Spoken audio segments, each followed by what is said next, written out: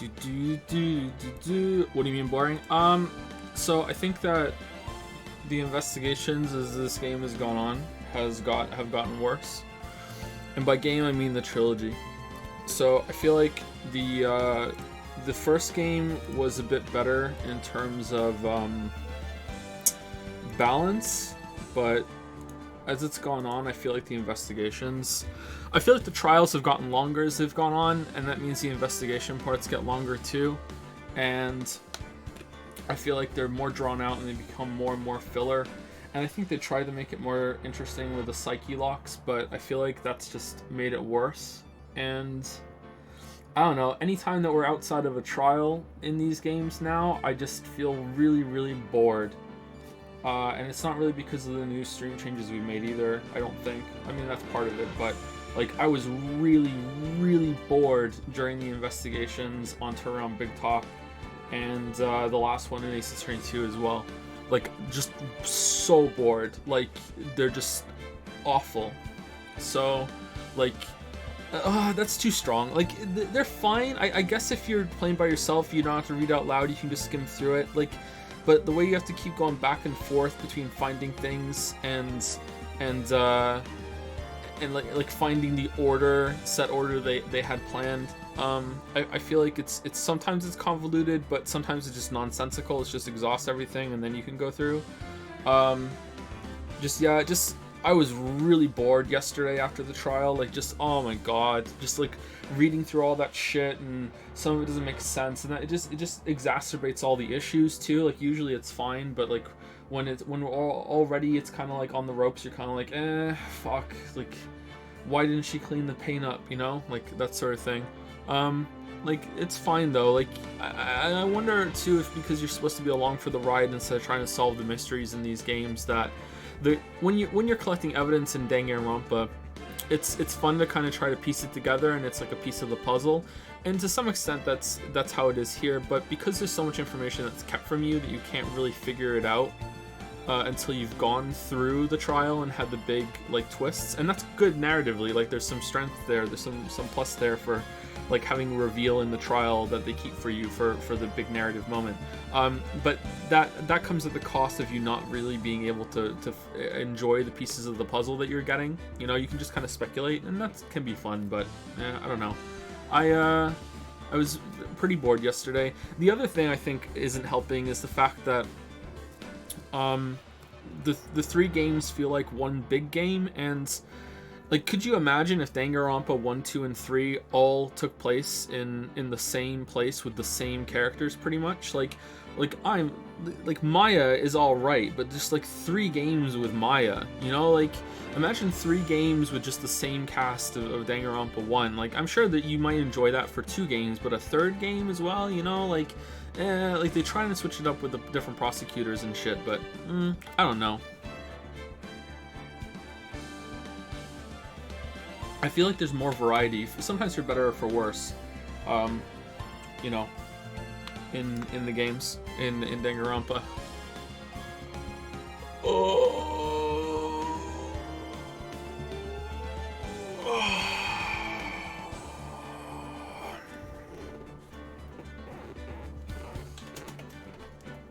that was a good stretch. Alright, it's been 2 days, let's have a talk. So this is the way streams are now. I didn't want to make an announcement. I didn't want to say it ahead of time because I just kind of wanted to try it out and have people experience what the new streams are going to be. Merrick asked if he could share some things. I didn't know Merrick was going to make it so formal and official. It's not Merrick's fault. Merrick and I didn't really discuss it. Like, he did what he did, and that's fine. And what Merrick has been doing in Dragon's Den has been of value to many of you, I think. I skimmed through the chat to see how people are reacting to the changes and see how it is. But yeah, there will be some chat interaction, but it's going to be close to 0 going forward.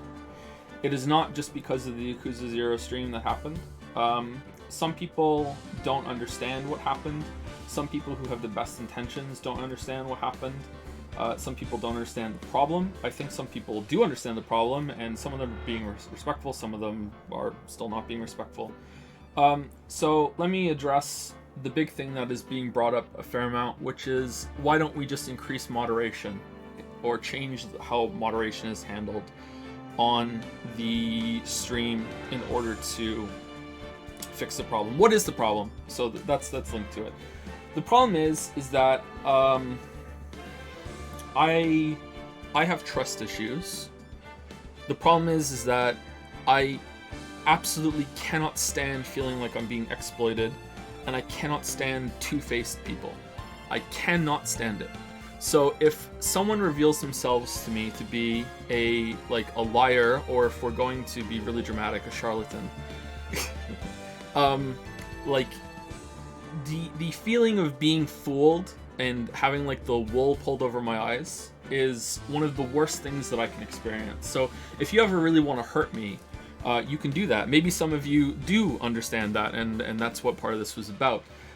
So the issue is that we had a very interactive chat experience here on the stream.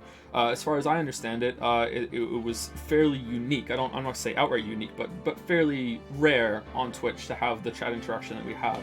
Not only is the chat was half of the stream back and forth, and the rapport that I had with chat and bouncing ideas and jokes and everything off of each other, we also had serious conversations. We had serious conversations not about personal issues and interpersonal issues, and sometimes we talked about mental illness and stuff like that, especially in the Q&As that used to happen. We also talk about game design. We have critique moments. We have arguments. And some of you might be wondering, why is this been the big problem when we had that big blowout in Silent Hill 2? Well, the Silent Hill discussion was actually pretty good. The Silent Hill discussion, for as much as that's been taken out of context by people, there's that video that goes around, was actually pretty good. I don't think that either side was really explaining themselves all that well, but it's chat and a streamer that had just finished the game. The discussion was respectful. The discussion was like, hey, why do you like this? Why don't you like this? Here are the ideas. Okay, I reject that, I accept that, I understand that, I don't understand that. It was actually pretty good. Whereas the conversation that happened at the end of the Yakuza stream was not. And there's a specific reason for that. And that's why moderation won't help, because the chat interaction is the problem. You can't fix this. The amount of moderation, it's impossible. You'd have to clone me and delete all of my memories every single day or some shit, and I have to be the mod, because the chat interaction is the problem. Because even if the moderators were here and they were in slow mode, let's use an example. Let's say Ralph Clogs, okay? Ralph Clogs has been around for a long time. Ralph Clogs and I have had several private conversations. I think a couple somewhat in depth, I spoke to a lot of people, but Ralph Clogs is a regular here. Ralph Clogs has had a lot of bit messages. Ralph Clogs has had a lot of puns. We bounce puns off of each other. Ralph Clogs is a regular in chats, all right? So let's just say that one day I'm sitting here doing a stream and suddenly Ralph Clogs gets banned. And I'm like, well, why did Ralph Clogs get banned? Well, the mods are going to tell me, well, Ralph Clogs called you a fucking idiot, Joe, and blah, blah, blah, blah, blah. Well, that's the same thing as me just seeing it in chat myself. The problem is the chat interaction. The chat interaction is the issue, is that there are people who cannot handle disagreements and cannot handle criticism of the thing that they like. And that has come to the point where I can say a very tame thing, relatively tame thing, like, I do not think that the game that you like is good in the way that you think it is. That's what happened with Yakuza. That's what it boils down to. Because I said that, there were people in chat that went off on me that I have known for a long, long time. And just to be clear, there are many regulars here that are not subs. So if you went through chat and you only looked at subs, there are lots and lots of names that I know that are not subs, that because they can't afford it, or they don't want to, or they were sub before and they don't like the stream schedule, or whatever. It doesn't matter. They don't have to be subs. I know my regulars more than anyone, because I'm here for every stream. So no one else is here for the 100% uptime that I am here. You know what I mean? So the Yakuza stream was the last straw because it was so innocent what was going on. There have been times in the past where I have understood why people have acted the way they have been. This year, we lost a mod and then another mod on Discord because that mod thought, erroneously, I have to clarify, that me and the rest of the mod team are racists or possible Nazis. I'm not even sure what was going through this mod's mind when they left. They left in a poor way. It could have been a lot worse. And I don't want to get into too many details about it, but basically a user had a Yikes user profile picture. And we didn't know there was Yikes because you could only see that there was something wrong with it if it was blown up. So this user had this profile picture for months and months and months and months and months. Never said anything bad in the chat. Never acted out at all, ever. And then a user did this Autobot command to see what people's profile pictures looked like when they were full versions of them. And it turned out that this user had something Yikes in their profile picture.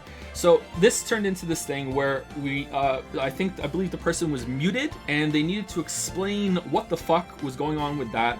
They needed to change their profile picture, and it was a big thing. We were taking it very, very seriously. It is not acceptable. Well, the mod in question just decided that it had to be an outright ban, no discussion, no debate, nothing. There's no way we can contact this person. They have to be banned outright. The rest of the mods floated the idea that maybe we should give them a chance to explain themselves. Maybe there's some dumb kid. Maybe they don't know. You can't see this profile picture issue when it's tiny. Anyway, the long story short is that, that mod thought that me and the rest of the mods were way out of line and were doing some really Yikes shit by doing this.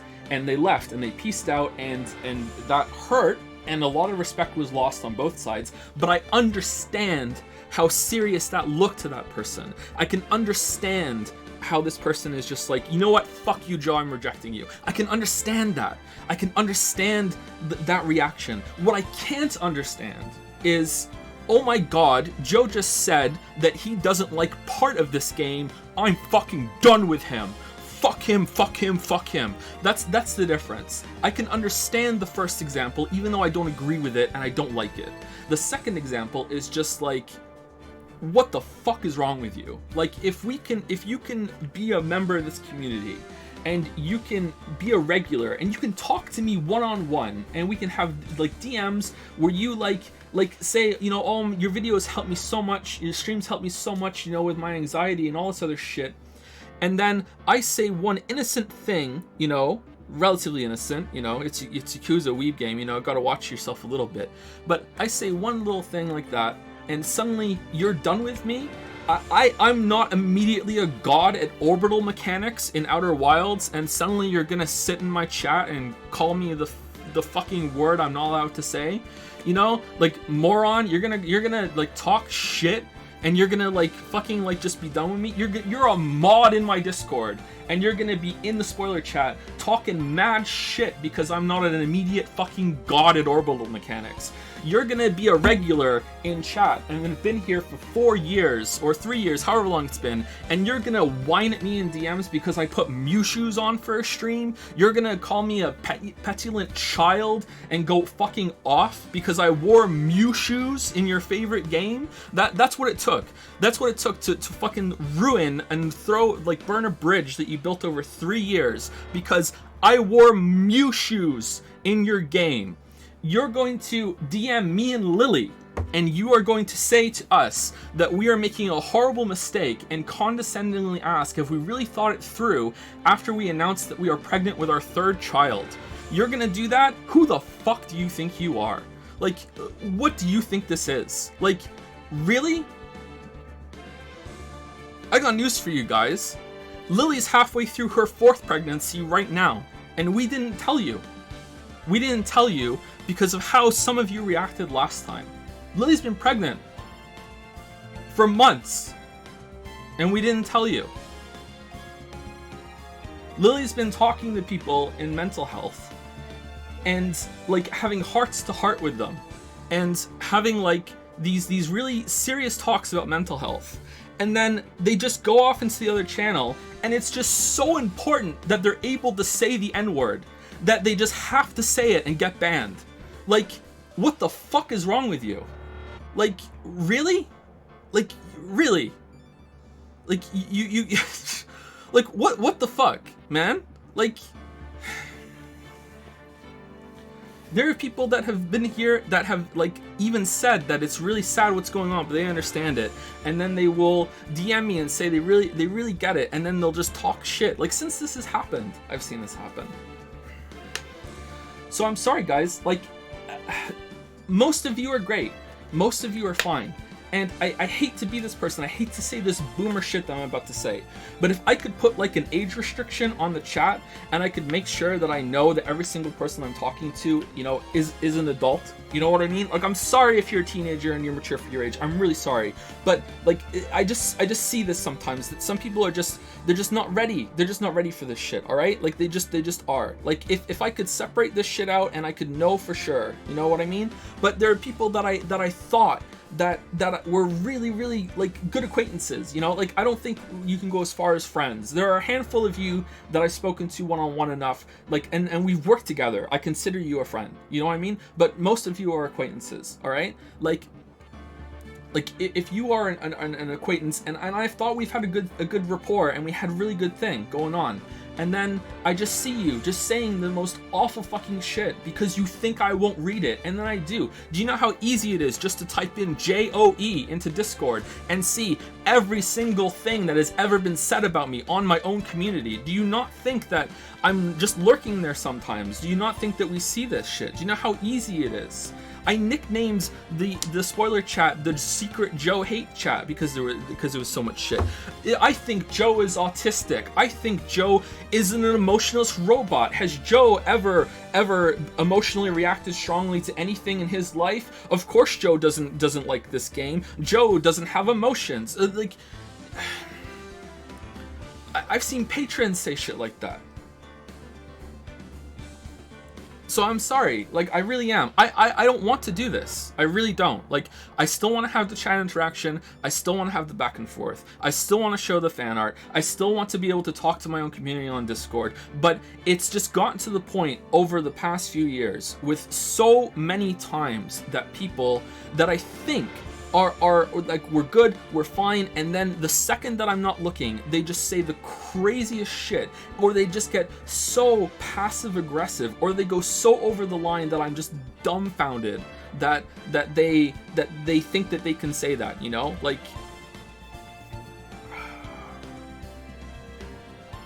and I just can't do it anymore. I'm sorry. I just can't do it anymore because I hate people being two-faced. I hate lies, you know? I just can't. I'm sorry. So I'm still reading chat. I will still, if I see something funny, I will say it. The past 2 days, I've been trying my best not to read chat because I'm trying to get used to this new routine. It's kind of automatic. It's instinctual to read chat and bounce the things off. That's how it is. That's how streaming is for me. But like, it's not like I'm never gonna not read chat. It's not like I'm never not gonna say something funny if someone says something. Someone said something really funny and it was screen capped on Discord when Phoenix ate the pendant or the necklace thing and someone said glass eaters. That would have been fucking awesome. That's a great joke. Whoever said that, well done. That's a great joke. Glass eaters, that's great. You know, that's their thing. I love that about chat. I love bouncing off ideas and jokes between each other. Okay, but like, the conversations we used to have, the interactions we used to have, that sort of thing, they're gone, and they're gone forever. And if you don't like that, if that's not what you want streams to be, then go watch someone else. No hard feelings. I get it. I really do. I really get it. I'm sorry I told them that you were pregnant, Lee. I know we didn't discuss that. Sorry. If you're listening, I'm sorry. It just kind of came out in the moment.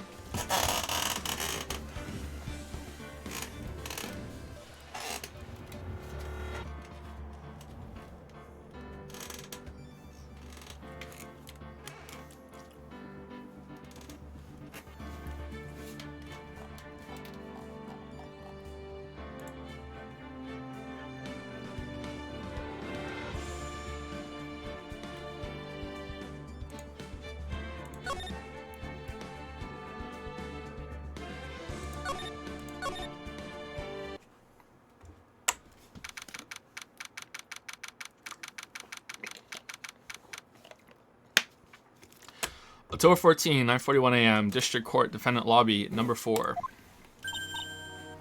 Hey, Nick. What is it this time? Oh, also, like,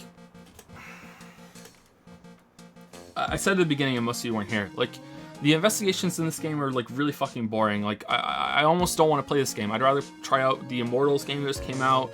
I've been playing Ghost Runner a bit on my own time. That would be fun. Like, I just want to get through this. I know that most of you do enjoy this game, but, like, we're just gonna have to get through the investigations together. Like, it's just...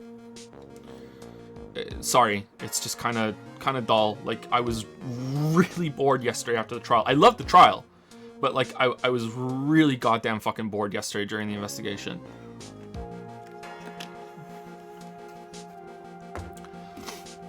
You don't believe how many people are here for the trial. Well, it is a murder case. What are you talking about? They're here for the trial next door. Next door? Why don't you know this, Nick? Sorry, they're having Detective Atmy's trial today.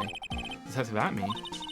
They say they're going to try him as Mask the Mask. Okay, is that going to be linked somehow? Already, that was fast. Boy, I'd love to see Mask the Mask's trial. I know. By the way, where's Pearls? Oh, she was back home. She said she can't neglect her training anymore. I know you don't like me. Pearls has really gotten into her training lately, huh? What? How? Yeah, ever since that institute last year. Please, don't ignore... Oh, the red was like him being whispered? Okay. Oh, Mr. Delight, good morning. No one likes me. No one would notice me, even if I killed someone. Come on, don't be silly. Wait a sec. You don't mean you're the murderer? No. I'm just a poor thief. No, wait, that's not right. A thief can't really be poor. Now, let's see. According to Mr. Delight, from his second crime on, he was following a bunch of set plans that someone had been sending to him to help him commit the heists. Do you really think there's a connection between the thief and the murder, Nick? It's possible, but today's trial is a race against the clock. Huh? How come? Let's just take our time like always. I'm afraid that's not an option. October 14, 10 a.m., District Court. Courtroom number 6. Is there another judgy in the other courtroom going on right now? I hope so. Court is now in session for the trial of Mr. Ron Delight. The defense is ready, Your Honor. You're ready. Preparation is the last refuge of the weak. Okay, settle down, everyone. Let's begin with your opening statement. Mr. Godot. He's got the judge in the palm of his hand yet again. Ron Delight is simply too young to be sent to war. That's all. I'm afraid I have no idea what that means, Mr. Godot. Ha, then you need to get out more, Your Honor. Life is war, but that is exactly why you must be more precise in your wording. That's all my statement means. You understand now, right? I really want to know who this guy is and how he's connected. Yes, well then. Let me briefly summarize the details of this case. Wow, the judge is taking charge like he knows what's going on for a change. The victim is Kane Bullard, CEO of KB Security. Wasn't very secure, was it? His body was found in a safe at approximately 9 a.m. on the morning of the 13th. However, the time of death was estimated as 1 a.m. That's fine, of the previous day. And that's when our little lost kitten dropped the ball. That little lost kitten is, of course, the defendant. Very well then, Mr. Godot. Please call your first witness.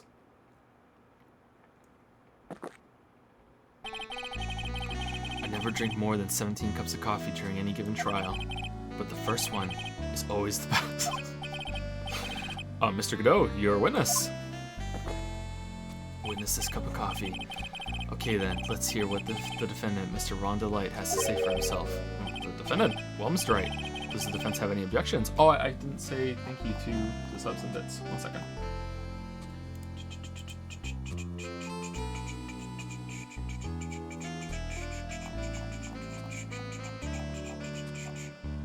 Sorry, I had to refresh. Thank you, Big Ol' Ryan, for the resub.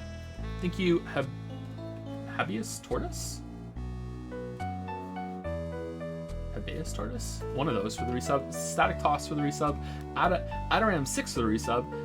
UTEM-T6 for the resub. Happy Pie. Thank you, Happy Pie. Thank you, Y'allstar. Thank you, Me Yeesus, for the 300 bits. Zyriel for the resub. Iron Wrath for gifting out a sub to Assistant Weeby Weeb 188. Toxel for gifting out a sub to Agensun, Merlina, Senpai Moisturizer, Lemon Blood, Alonane. Thank you, Toxel. Senpai Moisturizer, what the fuck? Thank you, Bardiox, for the 28-month resub. Senrahin for the 30-month resub. Hundi Bengal? How do I not know it? For the 10-month resub. Pizza Deep Depor for the new sub. Joy FK for the resub. Micrologist for the bits. Zerstoran HE for gifting out subs to Belodius. Online Pizza Man, nice. Kenshin 93, Fancy Saltmaster, and Cool Z 91. Thank you, Zerstoran HE. G Vinland for the new sub, welcome. Raphael for the 100 bits. Link 991 for the 2-month resub. Bouncy Bob for the 100 bits. Devil 58 for the 33-month resub, and Zorgrox and Joe's Retinas for some bits as well. Thank you so much.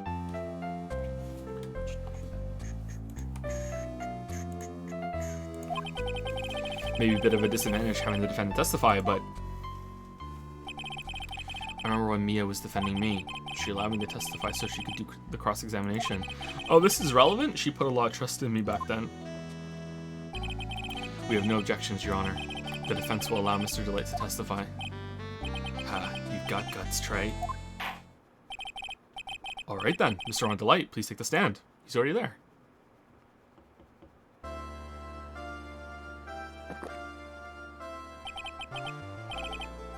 You did it, didn't you? I did. Oh, okay, slam dunk. What? No. That's not true. I think you just said you did, though. You sure did. For a moment there, I thought we'd set the record for the short trial ever. Sigh, well, Mr. Delight already looks plenty guilty with that face he's making. And once he opens his big mouth, he'll probably put the last nail in his own coffin. Very well. Now then, can you tell me something? If you didn't kill Bullard, why did you go to KB Security? Well, that's kind of hard to say. Boy, I wish I could go home. He's adorable. Now then, let's hear some testimony about what happened.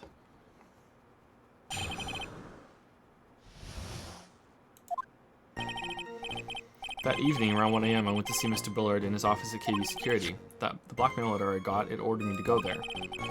I'd been working for KB Security until a year ago, so I knew where his office was. 1 a.m., the exact time the murder took place. The weak get washed away by the tides of fate. The strong drink it up. Godot Brew 104. It's bitter today too, just like my destiny. Who are you? You'd never know that from the way he's chugging it down. Mr. Wright, your cross-examination, if you please.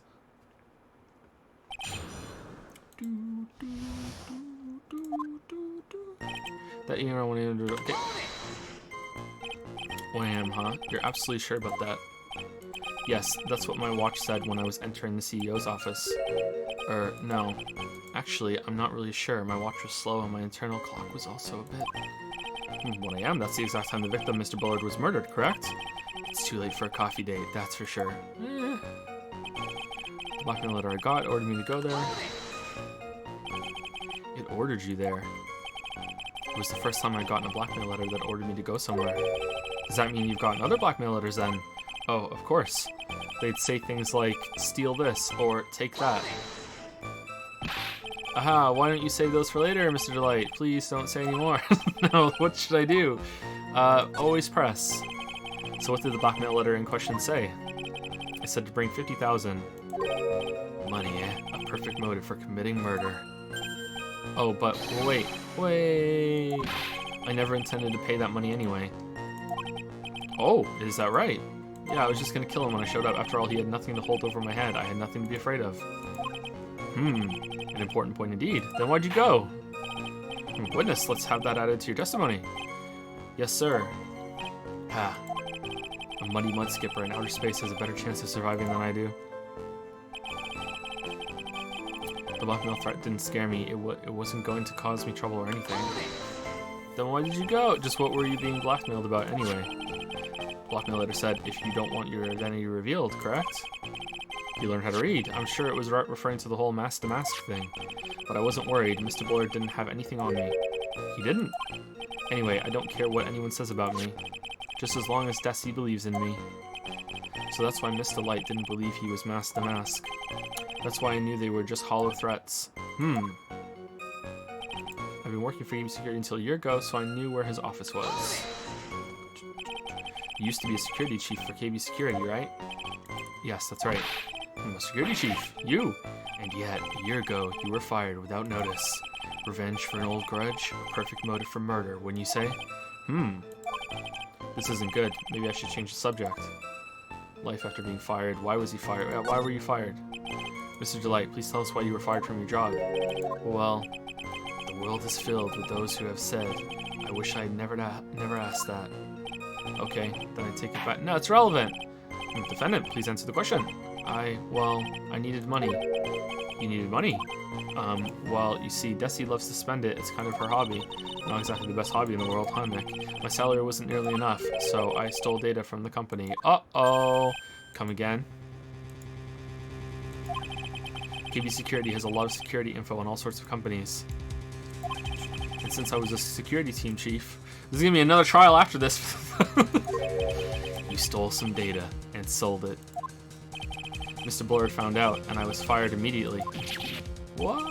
I wish I had never asked that. No, it's important. I was somehow able to keep it secret and made it seem like I had quit on my own. What is it, Nick? You don't look so good. Someone who brings harm to their company is fired as punishment. You do well to remember that. He sure told you. So you admit that you stole data from your company, is that correct? Yes, I'm sorry. This is a very important fact. Please add it to your testimony. Oh man, this whole thing just took a big turn for the worse, crashed and blew up. It's gonna take the jaws of life to rip this case from the clutches of disaster.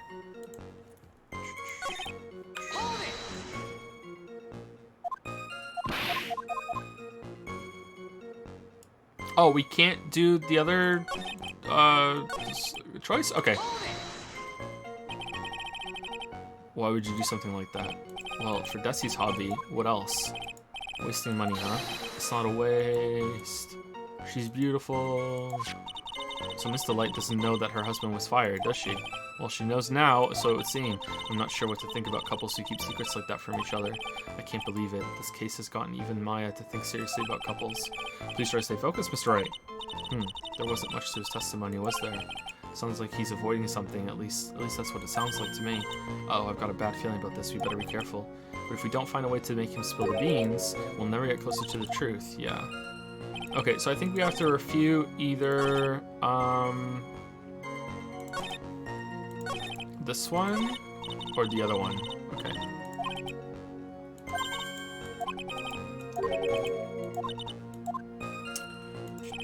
That one. Okay, I feel like the one I jumped to is like, if he didn't have anything on you, why did you go?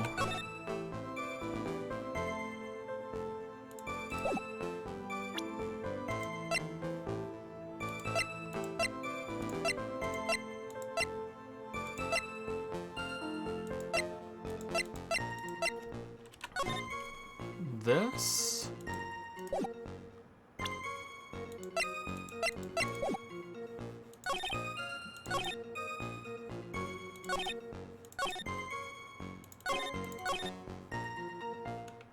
Okay, I think that let's try the list on this.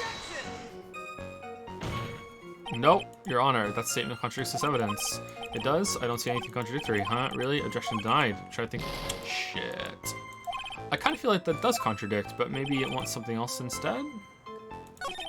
Okay, can I contradict this? Because that seemed like an important, whatchamacallit, a story moment. He fired me for selling company secrets, but Desi doesn't know about that. Alright, I don't think the Desi part is relevant, but he fired me for selling company secrets. Can I refute that or contradict that?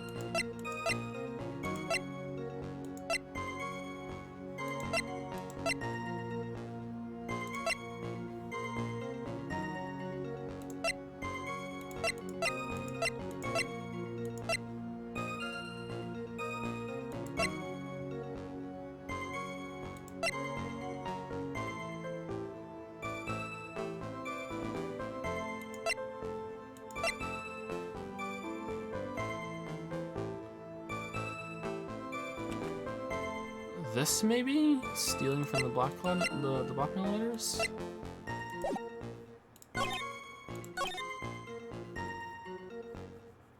try that. I think it's this one. Let's try the letter and this, and if not, then I'm stuck.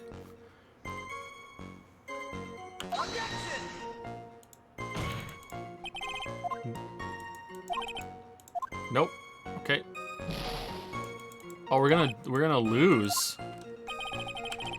Shit, let's save it. Let's save it.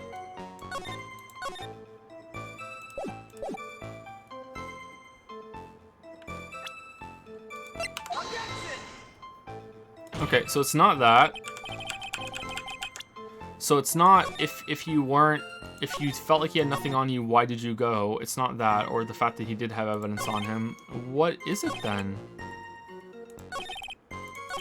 That evening around 1 a.m. I went to see Mr. Bullard in his office at KP Security. That's true. We can't contradict that. That actually did happen. The blackmail letter I got, it ordered me to go there. That's true, right? That is true.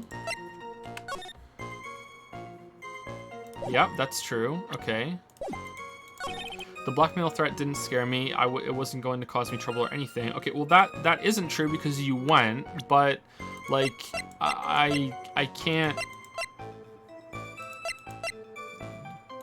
I don't know how to refute that. Like maybe this, like, hey, well, why was your wallet there then? Or no, I don't think so. I feel like it's something else instead, and that's just that is a contradiction, but it's not the contradiction it wants.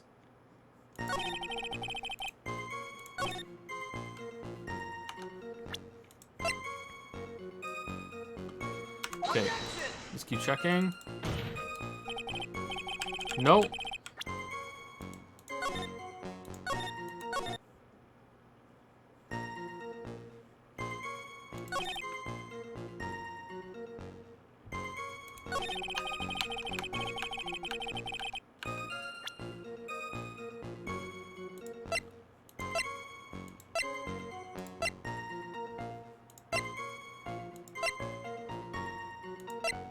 We did that one already.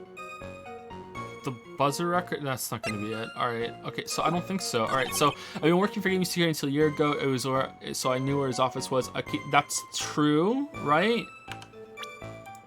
That's not a contradiction.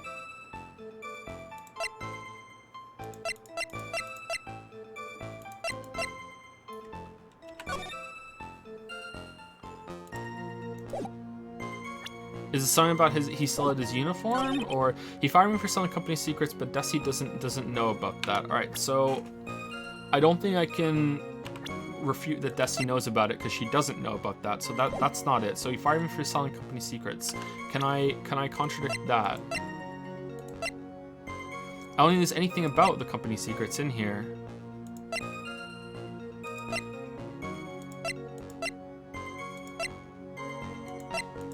Has it got something to do with the directed by the blackmail letters or the King's List maybe for this one? Fucking hell, man. I don't know. Did I press everything?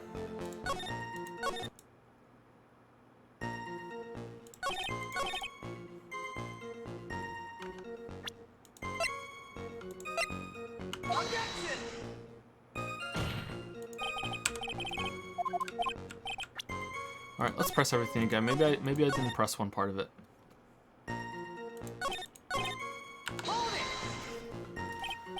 1 a.m., huh? You're absolutely sure about that?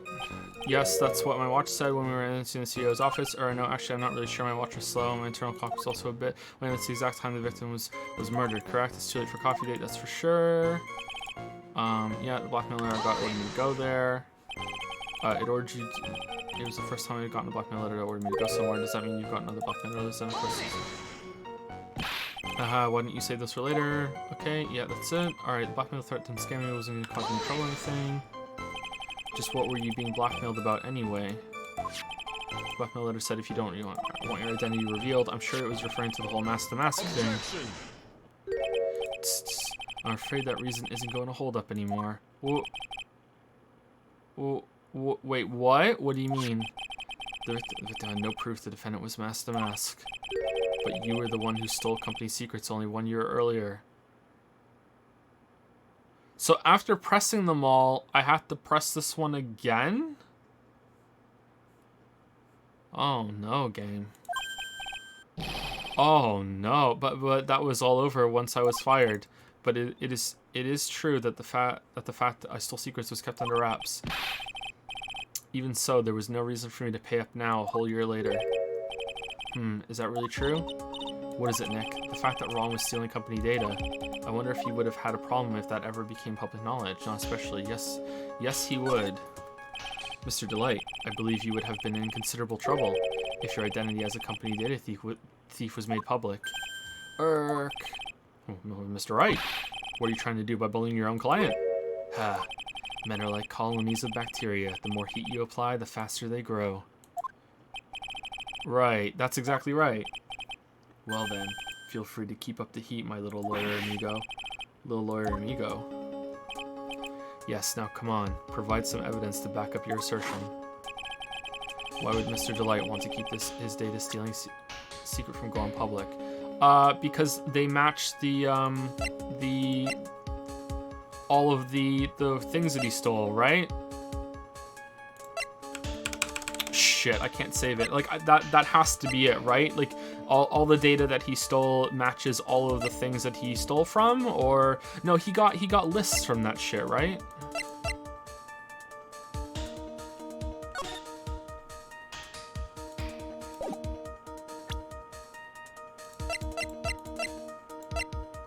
Or is that not it? Would there be another reason?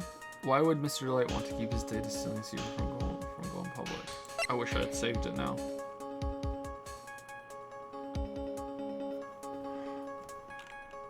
For some reason, I think not, because he got more information about... Why else would he have stolen it, though?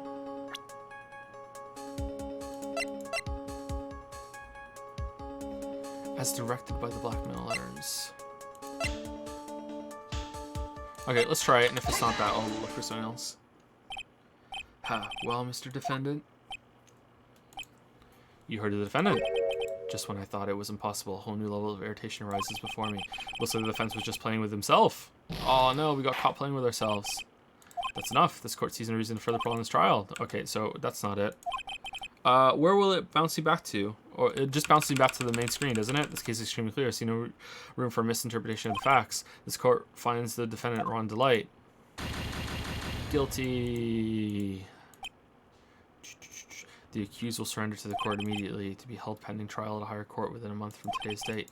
That is all. The court is adjourned. Ready?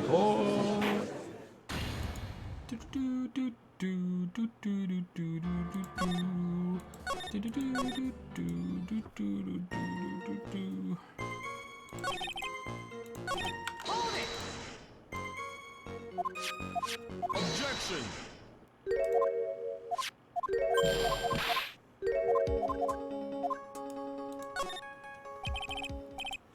Okay, so if it wouldn't have implicated him as Mask the Mask, what other harm could it have caused him?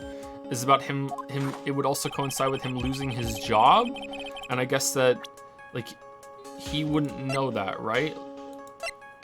What's his face wouldn't know that. Keith wouldn't know that the fact that he lost his job would make it an issue. It's just a side effect of releasing that he stole company secrets.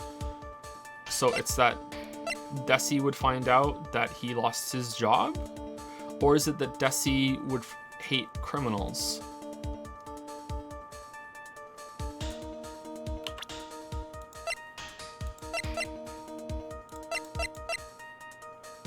Or it could be this. Let's go Desi. Mr. Delight, what you said just now doesn't match what you told me yesterday. Huh? What the? Okay, I guess that was it. What doesn't? I think you must have been very scared. Very scared of having a certain person find out your secret. Gulp. A certain person? Is it me? Miss Desiree Delight, the defendant's wife. Wow, but listen to me, my Desi, she's... Looks like if I just sit back and relax, the fun will end before it truly begins. Grr, Godot. Yes, we know. It was all your wife's fault. What do you mean? Mr. Light stole company data to pay for his wife's spending habit, for which he was fired. Unable to face his own wife, someone used his dirty little secret to blackmail him. And That is how this murder came about. Oh, this is looking like a pretty fucking slam dunk, Phoenix. Like, he has motive, he has opportunity, he was there. This was real life, he'd be going to jail. No, everything is falling neatly into place for him. Don't talk about my Desi like that, or you'll be sorry. Well, it seems that we've learned a great deal of things here so far. What do you think, Nick? I didn't think it was possible to get so thoroughly whipped in just 20 minutes. Clearly there was sufficient motive for murder. He stole data for his wife, and he killed to protect his secret. A family man who cared just a little too much. The motive is clear. Let's move on. Ugh. What happened at the crime scene at 1 in the morning, Mr. Delight? Come now, tell us. Tell my coffee. We're all ears. At the CEO's office.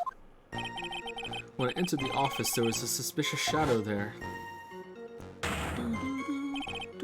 Suddenly, I was hit on the forehead. After that, I remember being a bit... That looks so much like him with his fucking thing sticking out.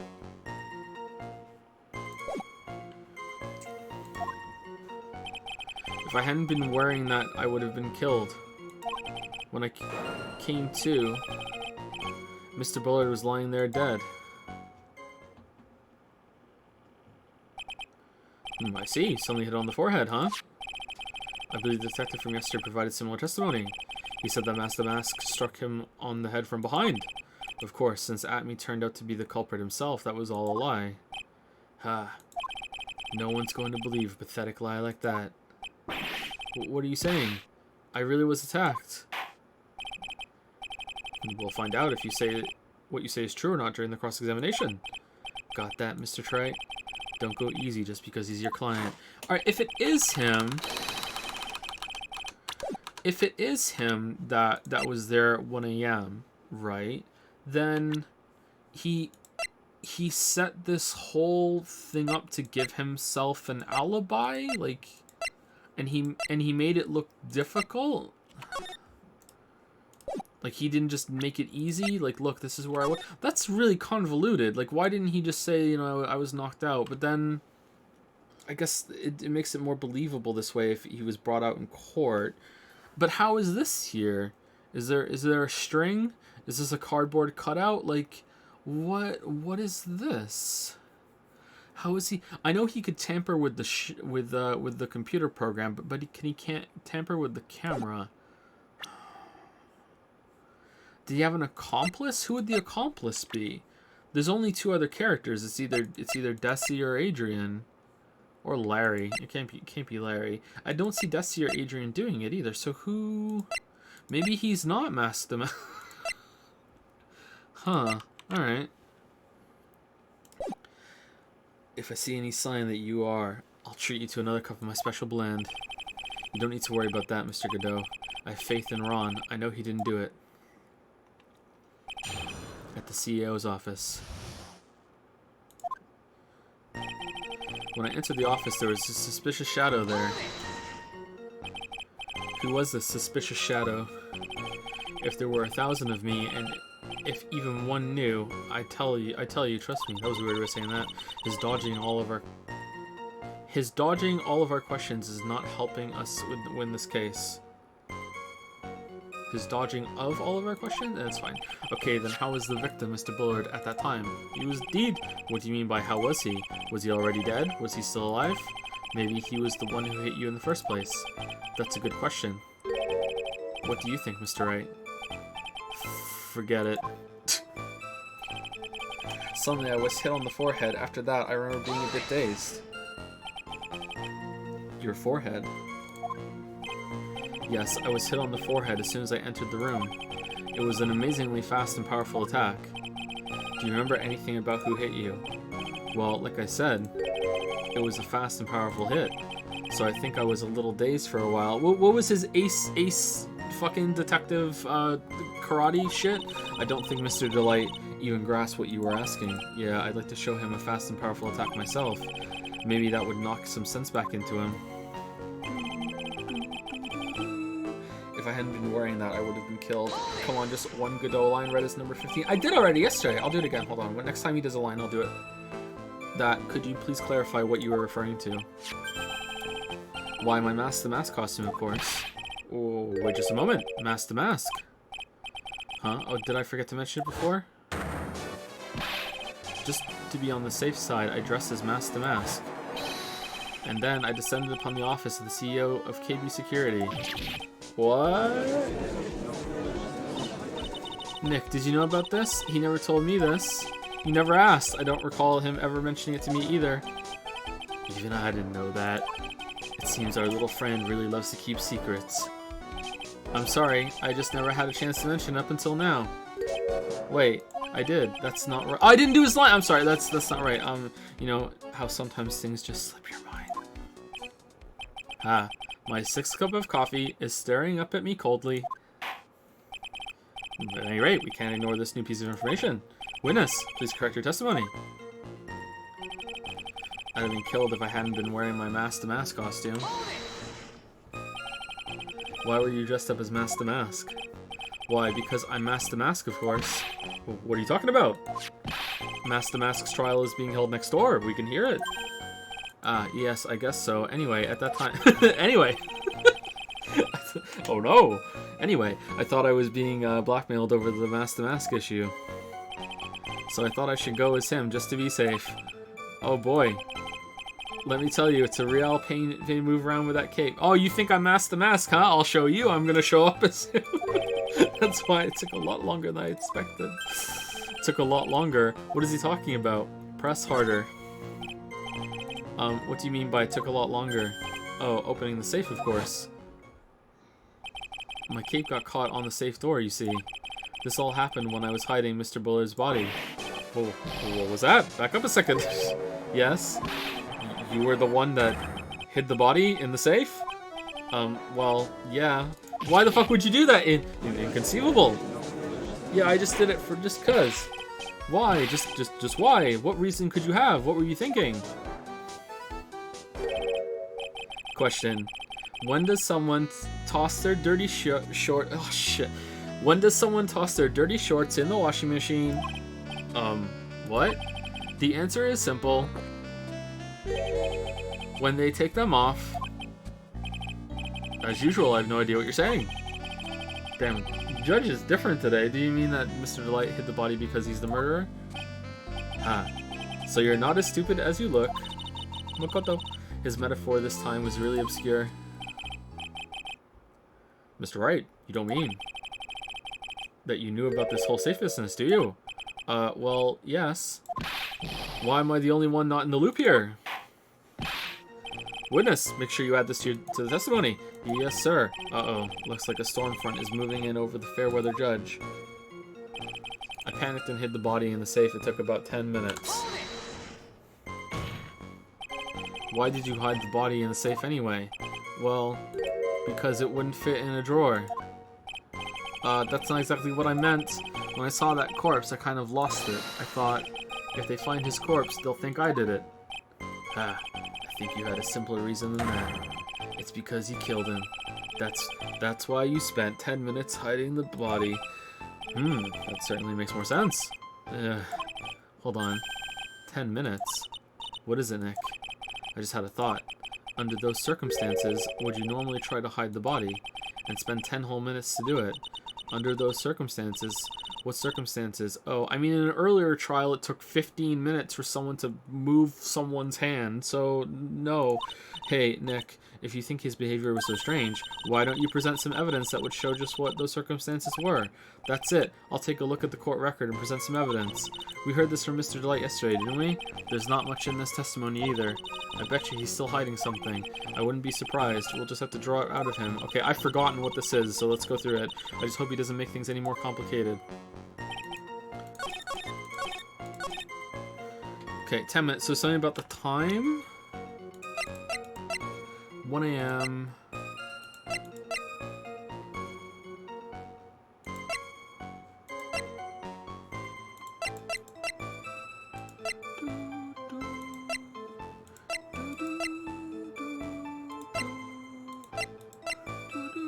Is it something to do with the fact that if he was knocked out, then he couldn't have been the one to kill him or something? Like 1 a.m. took 10 minutes, and there was an alarm buzzer went off at 1:02, something like that?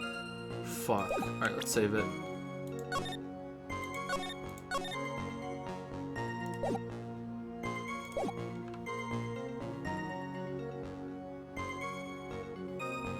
Okay, we heard this from Mr. Light yesterday, didn't we? There's not much in this testimony either. I bet she's still hiding something. I wouldn't be surprised we'll just draw it out of him. I just hope he doesn't make things any more complicated. Shit. Okay, we have no health, and I'm a bit lost. And the fact that I had to press something after pressing all the other things is kind of throwing me off a little bit. So I'm just gonna try and shotgun a little bit because I'm a bit confused what it wants from me. Maybe it's a me problem though. Maybe it's not the game. Like I feel like it's something to do with if you were knocked out for a while, and is that part of the evidence? The fact that he got knocked out? That it's that if you were knocked out at 1 and the alarm went off at 1:02, then you must have been knocked out for that. So you couldn't have been the one to kill him. I think that's what it wants me to do. Found one's on the knife crime at 1 a.m. A shot of mass to mass striking a pose. Found an torn off something. Time of death 1 a.m. Caused cerebral hemorrhaging the blunt trauma to the head. At first heist guard on the light connected to the basement security guard. There's no fingerprints on it. Found on a table at the crime scene. No fingerprints if mask to mask hit it with his gloved hands though, right?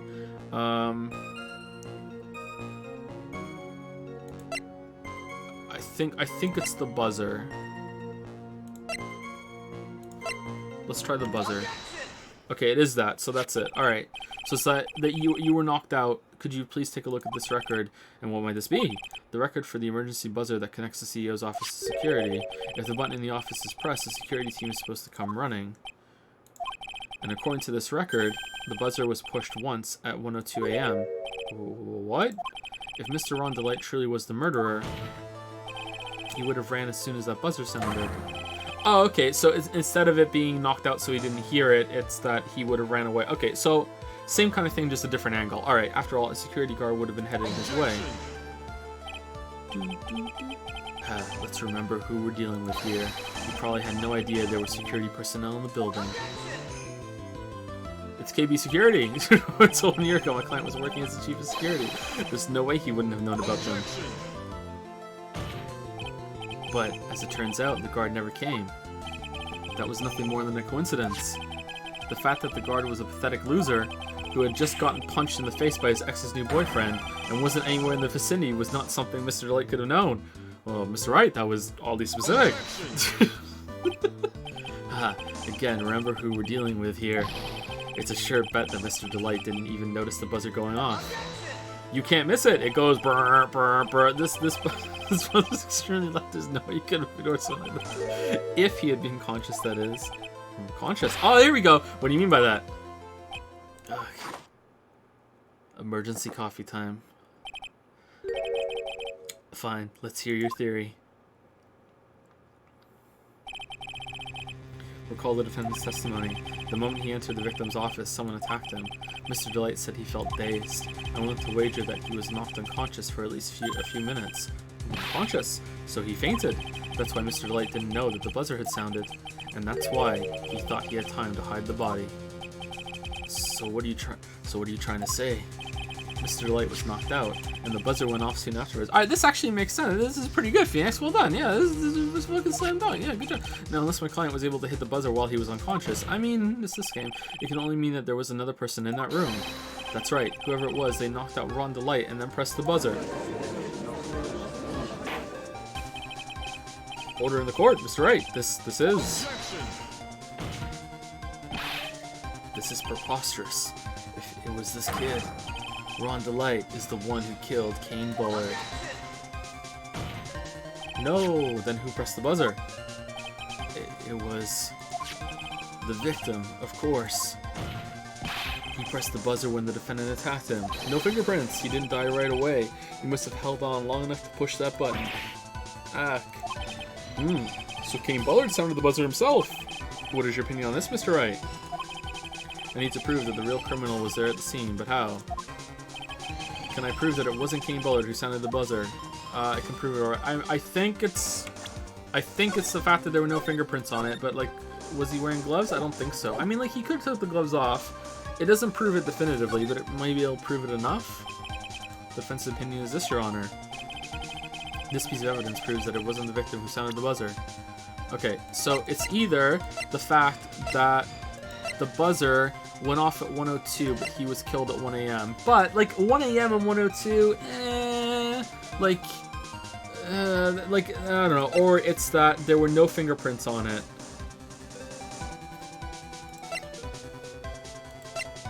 I kind of feel like it's going to be that he was dead before the thing showed it, even though this isn't, like, set in stone. It's that, isn't it? Well, what do you think, Mr. Godot? Ha, I can hear it, the sound of a buzzer. Huh? It's going off inside your head at this very moment. The emergency buzzer of your heart. Is it really? Maybe just a little. Mr. Wright, you need to think more carefully. Oh shit, it wasn't that! It is the fingerprints! Oh no!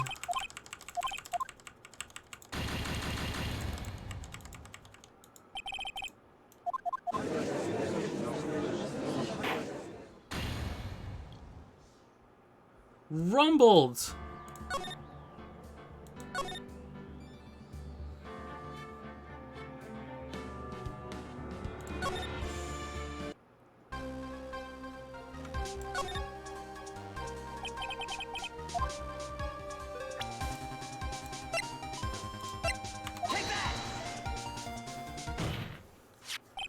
I believe this is the piece of incontrovertible evidence you were looking for.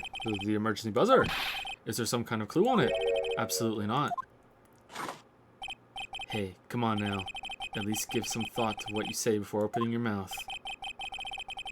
The fact that there are absolutely no clues is itself the clue. Oh, you got me interested. Now I'm the one who's clueless. Clueless, this button has no fingerprints on it. If Mr. Bullard had really pressed it himself, naturally, he would have left his fingerprints behind. Phew! Yeah, alright. Should have went with what I thought. Fuck. Ron DeLite obviously wiped them off. How? Why would he? A guard could have come in at any moment. He touched that button. I know he did. The defendant, Mr. DeLite, was dressed as Mask to Mask. And Mask to Mask always wears gloves. What reason could he possibly have had to wipe the button free of fingerprints? Also true. You know who else wears gloves? Fucking the penguin guy. Order, order, order. Ah, it would seem. This guy must live on the toilet between fucking trials. I've been forced to eat crow. I wonder what blend number crow flavored coffee is. However, if the real killer was there at the scene, why would that person press the emergency buzzer? Shouldn't they have run away without putting themselves in extra danger?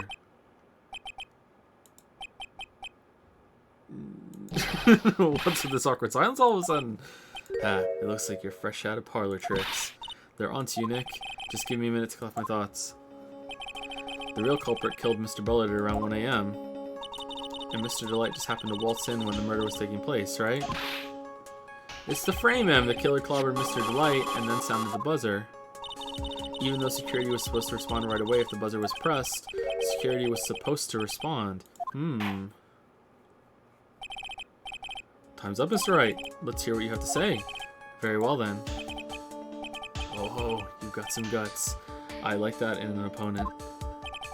Speaking of guts, all this coffee. Why did the real killer sound the emergency buzzer? Didn't he mean to call the security guard to find out what it did? To call the security guard. Yeah, to frame him.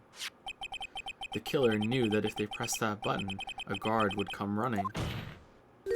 And that was exactly what they wanted. Do you mean to say the killer called the guard on purpose? Yes, although as it turned out, he never showed up, because he was getting his clock cleaned at the time. Ah, what a touching story. You're saying the killer had a change of heart and called the guard to turn himself in? No, I'm not. When that buzzer sounded, there were 3 people in that office. The victim, King Bullard, who was already dead. The defendant, Ron DeLite, who was out cold. And the third person, the real killer. Hypothetically, yes. Now then, in this situation, if the Real killer made an escape, what would happen? The only ones left in the room would be the victim and Ron DeLite. And if any security guards came running in at that time, I love this sprite. I don't know why, I love this sprite so much. They would think that I was the murderer. Yes, that was precisely the real killer's objective. To frame Ron DeLite for the murder.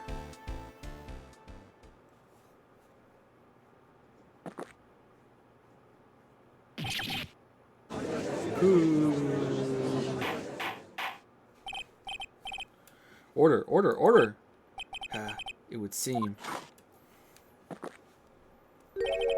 I've been made to eat my words once again. Actually, you've been made to do a spit take. Oh, sorry, spit take with a cup of coffee. Mr. Wright, who was it? Who was it that tried to frame me? Wait a second. I'm the one and only Mask. So, Nick, you mean the real killer is? We're going to drag that person in here right now. But who is it? I don't have any solid proof yet, but think about it. The killer knew Mr. DeLite's identity, and they also knew that he had been called to KP Security that night. So the killer used him to execute a well-crafted plan to murder Kane Bullard. But why? Now then, let's hear your accusation, Mr. Wright. Who was it that framed Mr. Ron DeLite for the murder of Kane Bullard? It was Luke Atme. Detective Luke Atme. He's the only one who could have done it. Ace Detective. Luke Atme. You mean Master Mask did it? Your Honor, the person being tried in the court next to us is not Master Mask at all. He is, in actuality, not Master Mask, the true murderer of Kane Bullard. Oh shit, bring him in, ignore that trial. Hello, fellow judge. Just like looking in a mirror. Yes, we need to borrow your defendant. Oh yeah, don't worry, go ahead. I'll see you at the restaurant later. Order, Mr. Wright, explain yourself. Theft and murder, which is the more serious crime? They're not even close. Murder is the more serious crime, of course. It's a capital crime subject to a capital punishment. Please remember the trial from yesterday, if you would. When Luke Atme confessed, there was a huge commotion in the courtroom. Of course, the famous detective was unmasked as well as Master Mask. Instead of being convicted of murder, he was found guilty of grand larceny. That was his true objective all along, to be found guilty.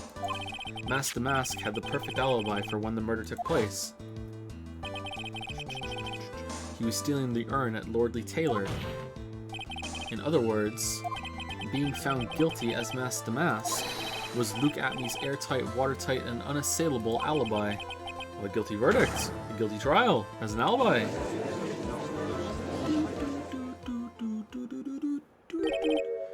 You know, it's almost time. For what? For Luke Atme's verdict. It was a pretty simple trial after all. If we're going to stop this trial and stall that one, we need to do it now. Of course. That's assuming you have proof that the detective was the one who committed the murder. Shit. Mr. Luke Atme's trial has indeed attracted the attention of the entire country. If we were to intrude and fail to provide adequate proof of his true crime, Mr. DeLite would be left with no grounds for appeal. Am I really sure about this? A bet's only good when your life's the ante. Mr. Wright, I believe in you. Mr. DeLite. So please, I'm begging you.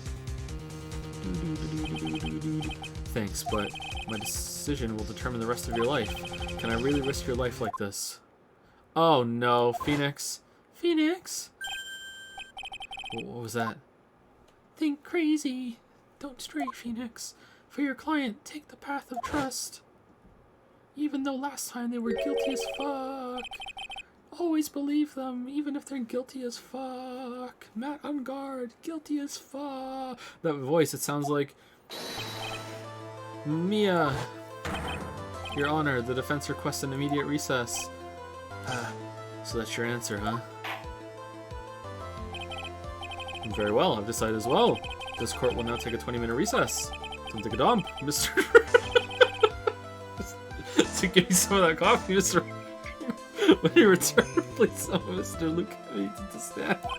What? Same joke every time, I don't know why. Yes, Your Honor.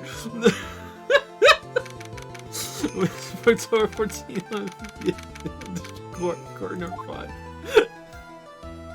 Oh, Payne is in there. Hee hee hee. Well, Sir Detective Atme. I have to say, Mr. Payne, you performed splendidly. Who is the defense attorney here? Oh no, Sir Detective Atme, you were the one who...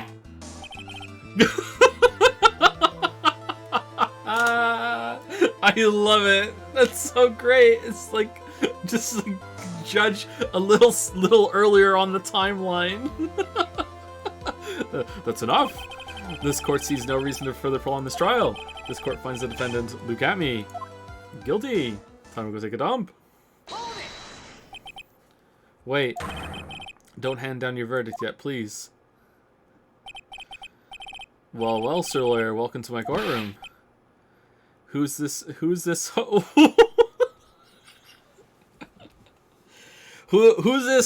eh? My name is Phoenix Wright, attorney at law, and I wish to file an accusation against this man, Luke Atme. Accusation? You accuse Master Mask. That man is not Master Mask. He's just a ruthless murderer. Oh, what?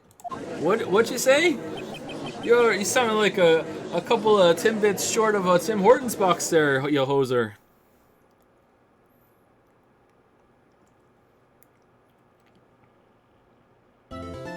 Couple of curds short of a poutine there coming into my trial like that.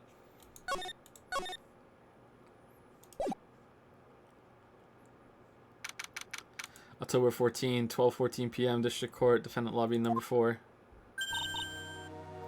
My sis? I could have sworn I heard Mia's voice. So then, she's still alive. Inside your heart. Nicky boy. Oh, Mr. Light. Is it true that detective is the real killer? To be honest, we don't have any definite proof. I was gonna say definitive for some reason. He's the only one who could have done it, but wasn't he at Lordly Taylor that night? Not to mention, we didn't exactly know his motive. I mean, why would Detective Atme want to kill Kane Bullard? Oops, it's almost time. Better get back to the courtroom. I need to find some solid proof, and it's gotta happen sooner rather than later. October 14, 12:21 a.m. 2 p.m. Sorry, District Court, Court number 6. Now then, this court is back in session. Mr. Luke Atme, please take the stand. Welcome back. How was Canadian Court? Well, well, how do you do, Sir Lawyer? I never would have thought to see you acting so recklessly. I couldn't let them hand down your verdict just yet, not when it would have given you your perfect alibi. An alibi by the name of Mask to Mask. I'm sorry, I'm afraid even the great Luke Atme has no idea what you mean. Of course, I have been in the next courtroom ever since 10 o'clock this morning. I'm afraid there's no way I could know what's been going on in here. You've been in the defendant's seat all day long, correct? Being tried as Master Mask. Indeed. It's truly child's play to fool the ignorant masses. Not only did the poor fools ask me to protect their valuables, they even gave me a generous reward upon returning their own property to them. Take this red diamond ring that sparkles upon my divine finger, for example. So you continue to insist that you are, in fact, Masked Mask. Of course. Alright, where's the rest of the shit you stole then? Very well then, Luke Atme. Let us begin with this simple question. On October 12th at 1 a.m., Kane Bullard was murdered. Where were you at that time? One without knowledge lacks even the knowledge that he should be ashamed of himself. But don't worry, I will not hold it against you, Sir Judge. Oh, okay, thank you. Alright, Mr. Atme, the night of the murder, speak. We're all ears. As you wish, Sir Prosecutor.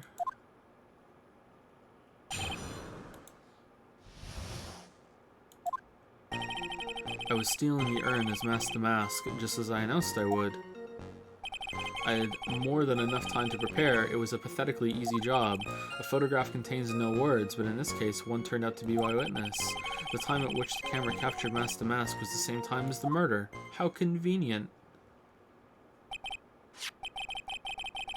It seems the main point of discussion will be this photo of the crime scene. Okay, is it gonna be some shit like it doesn't say what day it was?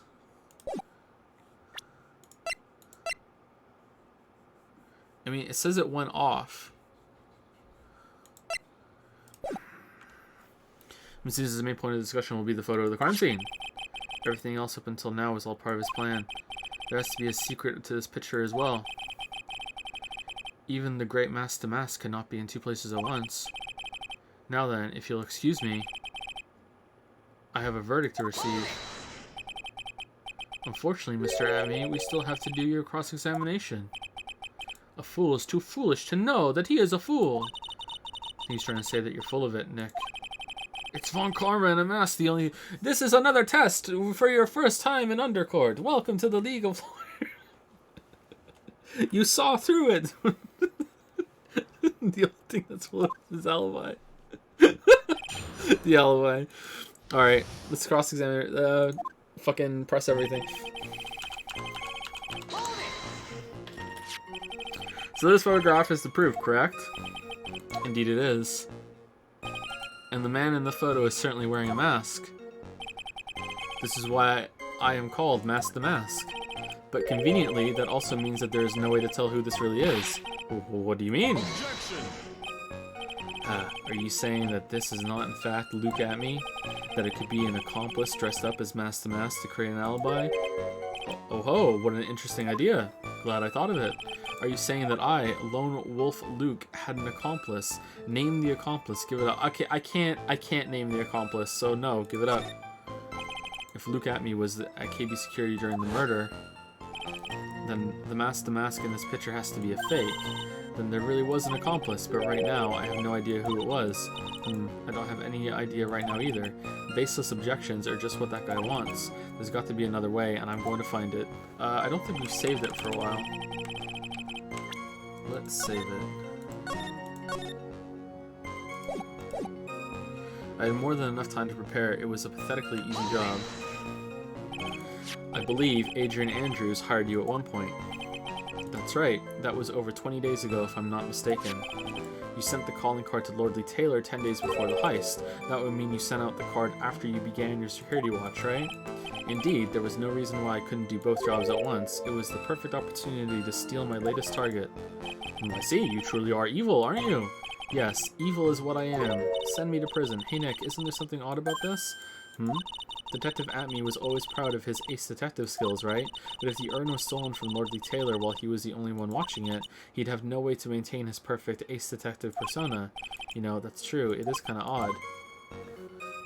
A photograph contains no words, but in this case one turned out to be my witness. So by photograph, you mean this piece of evidence here, is that correct? Indeed it is. That is it. The very thing that proves I committed the crime. The very thing that proves you committed the crime. Ooh, when you think about it, it's really odd. You say that almost as if you had this picture taken on purpose. He was simply caught by the very camera that he had set up. What an idiot. We all have days like that. Indeed, it turned out that there was no such thing as the perfect crime after all. Life is truly an ironic thing, a sad, blue melody. It looks like I'd better gather more information for now. If he's truly the killer, there's got to be something phony in that photo. The time at which the camera captured Mask the Mask was at the same time as the murder. About the camera that took this photograph. Oh, come now, it's all too clear what you're thinking. Huh? You think I altered the timestamp on the photograph, don't you? I'm afraid that's impossible. The camera was set up by Lordly Taylor, and on top of that, it was Lordly Taylor's staff that printed that picture's data. Unfortunately for the defense, there's no way that picture could have been altered. I see. It looks like I'd better find something else that could be suspicious. So, this alibi is false? It has to be, or he couldn't have killed Mr. Bullard at KB Security, but I'm not really spotting anything unusual. There are two possibilities. Either the mask in this photo is a fake, or the photo itself is. Okay, so we have to press something about the photo. Okay, so... I mean, it doesn't say the date, but Godot just said that it was printed out, right? Like, something about this in the picture seems weird to me. Like, the statue was moved, but the statue was already moved, right? And, like, the box doesn't have any paint on it, but what part of the box didn't have paint on it? I mean, it's gonna fucking tell me, like, if it is the photograph, it's gonna push me and be like, well, what part of it? Point. And I'm gonna be like, well, shit.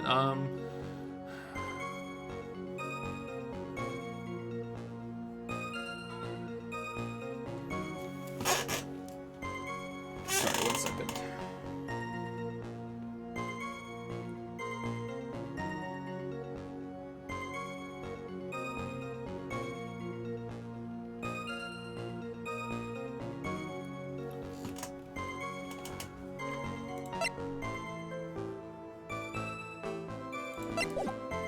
Okay, it was still in images of the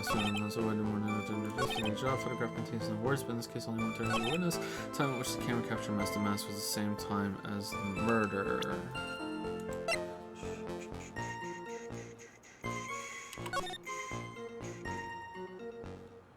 AM, yeah. So very close to 1 in the morning.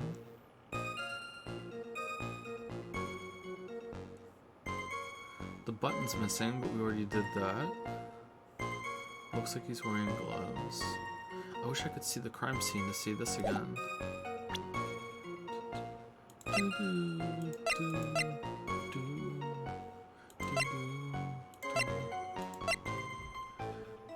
Warehouse camera went off once at around 1 a.m. Then I had the crime. Yeah, around 1 a.m. So that fits too.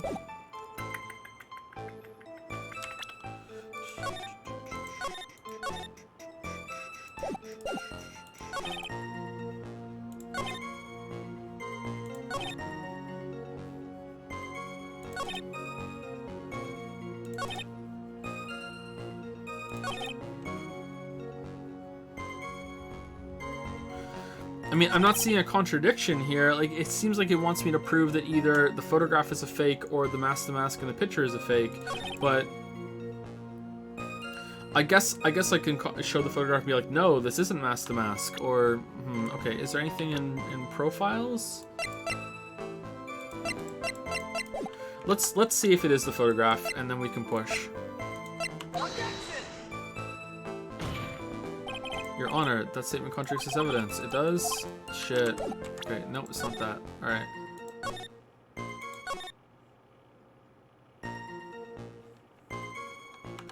I did the right thing, right?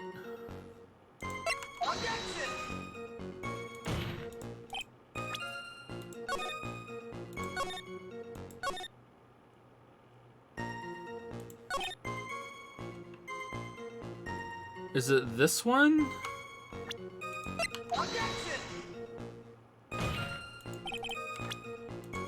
Okay, I'm lost, sorry, I don't know.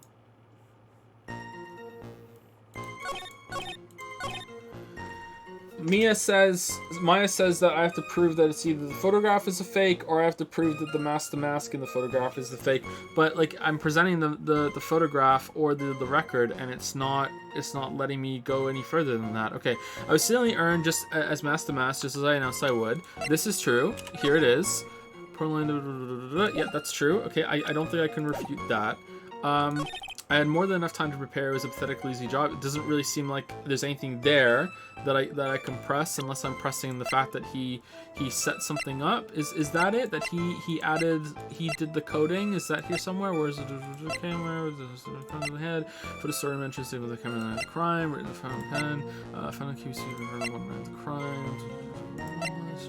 Striking a pose.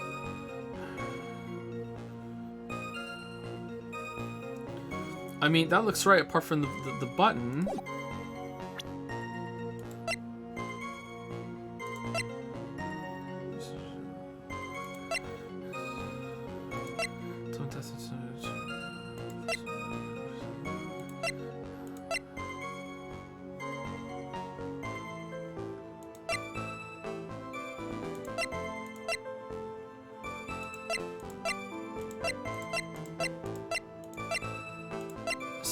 The box doesn't have paint on it? Like, I don't want to make an easy job. The photograph contains no words, but in this case, the times of the same time as the murder.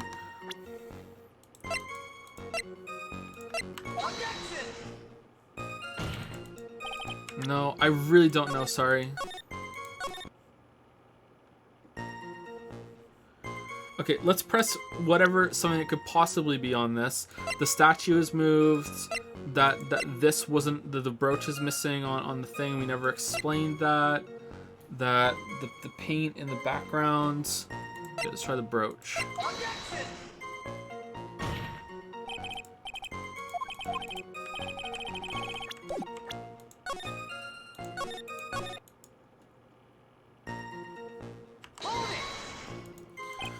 About the camera that took this photograph. Oh, come now, it's all clear. You're thinking, huh? You think also the time step in the photograph, don't you? Okay, yeah, it's impossible. I'm afraid it's impossible. The camera's Taylor, unfortunately, I see.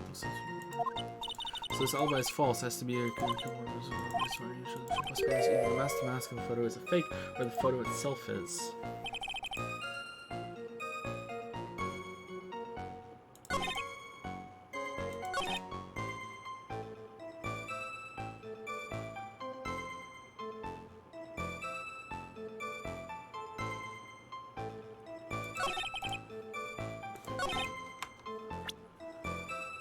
Did I do the statue?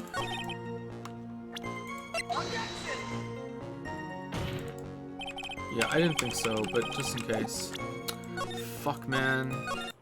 I have a feeling it's gonna make sense too, and I'm gonna be like, oh shit, why didn't I think of that?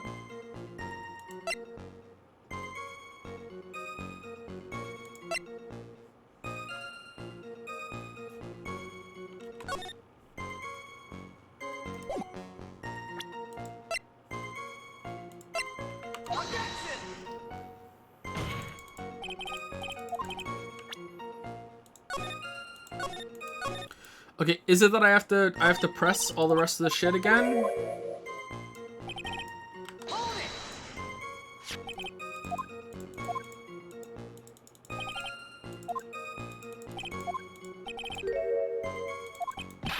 Objection.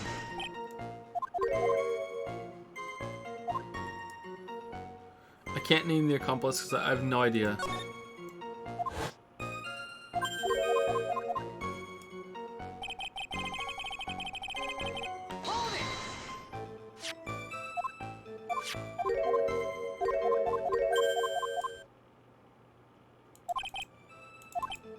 Okay, that seemed like a clue too. He wouldn't be able to maintain his ace detective persona.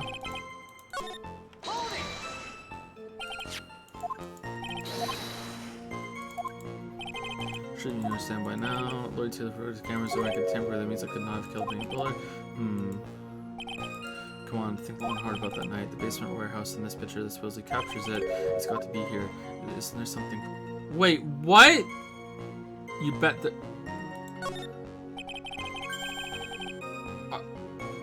Are you implying that this picture is a fake? You bet I am. There's definitely something strange about this picture. We took a look around the basement warehouse that night before the theft took place, and there's something in this photo that doesn't match my memory of that night. Very well, then let's hear what you have to say. What about this photograph you find? Ah, fuck, man. Alright, so is it the fact that there's no paint on the box, or the statue is missing? I think it's this over here, right? The funny part is right here. Why, this is a blood stain. Ah, blood. Now this case is getting interesting. No, exactly. This stain is actually pink paint. Oh, just paint. And peach color did that. From blood to peaches. The judge sure loves going on his wild tangents. The problem with this photograph is not the paint. The problem is when you consider the layout of the basement warehouse. It turns out that something that should be there is nowhere to be seen. Well, Mr. Wright, what is supposed to be in this picture instead of the paint stains? I mean, like, I don't like. So he moved the statue. So what? Like, the supervisor of the treasure exhibit stated the following. Well, there's a good reason for that. On the day of the crime, around noon, that golden statue just happened to arrive from the mountain training hall. I realized that the statue would be the perfect size for covering up the paint stains. That's why I put it where you first saw it. I myself was there the night the theft took place and saw the statue in that spot. If this picture was truly taken on that night, then the statue should have been there. Objection. So he just moved the statue, Phoenix. But when I went there the day after the theft, that statue of the old bag was sitting in the corner. Perhaps it was somehow pushed there accidentally. Yeah, Judge making sense, Your Honor. The statue is slightly larger than yourself and quite heavy. It would take more than an accidental push to move it that distance. Ah, in that case, can you prove it? Can you give us the rhyme and reason as to why that statue was moved that night? Can you do it, Nick? Never mind who moved it. The real question is, why did they move it? Well, Mr. Wright, I hope you're prepared with your answer. Now then, who was the one that moved the golden statue on the night of the crime? Look at me. To get to the box? It was Look at me. The one who moved the statue is none other than Look at me. Come now, Sir Lawyer. There you go again on one of your strange delusions. Mr. Wright, what basis do you have for your strange delusions? It's very simple. The witness was the only one in the basement warehouse that night. That is indeed very simple. However, why would I want to move a heavy golden statue? The reason for moving the golden statue, here's where our battle really begins. Alright, let's save it. Alright, I mean, that was pretty weird, wasn't it? I don't... the fact that we had to press again, and the fact that it's like, so he moved the statue, who gives a shit? Like, I guess it's moving it along. That was a bad exchange. I didn't like that. Having to go back and press again.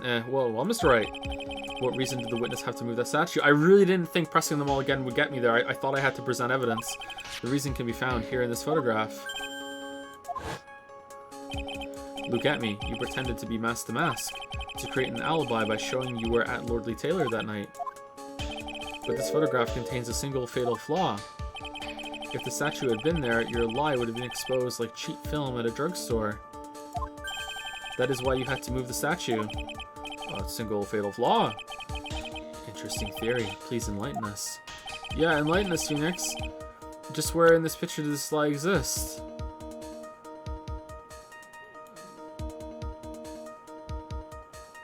The box.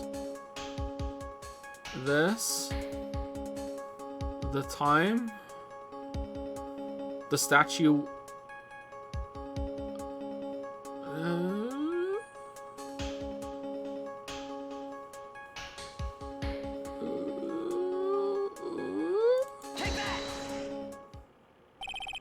Naturally, the lie in this photo is the timestamp.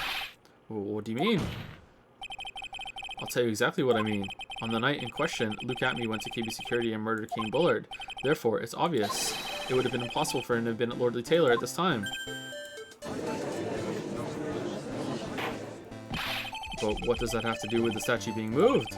Remember, if you will, Your Honor, when was the statue placed besides the warehouse door? Besides? Well, the statue was taken down to the warehouse on the day of the crime, and it was placed there in order to cover up the paint. Exactly. Look at Me had already decided on the time when he was going to kill the victim, and so in order to create an alibi for that time, he took this picture days before the murder took place. What the... Of course, the statue hadn't yet been brought down to the basement warehouse yet. Ah. So on the day of the crime, Mr. Atme must have been quite... Okay, so is it that the date isn't on there, or did he like fake this photograph and then fucking like tape it to the camera? So when the camera took the shot, it captured the photograph of the last shot.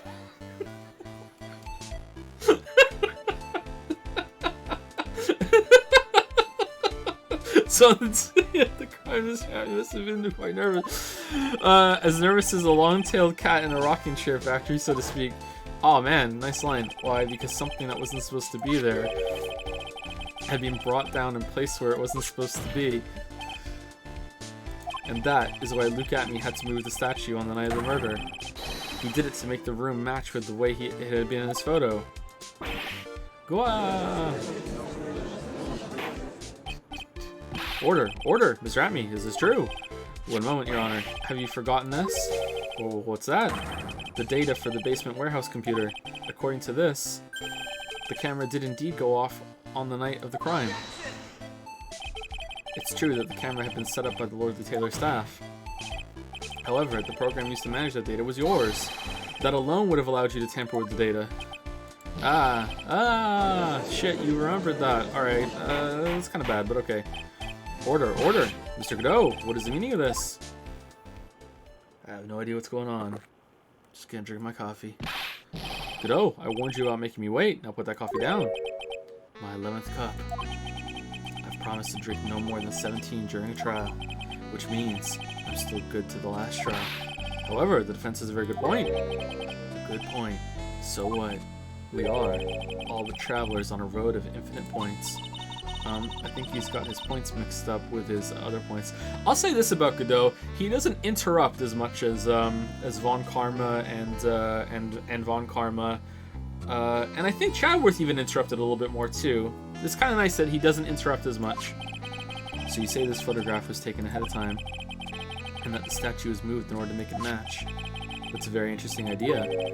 There's one point I can't be denied, which is that it's only a possibility. Men that are trapped by the chains of maybe can never reach their dreams. That's very true. No way. Don't fall for that, Your Honor. Hey, Mr. Damask. Yes? If there's no funny business in your actions as Mask Damask, there should be no problem with you telling us your strategy. So let's hear it. Yes, please provide this court with your testimony about your plan to steal the Sacred Urn. The Sacred Urn heist. I first received a request from Lord Taylor about 20 days ago. The urn was placed in a box, and Zavari! It was then sent to the warehouse. Hence, I was actually unable to see the urn for myself until the day of the crime. I knew it was an extremely valuable treasure, so I sent my card 10 days beforehand. I then handled security by myself to ensure that my crime would go smoothly. At last, I held the urn in my hands for the first time at 1 a.m. on October 12th. That's pretty much all stuff we've heard before, isn't it? Yeah, but we will find the truth hidden in the nuggets of new information he gave. Witness, you're sure there are no mistakes this time? Zavari. Very well then, Mr. Wright. You may begin your cross-examination. The Sacred Urn heist. I first received a request from Lord Taylor about 20 days ago. Okay, shit, we did. You were asked to guard the urn by Miss Adrian Andrews, is that right? Indeed, it seemed that they had heard of my new sparkling reputation. I see. Miss Andrews is still attracting the weirdos. You better watch out too, Maya. The urn is placed in the box. You mean... Oh, excuse me, you mean this box? Yes, that pathetic box. Lady Andrews was especially taken with that urn, and she wouldn't let anyone enter the storeroom, not even me. Huh, interesting new tidbit. Hence, I was actually unable to see the urn for myself until the day of the crime. So you're sure that you had never seen the urn before? Indeed. You may ask Lady Andrews to confirm it for yourself. My security was focused entirely on the entrance to that warehouse. However, I, Luke Atme, let no information whatsoever slip through my fingers. I knew it was an extremely valuable treasure, so I sent my card 10 days beforehand. You mean this calling card? That's right. That is, without a doubt, my calling card. I guess Mr. Delight didn't make this after all. Of course. But how did you know? Because Atme knew about the emblem. Oh, cause he fucking got the uniform. Okay, making this card authentic would have been child's play for him. I mean, still, he must have... Nah, that's a bit of a stretch. That's fine. I then handled security by it myself to ensure that my crime would go smoothly. Like, just because he knew about the emblem existing on the uniform doesn't mean he would know that that's part of the calling card, right? Because that was kept. Maybe it works. Maybe it was kind of hinted at or something. Oh, no. Then no one entered the basement warehouse. Unfortunately, there were many different treasures being taken there. Thus, for a period of approximately 5 days, people were indeed going in and out of the warehouse. At last, I held the urn in my hands for the first time at 1 a.m. on October 12th. Excuse me again. And this is the photo that proves that, huh? Indeed, to be honest, even if a photo was taken, I didn't think it would matter terribly much. Hey Nick, if this photo was a fake, Detective Atme might have stolen the urn whenever this was taken. That's true. You know, he's been saying that he never saw the urn until that night. If we can prove that he's lying there, we can wrap this up and put a bow on it. I need to take a good hard look at the court record. Not a lot to go on, is there? That detective's been covering his tracks. There's only one thing we need to prove in this cross-examination, that he took this photo well before the actual night of the crime. Alright then, how do we do that? There's one thing that Atme stated very clearly, that he had never seen the urn before he stole it. We need to prove that he's lying. Okay, so... Is it that it was broken? Like, what did it look like?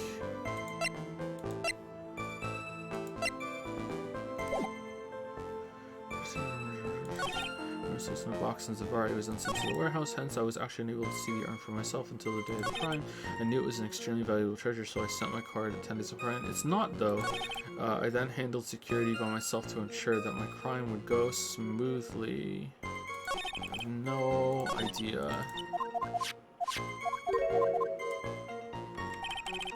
Seems that the hint is to prove it, but do I have to press everything again? Fucking hell.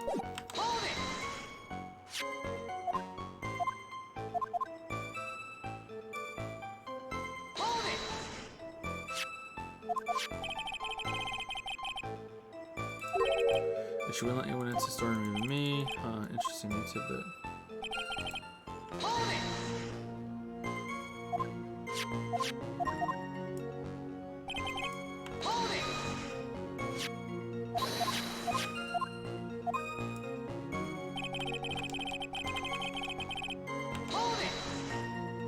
Okay, sorry to have to press everything again, but that might be the answer. It's been twice so far in this trial, is pressing everything for a second time after you press the first one.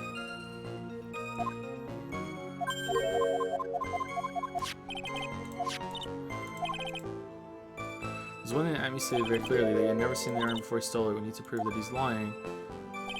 Okay, first we do the request on Lord Taylor, but 10 days ago, the urn was placed in the box. Okay, so...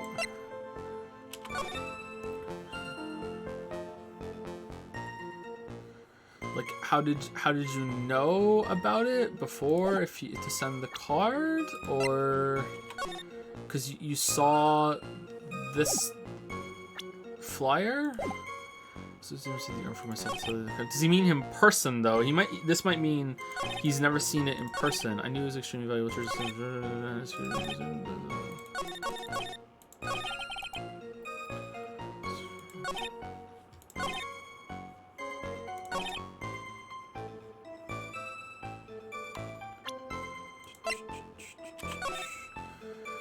Treasure exhibition, the Sacred Urn, Korean Village, Lord D. Taylor. Student to Pearline, the West Places working for on displaying your church's cranes that taking care of the speckled urn. Won't you? Oh, wait. How did you know it was speckled? Because it wasn't speckled before, was it? No. Oh. Ho ho, delightfully devilish, Seymour. Mr. Atme, if you really are Mask the Mask, then you also wrote this calling card, correct? But of course. Is there a problem with that calling card? Allow me to read a passage from the calling card that Mask the Mask had written. Take good care of the speckled urn. Now, the speckled here surely refers to this pink pattern on the sacred urn. Yes, that is true, but so what? Truth be told, there is no way that Mask the Mask could have known about this pattern. What do you mean? This pink spotted pattern on the urn is actually nothing more than paint stains. Paint stains? And these stains did not appear until after the urn had been taken to Lord Lee Taylor. Oh shit. Cup number 12. I'm not finding this joke to be very funny, Mr. Trey. The day that the sacred urn was taken to the warehouse, the urn was broken due to human error, or should I say an error-prone human. And that's when the pink paint got on the urn, and she didn't clean it up for 2 weeks. You can't be serious. And yet this calling card clearly mentions the paint pattern, which means Detective Atme had seen this urn long before the crime ever took place. In fact, he saw it when this fake photo was taken. Phew! And because this photo is a fake, your alibi for the night of the murder is no longer holds water. Guac.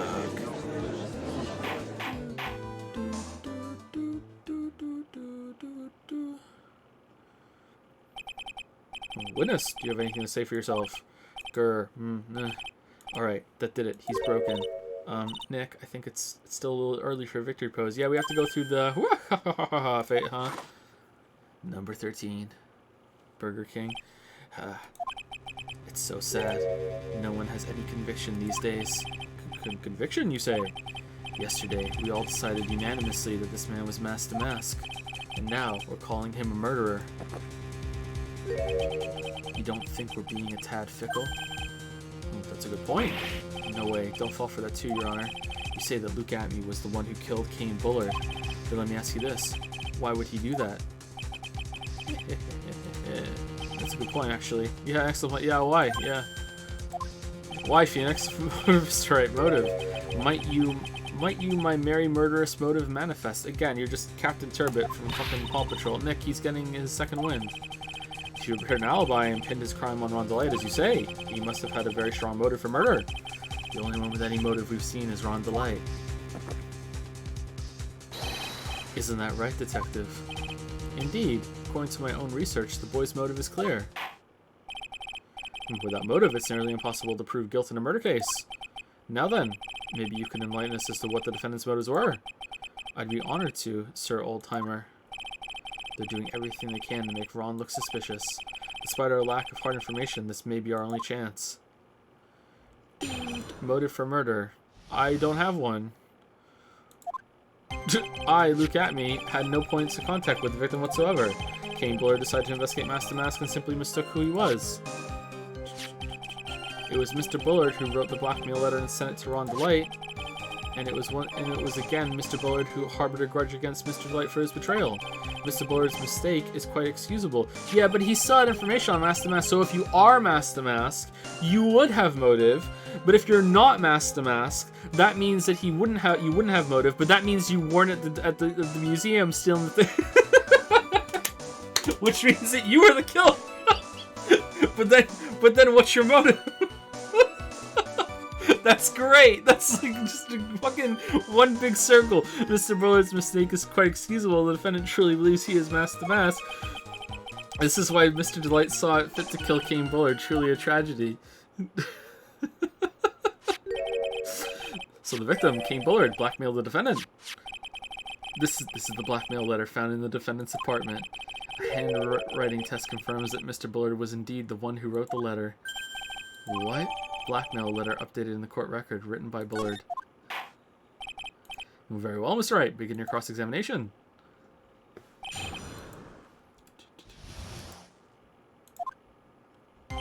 Luke Atme had no points of contact with the victim whatsoever. And who in the world is going to prove that? I will. After doing a thorough background check of Detective Atme and Kane Bullard, we were unable to find any links between them. It's all in the report. Perhaps they were connected through their work. They were both involved in security. Nope. That was Blunt. In any case, speaking of Blunts, the only one with a motive was Mr. DeLite. Kane Bullard decided to investigate Mask to Mask and simply mistook who he was. Mistook. That's right, mistook, from the Old Norse mistaka, meaning to take in error.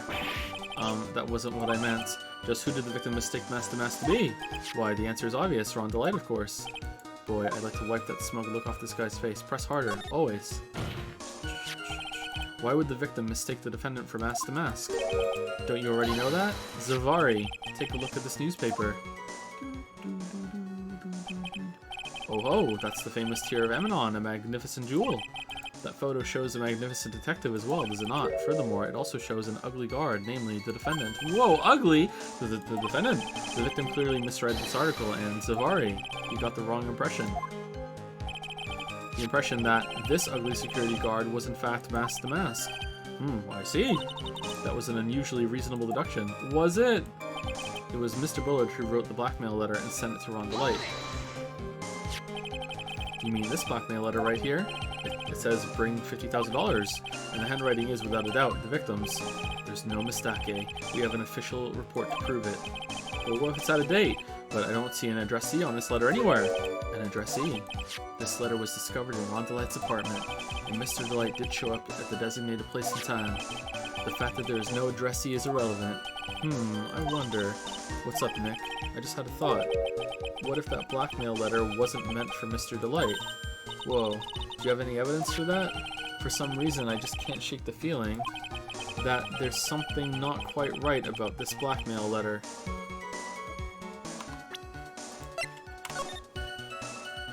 Oh, yeah, it doesn't say anything about Mask the Mask or anything.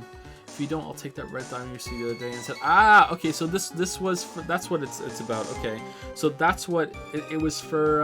It was for Penguin. All right, it was for Look at Me, huh? He passed it along because he knew he was Mask the Mask. Okay, interesting. Well, everyone, are you quite satisfied? I remember reading about the red diamond and wondering when that would come back up, and it was again Mr. Bullard who harbored a grudge against Mr. Delight for his betrayal. What do you mean by that? Oh my, I was certain you were already aware. Zavari. KB Security has a lot of security info on all sorts of companies, and since I was a security team chief, I stole data from the company.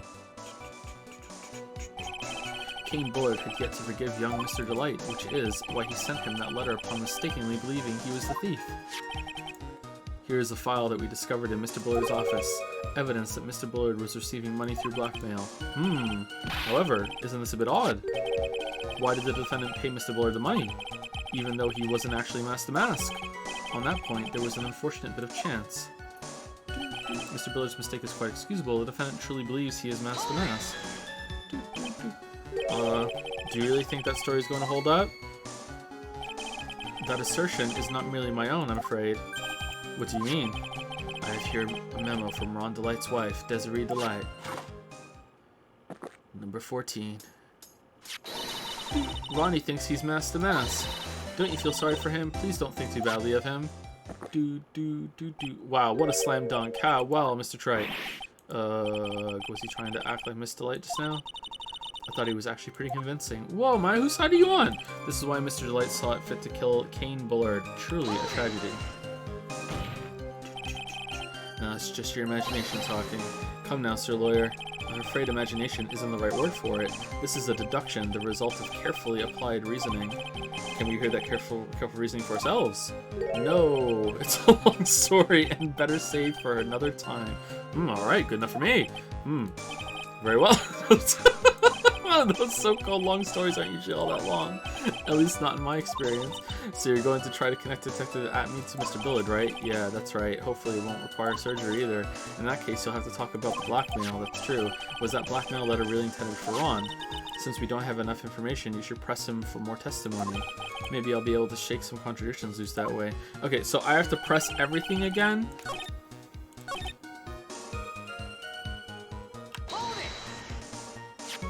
You mean this blackmail letter right here? It says bring me 50,000, but don't seem to see the name and address C. This letter was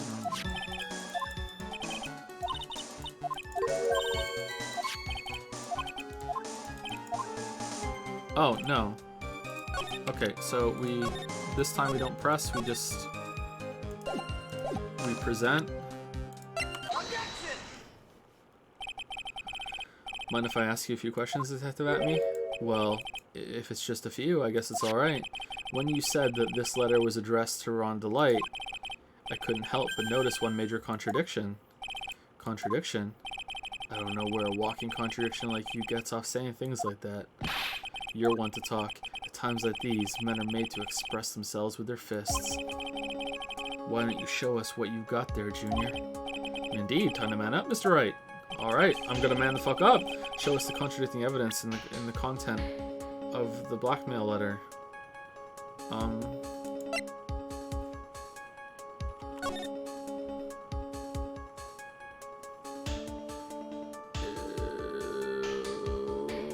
Isn't it the diamonds? Do I just press this again?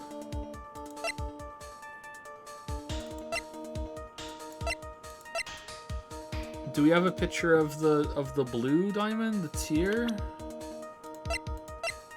Was that even a diamond? Shit, man.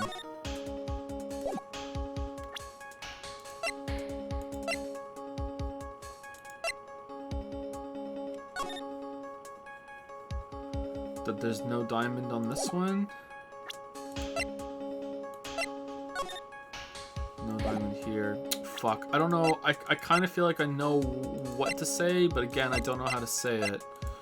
Okay, it's not here.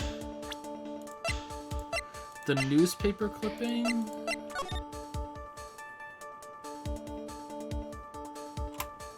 Right? Maybe? That's kind of a stretch.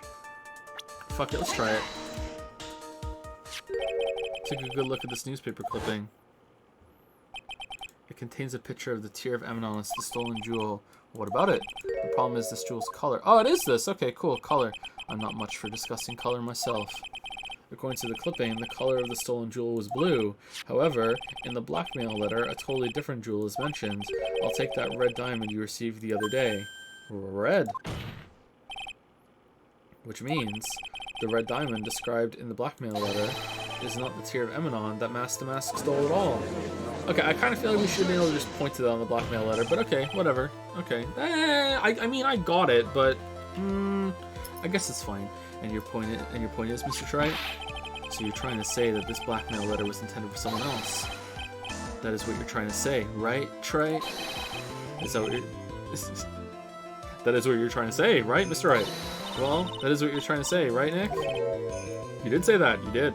Yes. This is who King Bullard was actually blackmailing. Me! Naturally, it was you, Detective Atme. Do you have some sort of basis for that claim? You have been personally involved in every single Mask to Mask case, and in the last case you recovered what was stolen and received a jewel as your reward. A jewel? Probably the one wrapped conspicuously around your finger. That red diamond ring. Oh shit, That is the diamond referred to in the letter, which means that Kane Bullard wrote that letter in order to blackmail you! Order in the court. Order, I say. Number 15. Burger King Foot Coffee. It seems you've gone too far with your childish pranks, Mr. Trite. Uh-oh, I don't like the way he said that. Kane Bullard blackmailing Luke Atme? Are you for real? Yes, I am. Nick, come on, stand up to him. Then answer me this. The blackmail letter contains the following passage. If you don't want your identity revealed to the world. And yes, it certainly does. Kane Bullard threatened to make Luke Atme's identity public knowledge. An identity he wanted to keep a secret. So just what was that identity? Atme killed Kane Bullard because he was afraid of the secret becoming known. What was the identity he wanted to keep secret? This is what it comes down to, Nick. The identity that Luke Atme wanted so desperately to keep secret was his identity as an ace detective, Mask the Mask, a blackmailer. I don't know. Okay, well he's not Mask the Mask. An ace detective? He wanted to make sure that that people kept believing he was an ace detective? Or he was a blackmailer? I don't think he was a blackmailer. I think an ace detective. Luke Atme was an ace detective. Thank you for the kind introduction. I am Luke Atme, ace detective. One embodies the nefarious forces of darkness, the other the angelic cherubs of light. I'm completely lost. Someone get me a translator. Ahem, but anyway, everyone already knows you're an ace detective. Oh shit.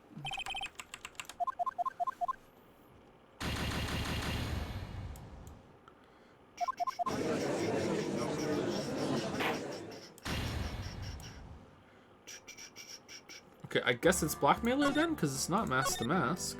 I thought like sometimes they word these a bit oddly, so it's like, yeah. He wanted to know that there was no evidence. Whoa, what do you mean there's no evidence? Exactly, it's good there was no evidence. Oh, what the fuck do you mean? You know? So okay, let's go blackmailer. Luke Atme was a blackmailer. Objection. Hey now, you're an all-star. Isn't that a little different from what you've been saying? You said that Kane Bullard was the one blackmailing Luke Atme. Are you saying that Atme was blackmailing someone else on top of that? Oh, was was Atme blackmailing Ron? I thought Kane was blackmailing Ron with all this information. How was Atme getting the information to get through the for the stealing? Okay. Or is it a different blackmail? You have to admit that does sound a little odd. It's not odd. It's the only thing that makes any sense. Kane Bullard was blackmailing Luke Atme, but Ron DeLite was also being blackmailed by a certain someone. So did you start receiving blackmail letters after this incident? Yes, just a few days after the Tear of Amanon heist. After that, I started getting the plans in the mail. I received plans from some very kind person, incredibly detailed plans. Detailed plans? In which case, that would mean that Ron DeLite was actually Master Mask. That is what we are claiming. Someone else came up with the plans and had Mr. DeLite steal his targets for him. And that someone was none other than Luke Atme. So he is Master Mask. Kind of. He's the mask behind Master Mask. Shh, silence. He. Now I see. It's all becoming clear. Now this is Poggers. What is? When you were in grade school, you received the same report card every year. Careless, with the tendency to jump to conclusions. Am I wrong? Am I wrong? Came down in a bubble bug. Alright, when we get to another scene with music in it, I'm gonna take the break. So, hold on. How did you... Oh, here we go. Oh no, this music gets copyright claimed. Okay, next music. You say that I, Luke Atme, was blackmailing Ron DeLite, in which case I would naturally know all about his relation to Mask the Mask. Well, yes. Ron DeLite started receiving plans from his second crime onward, correct? I can't stop talking or else the YouTube bot is going to flag this music. I can't stop talking, which means I learned of his identity when he committed the first crime. Good point. You certainly couldn't have blackmailed him otherwise. Okay, shit. Okay, drink your coffee. Number 15 or 16 now? What is it? In that case, let's see some hot, bitter evidence. Alright, just fill in silence. Make it difficult for the bot. During the first crime, how did Luke Atme know that Ron DeLite was Mask the Mask? Because the newspaper clipping, right? The newspaper clipping? Shit. Can I save it? Oh no, we're gonna get screwed here. We're gonna get screwed. It is this, right? It's here, right? Gotta be. I think I see it. Alright, the music's gone. Alright. See what? When you were in grade school, you received the same report card every year. Gets into lots of mischief, trying to be the center of attention. What do you mean? No! This is super clipping. Shit. It has a picture of you and Ron DeLite. No, this is Guardian. No, it's Sebastian just in thin air. He just took off his outfit and hid it in a bucket. That sounds far too stupid to be true. Correct. With tricks like that, he couldn't fool a baby, let alone an ace detective, and that's when he figured it out, Mr. Atme. Shit. That's when you learned that under his mask, Mr. Mask was really was really Ron DeLite. Not only that, it looks like he wasn't even an ace detective. I can't believe it. He was just a slimy blackmailer. What a fraud, trying to pass himself off as an ace detective. Why you? How dare you expose me like that? Why I mean, I've never blackmailed anyone in my life. I'm a famous and proud ace detective, and also Master Mask. Why can't you understand that? I'm afraid you are neither a proud thief nor an ace detective. You're a blackmailer and a murderer. That is your true identity. New music! Why you... Shit! You realize that that's why we do something to ourselves with every mouth of yours, you real fools. I say, none of you can compare to my genius, you're really just jealous. Oh, it's Wendy Oldbag behind you, so desecrate me, ace detective cannot handle to my blackmail. Ah ha ha ha! It's enough to make one laugh. That was good music, why couldn't we kept that? It would seem we finally arrived at the real answer. That was quite a performance by Mr. Atme. Bailiff, please prepare yourself for Mr. Atme. Objection!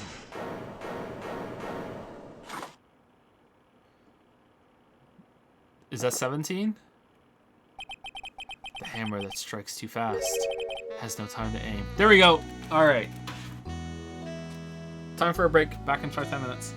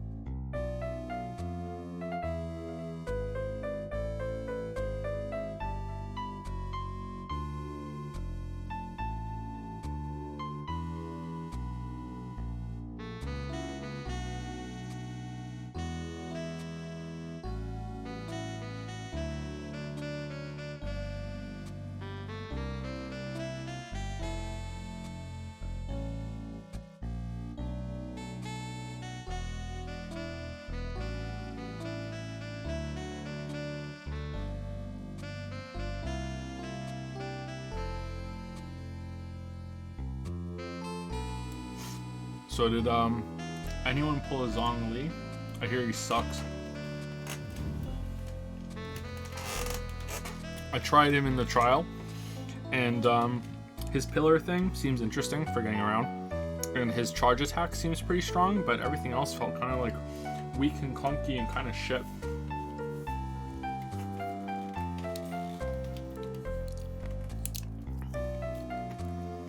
Is this Genshin? Yeah.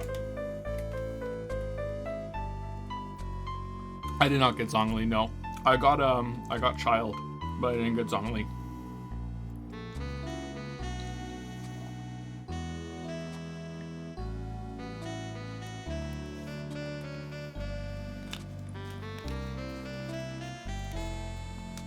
I rolled some wishes on this banner trying to get the new 4-star, because I think another Fire Claymore user might be pretty good. I don't know, and also just to have it, but you know,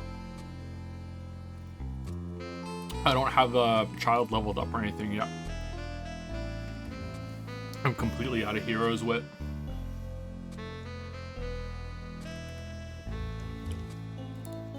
You spend money? I have spent a bit more money in the game because I bought the Battle Pass. Last month I got the Battle Pass. I didn't buy the Battle Pass this month yet because I'm filling up the whole Battle Pass, and then I'm going to record buying it when it's completely full up for the video. Kind of surprised you're still playing Genshin. I'm gonna make a video on it. I don't know when the video is gonna be, but yeah, I'm gonna make a video on it for sure. I find it really interesting.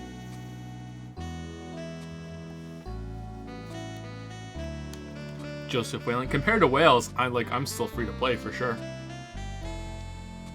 I think grand total, like USD, I think I'm at $150. Something like that. Spending money for research. I will spend more money on it when the video is like close to done for some footage and stuff, yeah, for sure.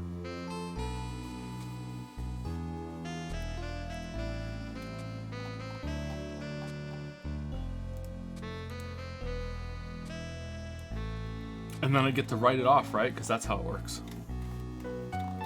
Dolphin.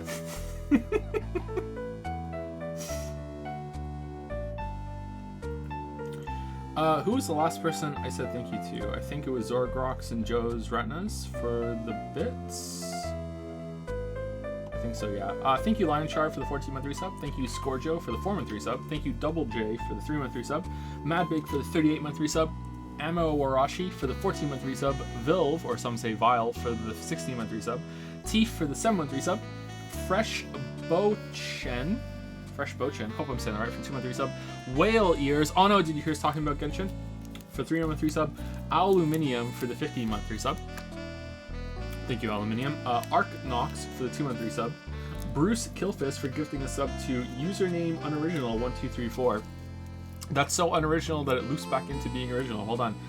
Some Blind Squirrel, also original, for the 19-month resub. Horox F for 7-month resub. Bobby Bob 188 for some bits. Ununoctium, hope I'm saying that right, for the 18-month resub. And Toxel for gifting out 5 subs to Royal Rovane, Delivery Ketchup, nice.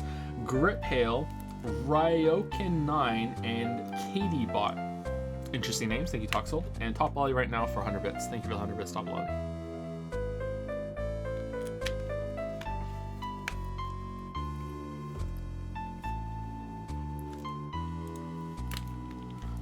Alright, let's continue. I'm hoping this trial is about to wrap up. I feel as though sometimes the trials have this little end stage where they go on to, like, you need to prove it, like, beyond what's really necessary, but I guess, like, Phoenix has his turnaround moment, so the prosecutors need to have theirs wait, just one more thing kind of moments too. But maybe they should only save that for the bigger streams. Like, we'll see. The bigger streams, sorry, the bigger trials. Maybe this has a better point to it than I'm expecting right now. The hammer that strikes too fast has no time to aim. What do you mean? I'm already prepared to deliver my ruling. Let me say one thing. I will be the one to judge. Oh, but I'm the judge. You don't get much more in your face than that. It appears that your claws weren't quite sharp enough, Mr. Trite. What do you... It's true that you've proven a lot of things. Things like Luke Atmey was a filthy blackmailer, and that he wasn't at Lordly Taylor the night of the murder. That's right, that's why he's the one who killed Mr. Bolt. But there's still one thing you have yet to prove. What's that? Just because he wasn't at the warehouse doesn't mean he was at the murder scene.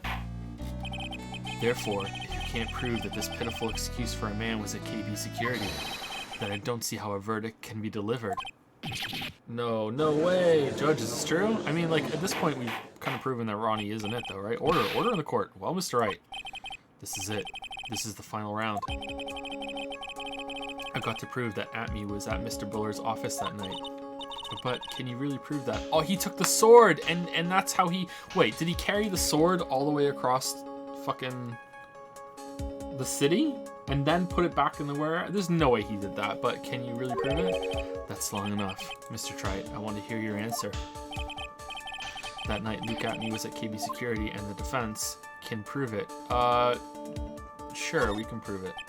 The defense can prove it with evidence. Are you sure? Ha. Don't you worry, I'll watch over you as you break down and fall to pieces. Very well then, let's see this proof. Proof that Luke Atmey was at KB Security that night. Shit.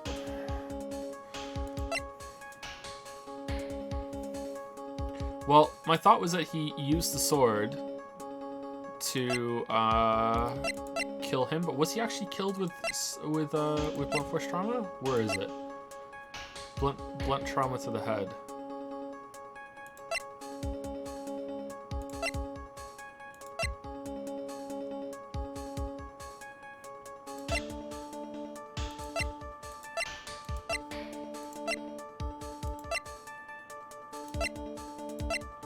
I don't think I can definitively, actually, huh?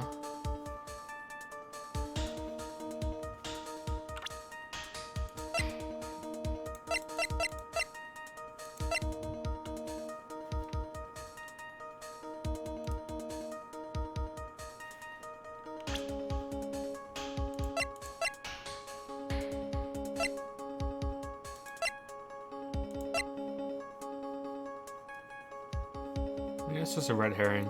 Maybe that was just part of the fake thing. Maybe like him carrying that sword across the city. That's a bit too much. Photo storm interesting on the camera. Found in Ron DeLight's room. Written by Bullard. Found in KB Security the crime. Found in Ron's wallet using crime. Shot mask to mask, striking a pose. Found a shot of Amy face that she looks like it was torn off some clothing. How did that happen? Time of death. She was shot head about first high scar. Yeah, I don't think I can. I don't think I have it.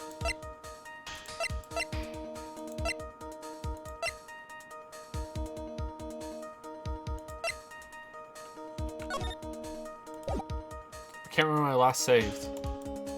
No, I don't think I can do it. Now we're gonna fail. Shit.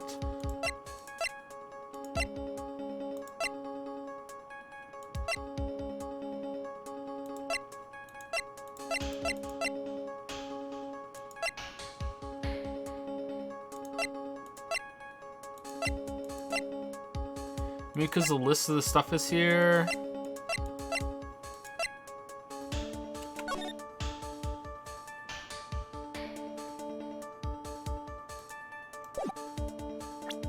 I think it's either the stuff or the sword. I don't, let's just try it. I just can't remember when we saved. This is the proof. Nope. It's true, this is very important. However, I'm not so foolish to think that this will pass for evidence here. Mr. Trite, it's time you learn the true flavor of life. The flavor of my special Godot Blend 49. Well, Mr. Wright. It's bitter, very bitter. Alright, we're screwed. Alright. That's enough. This court sees no reason to further prolong this trial, nor is there any need for more time to decide the case against the defendant. This case is extremely clear. I see no room for misinterpretation of the facts. This court finds the defendant, Ron DeLight. Oh, really? He's just guilty. Okay, when did we last save it? Shit. Court immediately to be held pending the trial of the state. That's all.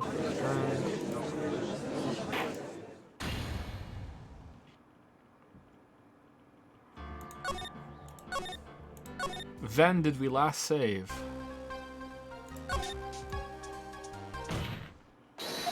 Okay, we can skip through this pretty quickly.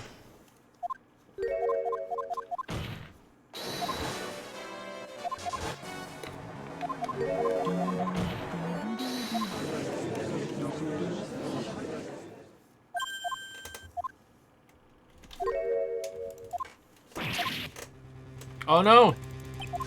Ah, it'll be fine. It'll be fine.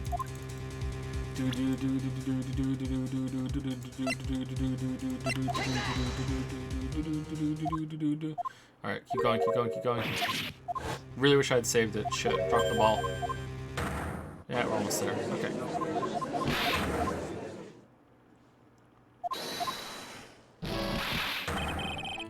Gonna sneeze. Phew! I don't think we have any hard proof that he was there. I mean, we have hard proof that someone else was there, but that doesn't prove that he was there. Objection.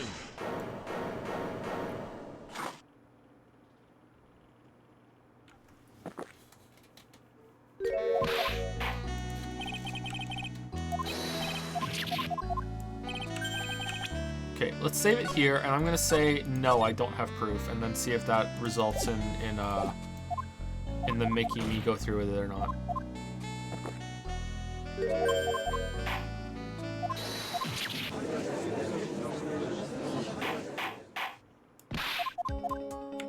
Okay, there we go. Let's save it here.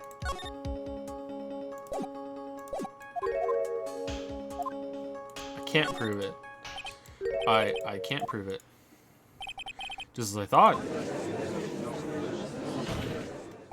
But if we hear more of Detective Atmey's testimony, unfortunately, that's as far as you go, Mr. Triet. What do you mean? I won't allow for any more testimony. That's what I mean. How are you to get to decide that? What? Have you forgotten? Luke Atmey is here after we interrupted his own trial, and you have failed to prove that he committed the murder. I think it's time for this witness to return to his own trial and face his guilty verdict as mask to mask. No. Well now, Sir Lawyer, it seems that love wins out in the end after all. I am the ace detective as well as mask to mask. My verdict will verify that. Just as Ron DeLite will verify that he is the true murderer. I declare that with the full force of my ace detectiveness. Order in the court. That's enough deliberation over this witness. I can't believe this. At this rate, Ron is... Don't give up now, Nick. We still have tomorrow. We can look for more evidence, and by then, it'll be too late. Huh? Why?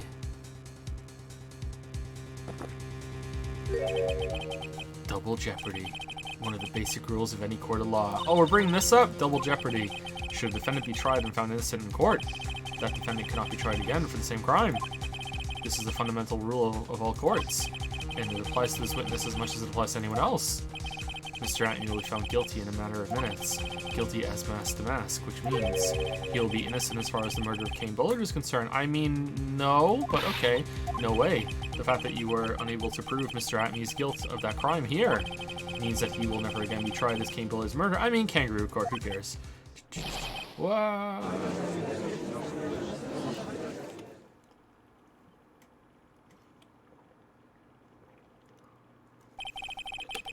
Now there's nothing I can possibly do to win. Even if Ron is proclaimed to be innocent, the real killer, Luke Atmey, will go free. Phoenix! Your cross-examinatory statement the witness has made here today. And as long as there is no more testimony, I'm afraid I have to declare that there will be no further questioning of this witness. Are there any objections? Think crazy.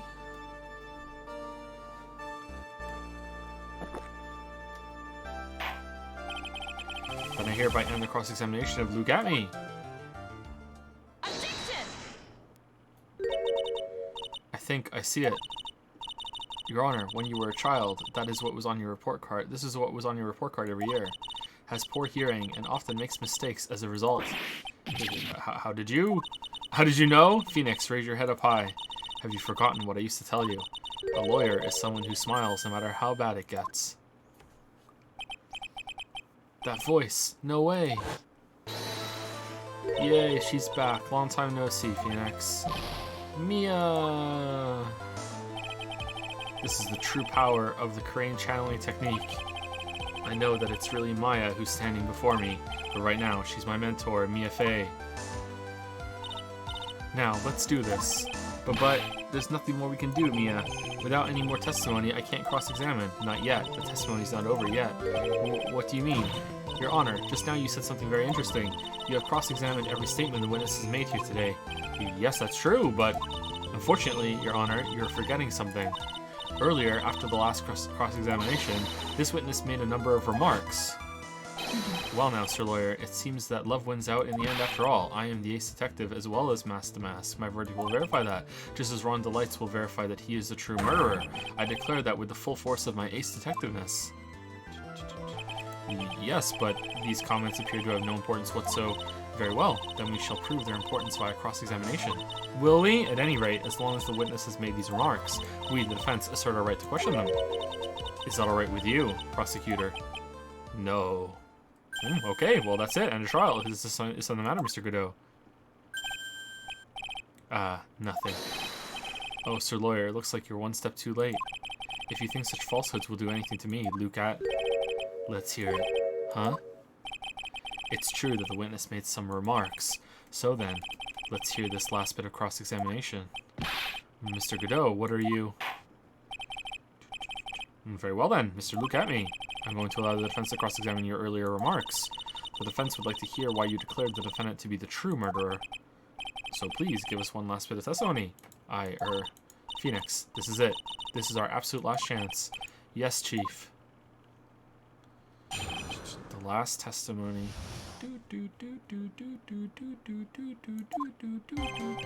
Indeed, it is true that I was not at Lordly Taylor. I had to leave to see about another vitally important job request. I had known about the date beforehand, so I had this photograph readied. What? My brilliant deduction was what informed me that the true culprit was Ron Delight. And thanks to the keycard and wallet, it was abundantly clear that he was there. And I was also able to make a deduction from the buzzer, which only sounded once. The button did not have any fingerprints on it. Why? The victim would have left prints if he sounded it, which means the killer sounded it. Mr. Delight was wearing his mask-to-mask outfit, which is why he left no prints. And the blackmail letter, the victim likely just mistook the color of the jewel. Zavari. Therefore, all the evidence points to that poor boy. Yeah, okay. This testimony actually seems to hold up pretty well. Does it?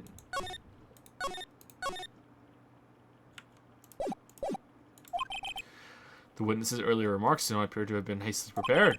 All of his points have been explained, and none of them seem to contradict anything. But of course.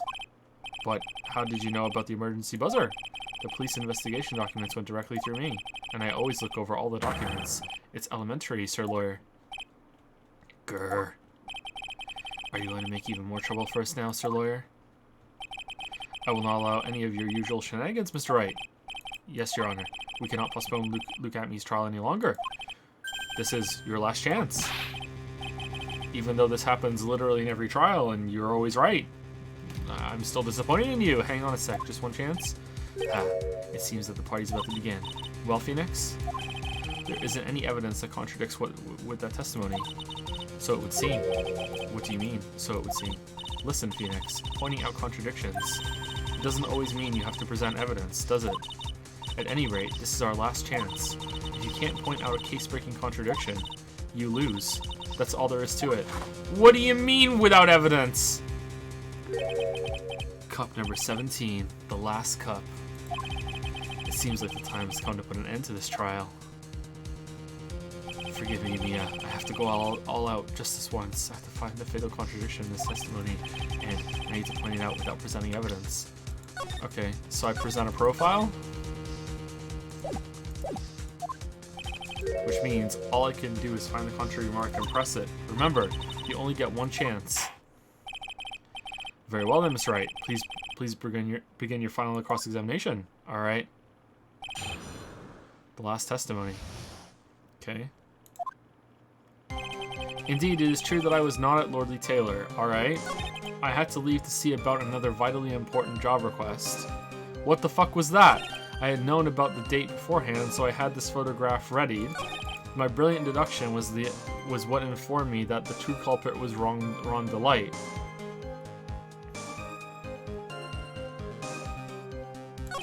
And thanks to the keycard and wallet, it was abundantly clear that he was there.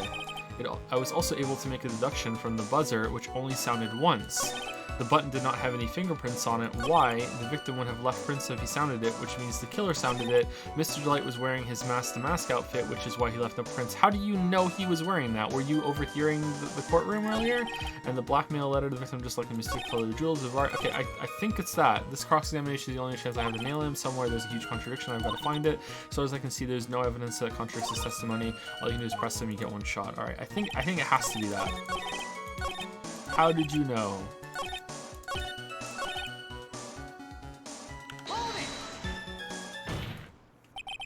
Mr. Atme, about this last remark. Objection!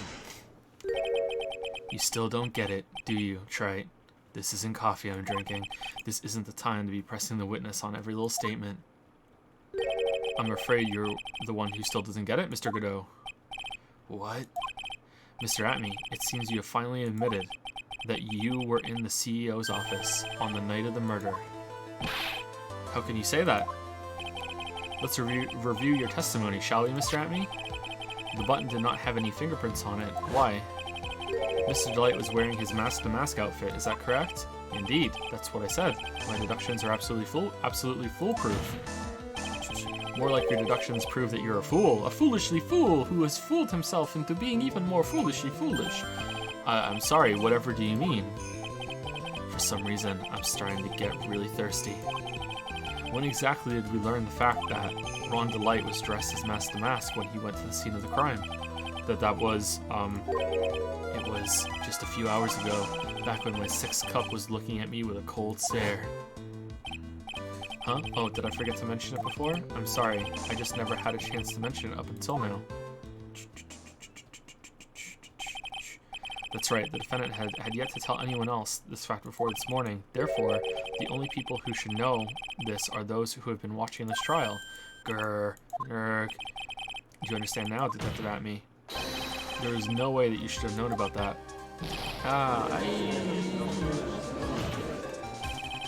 You were in the next courtroom being tried as mask-to-mask. So then, enlighten us, just how did you know about that piece of information?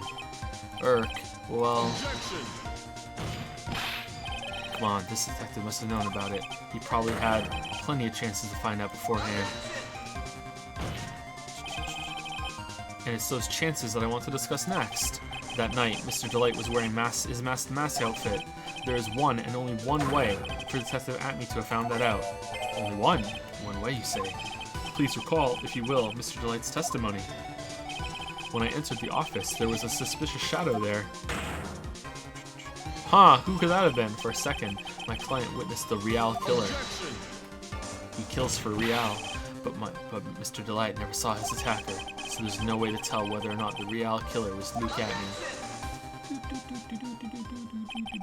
It's with that statement that I'll turn this case on its head. Just what are you implying? Mr. Delight saw the Real killer, correct? Now, if you turn that statement around, it stands to reason that the Real killer had also seen Ron Delight. Yeah, really? Really? What? What? What? Impossible. Yeah, my God! Detective Atme, you saw Mask-to-Mask at the murder scene that night. You saw him when you killed Kane Bullard and assaulted Ron Delight. That was the only way you could have known what Ron was wearing. Oh man, the coffee's coming up. Or coming out. Oh, is it a scheduled earthquake? Is On Camera coming back?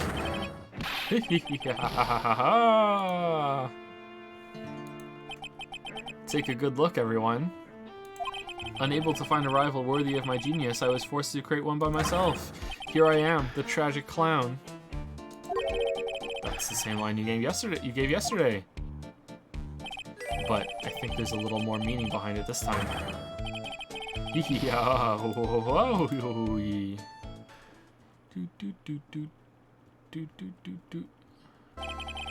What an awfully complicated incident. Kane Bullard was blackmailing Luke Atme, who was in turn blackmailing Ron Delight. And upon killing his blackmailer, Luke Atme tried to frame Ron Delight. He then claimed to be guilty as Mask-to-Mask in order to escape his true crime. And to that end, he came up with this plan. That's not the judge's line. To use the double jeopardy rule when making his alibi. At any rate, it would seem we finally found the truth. Excuse me.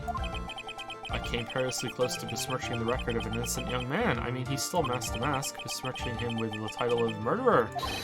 Don't ignore me. Oh, I didn't realize you were there. Why wouldn't he be? About the verdict. Why, no. You never committed any murder. That's right. I'm so glad you understand that, but I really am Master Mask. Huh? Who cares about that anymore? Yeah, who cares about that? Yeah, who cares about that? I'm gonna get some coffee. Who cares about that? You foolishly fool. So thanks to the trial yesterday, I'm innocent now, right? What was it you said? Double jump. Oh shit! Yeah, cause he can't be tried. Now you mention it. I've been careless. Careless? What do you think, Mia? As the defendant says, the rule of double jeopardy is absolute. The defendant can never be tried twice for a crime in which he was once found innocent. Then, Master Mask is really innocent? It would seem so. Ah, that's a cool ending. I like that for now. For now. Now then, this court finds the defendant. I mean, like, he could still be tried for the different thefts, just not as Master Mask or whatever. Like, that's just a technicality, but it's a cool kind of turnabout. Not guilty. Confetti court. Woo! Confetti court. Boy, this is really lucky. Wait, this isn't so good after all. You see, the thing is, I still am Master Mask after all. October 14th, 3:35 p.m. District Court Defendant Lobby number 4. He can never be tried as Master Mask again. As long as he puts the outfit on, he can go and steal whatever he wants anywhere in the world, and he can never be tried for it because he's already been tried before. That's how it works. He could just walk in and just steal fucking Mars bars out of the convenience store. It doesn't matter. Just goes in. That's for me. That's for me. No, I'm Master Mask. I'm immune. Double jeopardy. I can do whatever I want. I can.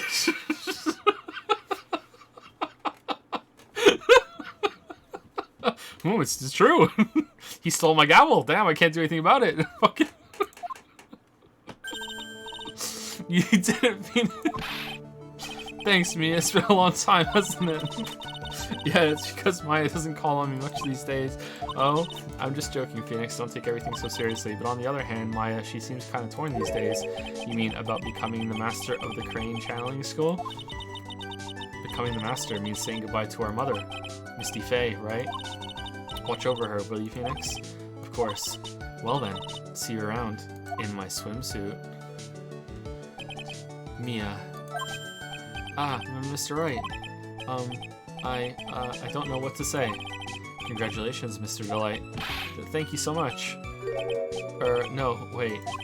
Nothing really matters anymore, though, now that all of this has happened. Come on, just be happy already. Maya, you're back. You've been cleared of the murder charges and gone off as Master Mask to boot. But in exchange, I lost everything. Huh? What do you mean?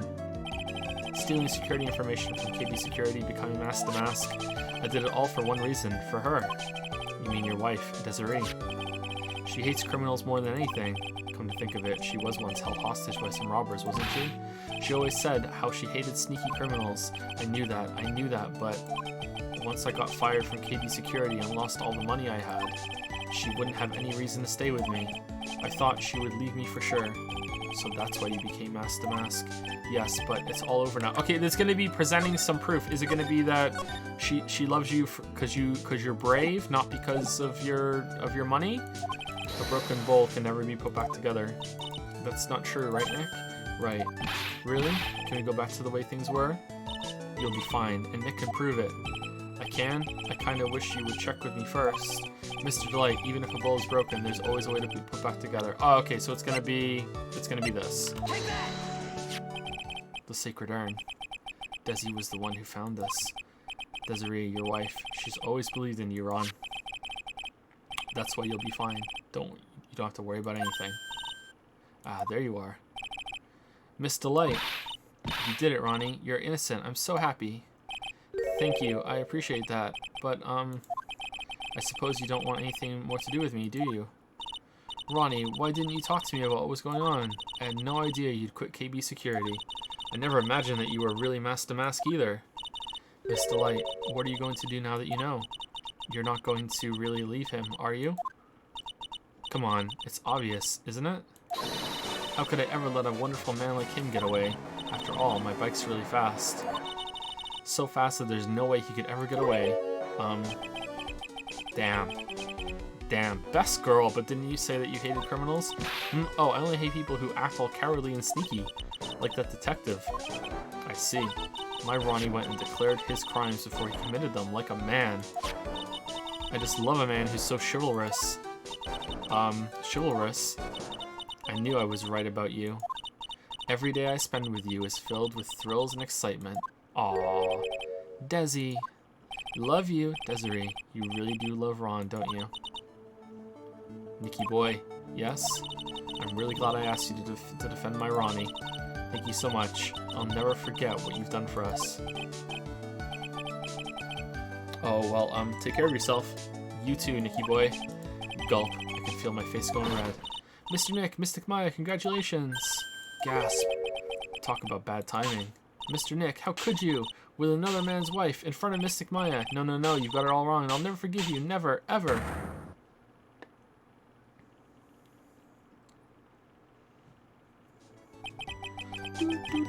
So just as this case came to a close, so too did my consciousness. Thank you, Tater Toga, for the 713 sub. Thank you, Peace of Mind, for the 313 sub. And thank you, Moana, for the 3713 sub. Thank you, you three. Thank you so much. I think this is the end of the case, right? We've been live for 2 hours and 45 minutes, so I think we should keep going until the beginning of the next trial, and then we can probably, like, do the next case tomorrow, going a little longer, maybe? I don't know, we'll see. Maybe it has a long intro, we'll see how it goes. So just as the case came to close, so to my consciousness, Ron said a broken bowl can never be put back together. How many cases in this game? 4 or 5? 4, right? But I know that's not true. I mean, just look. Oh, that's a pretty good picture. Here's a perfect example of one that was put back together even better than before.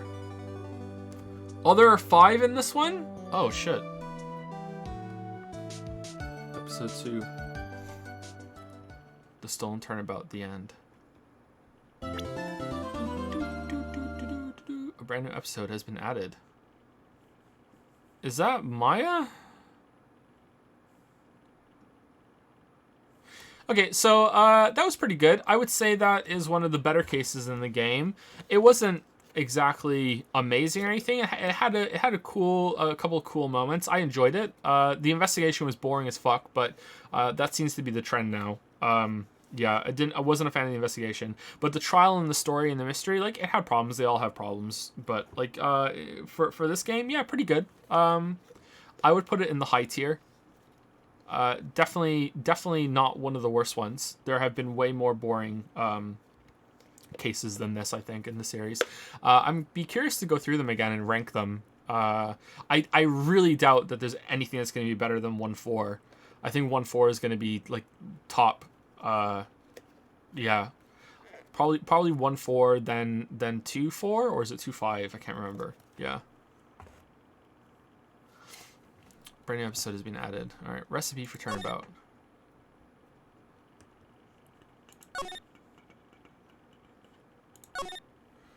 Bum, bum, bum, bum. Thank you, Default Account, for the 3-month resub, and thank you, MJ Aru, for the 3-month resub as well. 2 3-month resubs in a row.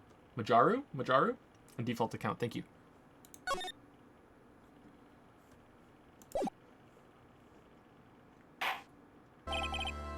That's enough. This court sees no reason to further prolong the trial. Oh, it just skips the investigation. Best case. This case is extremely clear. I see no room for misinterpretation of the facts. It wasn't me. I swear it wasn't me. The evidence and testimony we have seen and heard are conclusive. The victim was alone at his table when he drank from that poisoned cup of coffee. No, you're wrong. Oh, it's Godot. I know what I saw. I saw. I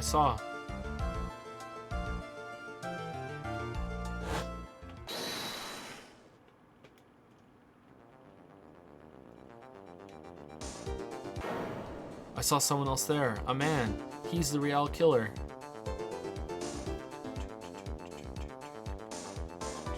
Kind of looks like Phoenix. Or at least the hair does. He finally pooped out the poison vial, and now he's using it to kill people. Why won't anyone believe me?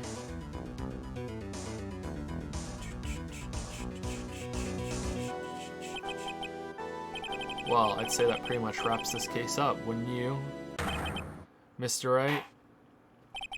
This court finds the defendant guilty. Oh shit! Still confetti court though? Like, this court is adjourned. Confetti court. Oh man, did Phoenix finally lose a case? January 6, 10:03 a.m. Wright & Co. Law Offices.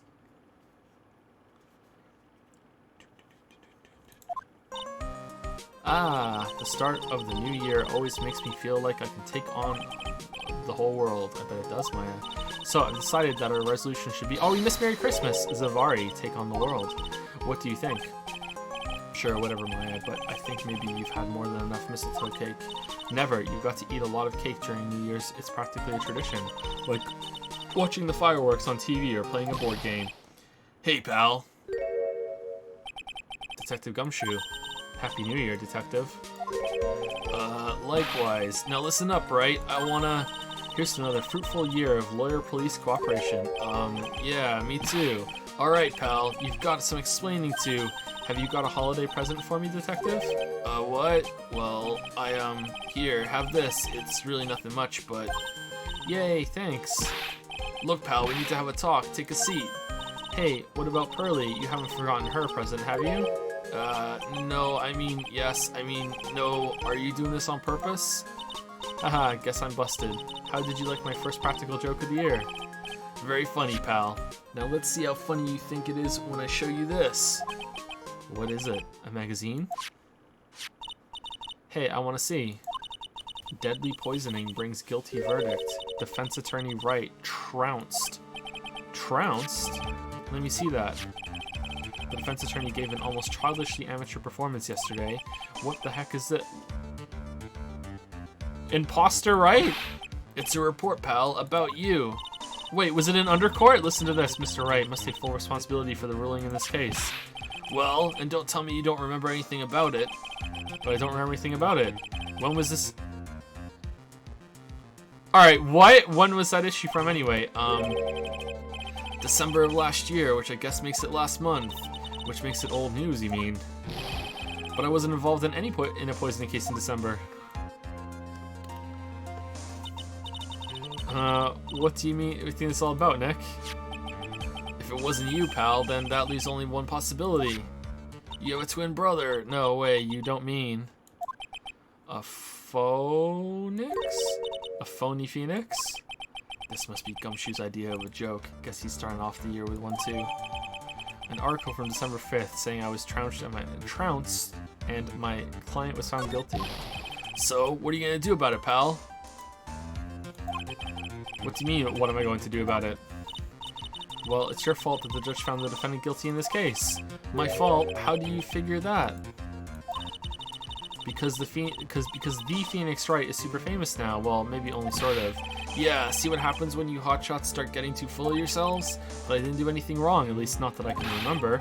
You better make this right, pal. Now! And that makes taking the case back to court. Got it?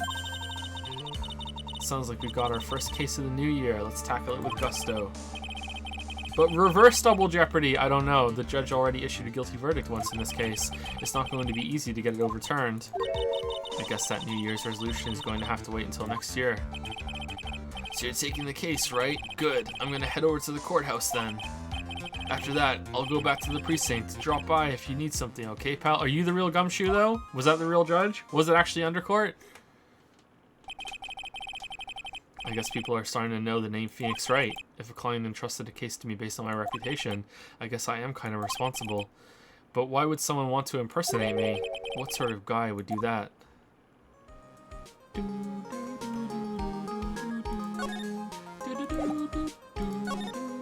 What to do? So what's our first move? I guess we go down to the detention center and talk. Wait a sec, Nick. This person's behind bars because of you. Whoever it is isn't going to be jumping at the chance to meet you, right? Hey, let's get one thing straight. It wasn't me. It was a fake me that did this. I wonder if he looks exactly like you. You're phony. Phoenix backwards, I mean. I hope not. Shudder. And what kind of name for an evil double is Zen Eop anyway? Ah, Nick, I've got it. If you're going to ask whether I've got a twin brother, the answer is no. Spoil sport. Did you notice Gumshoe was acting weirder than usual, or was it just me? What do you mean? I mean, he was really worked up, like a guy who's just found out he's going to be a dad or something. Yeah, I guess he was acting kind of strange. Maybe he realized he's got strong feelings for you, Nick. Oh, is he simping for us now instead of Shadworth? Considering how we interact, I seriously doubt that, Maya. Well, if he wasn't nervous because of you, then maybe it's because of our new guilty client.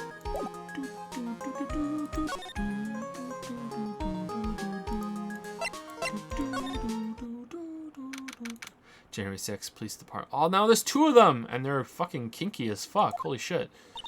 It's been ages since we came down to the precinct, huh, Nick? Looks like Gumshoe isn't around. He's got it so easy leaving everyone else to do the work. No, he's out there somewhere. My bet is on the courthouse. He's probably trying to arrange the retrial of this case. Guess that means we should go to the detention center and chat with our killer, huh? After being convicted without a fair trial, I'm not sure killer is the right label. Hey, that's the police mascot, isn't it? It's so cute. That's the blue badger. It was my idea. I made it, and now it's the national symbol of the police force. So what's with the pink one? It's new, right? She's not an it, Nick. She's a she, right, Chief? Yep, meet the pink badger. So one's called Blue, and the other's called Pink, but they're both called Badger? You got it. They're married. Mr. and Mrs. Badger seem to be cuffed together, Chief. You got it. That's marriage for you. But whoa, a mascot that's deeper than the deepest of deep oceans. Damn, boomer humor. Does anyone else hate their wife? Wow, ain't that right? Fucking boomers. This might be the chief of the detectives here. He's glued to his computer screen. What? Master Mass turned up at the bank? What's he doing? Hands up, you scalawags. You're under arrest. Hey, that's our job. Looks like Ron Delight's opted for a new career, and no one can trial him because of double jeopardy. Quit surfing the net, Chief. Sorry, I was just things feel pretty tense in here. Do.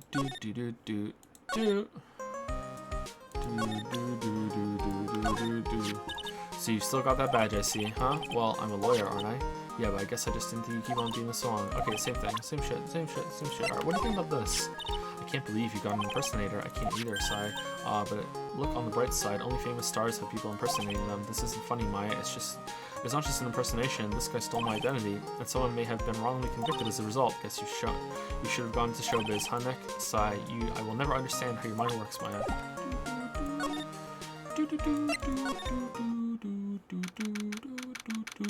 January 6th, Detention Center, Visitors Room.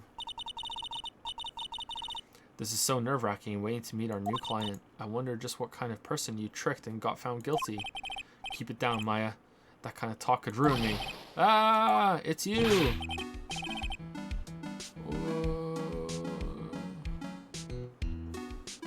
What? How could you, Mr. Wright? How could you do this to me? Is that the bird person? They put me in solitary. I haven't been able to stop crying. Aren't you? Yes, I am. I am totally and utterly let down. Are you? Don't pretend you don't know me. It's me, Maggie. Remember? Maggie Bird. Maggie Bird. Ah. Weren't you a policewoman? Maggie Bird. She's the policewoman. Yeah, I defended that one time. She was accused of murdering her lover. He was a cop too. What are you doing in here? Didn't I get you a quit?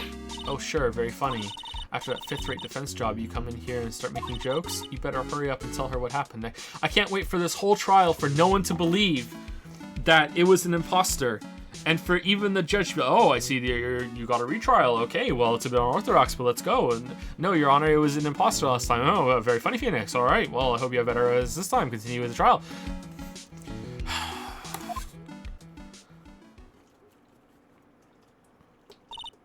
Oh, I see.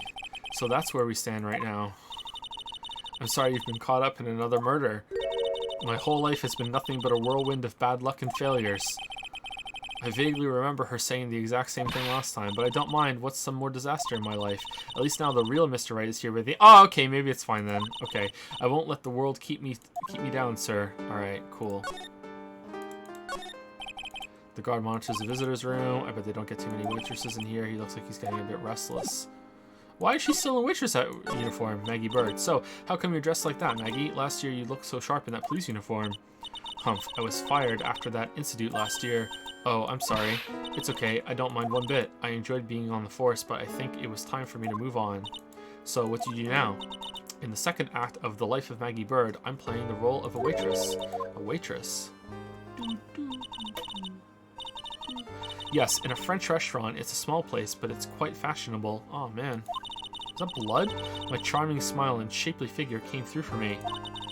Nice. And the owner, Mr. Armstrong, hired me straight away, sir. And then you got into this mess straight away, right? Yeah, you could put it that way. What happened? She's so unlucky. This whole mess started on the 3rd of last month and happened at Très Bien. Très Bien? Yes, it's a restaurant where good service and a friendly smile are always included. Oh. There were 2 men at the table, both drinking coffee. And then...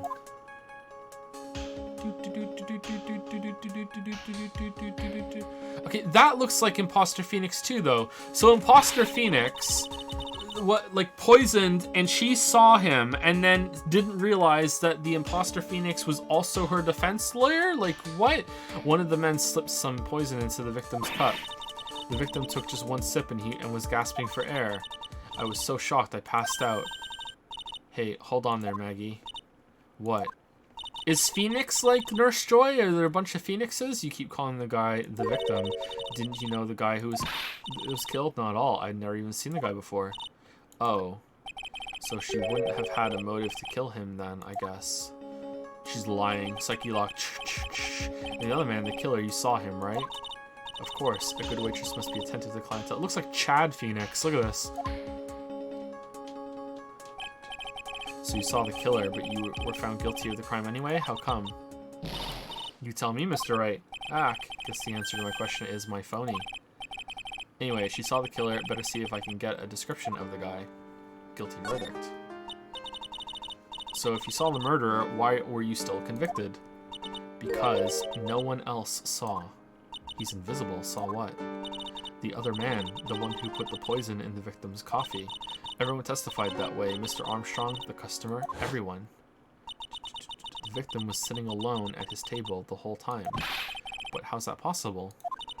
I don't know. But nobody, not one person, would believe me, sir. Even Phoenix Wright, my one last hope for a fair trial, failed me. What a pathetic defense. My granny could have done a better job. Here she is, Wendy Oldbag. Hey, how's it going? Look, that wasn't me, okay? And then... they found something a bit incriminating in my apron pocket. What? A small bottle of poison. What? Poison? It was in your pocket? Yeah, I just carry on poison. Well, I passed out when the victim collapsed. The killer must have slipped the poison into my pocket when I was unconscious. And no one else saw this other guy? No, sir. That's what everyone said.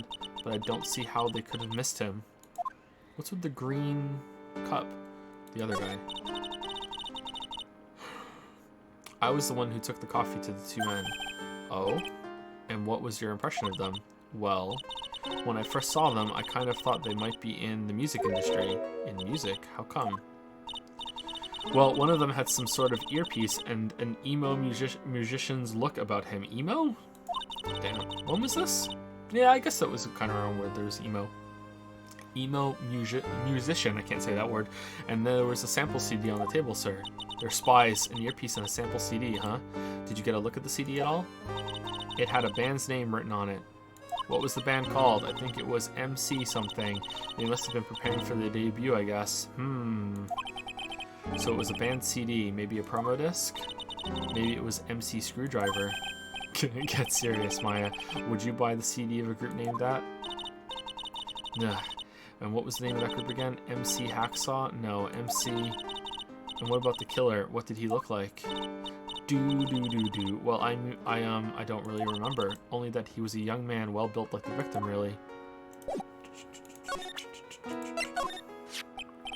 Oh, yeah, I need to ask you about this. Hey, this article's about my case. Can you tell me anything about the guy who was pretending to be me? Yes, sir. It was the morning after I'd been arrested. Shouldn't we go and tell the police someone's impersonating a lawyer and went in and the judge even thought it was Phoenix? Like, it was the morning after I'd been arrested. I met you in the visitor's room here. You were wearing one of your super sharp suits. Me? Yes, you, Mr. A. Arg. Hey, Maggie, was my evil double I am here too? Actually, yes. No, I don't remember a phony you, Maya.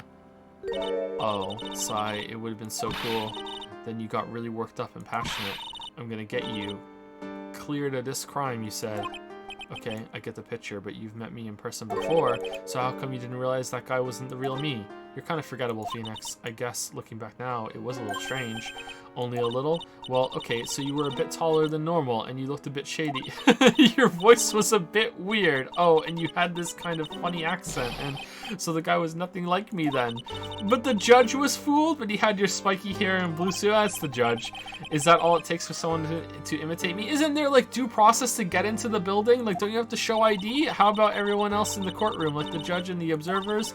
Didn't they realize he was an imposter? Everyone had these big question marks on their faces, but it seemed that no one wanted to say anything, sir. This case just keeps getting weirder and weirder. Mr. Wright, do you think it's possible to get a retrial? Probably. The court ruled in the absence of a genuine defense attorney, so we should be able to get a retrial.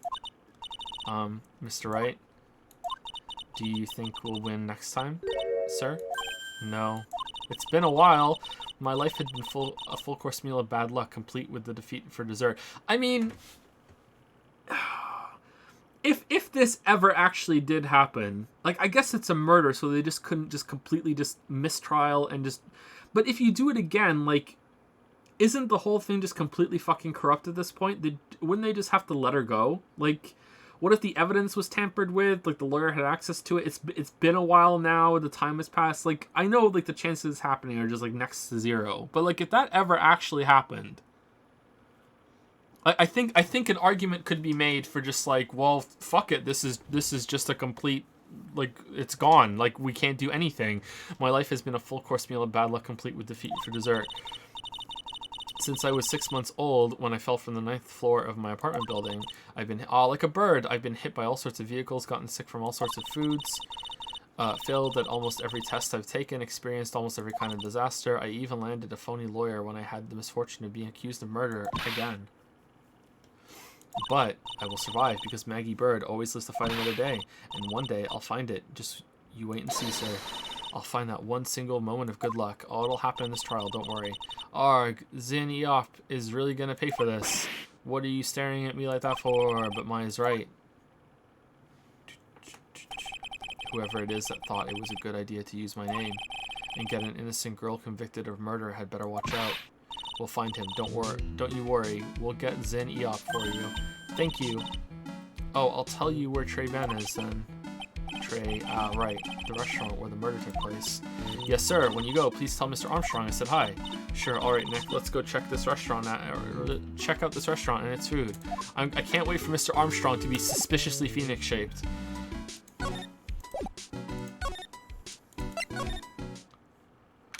January 6th, Trey Ben.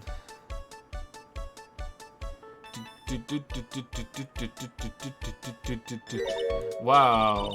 Look at this place. Look, more like smell. What is with the suffocating scent of flowers in here? Then again, girls like that kind of thing. This has been like this for a month? Actually, I'm not... Well, it said December. Didn't they say a month, though? Actually, I'm not all that into it. No one's coming to see us. Maybe there's no one here. Don't be silly, Maya. This is a restaurant, and it's open for business. Hello, anyone here? Here. I don't believe it. There really isn't anyone here. Perfect. Let's get intrusive. If there's no one here, we can take anything we want. That's true. Yeah, I suppose we can. And blame it on Mask the Mask. He can't be tried.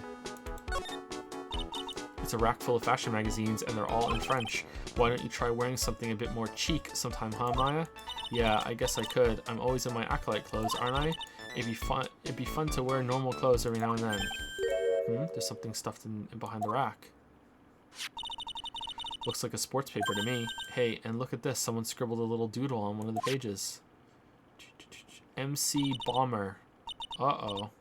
100,000. 500,000. Ahaha. MC Bomber and 1, 2, 3, 4, 5 zeros. $100,000. Maybe? I wonder what MC Bomber is supposed to be. This paper is from December 3rd. Oh, it has been a month. This paper is from the day of the poisoning. What? Sports paper added to the court record. Dates of December 3rd. Okay. Paper from the day. What is that? A paper from the day of the murder. This has got to be a clue. I should see if I can find out some more about this paper. Oh, it's nothing. A rack full of fashion magazines are all in French. Okay, so... It's the restaurant's front entrance. There's a sign hanging on the door written in French. It probably says open or close. It must be one or the other, and I don't know which. I don't know which since I don't know Jack about French. Nice. I too don't know Jacks about French. Look at all the little trinkets tucked away in here. I bet Mr. Armstrong collected all these personally. Let's see, a bouquet of flowers, some potpourri, and look, fine bone china cups. I never knew you were so cultured. Come on, Maya. This is common knowledge. Any Joe Schmo knows this much. Look, it's one of those magical boxes that spits out money. You know, you're the only person who would have ever described a cash register in that way. Well, pearls. Alright, cha-cha real smooth. Like, really? This table's set nicely, it just needs a customer. What do you think this flower is, Nick? Let's see. Well, it doesn't look like a tulip, and it's not a sunflower, I don't think. Duh, even I could have told you that. Well, those are the only kinds of flowers I know. Dag nabbit, I'm a lawyer, not a botanist.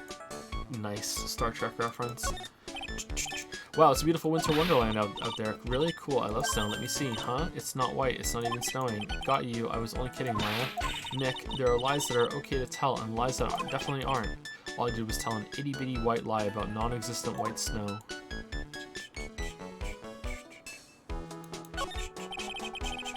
This must be the table where the murder occurred. I guess so, with all this police tape all around it. Nah, and that stain must be from the poisoned coffee. Don't go licking the tablecloth, okay, Maya? Why would I lick it? I'm not a cat, you know. Then why can't I picture you doing just that? Yeah. Alright, that's it. We're done. Are we just going to cha-cha back and Mr. Armstrong's going to be there? This restaurant has partitions that separate the tables. When you're seated at a table, you can only see the tables to your right or left. Oh, that's how he wasn't seen. Maybe.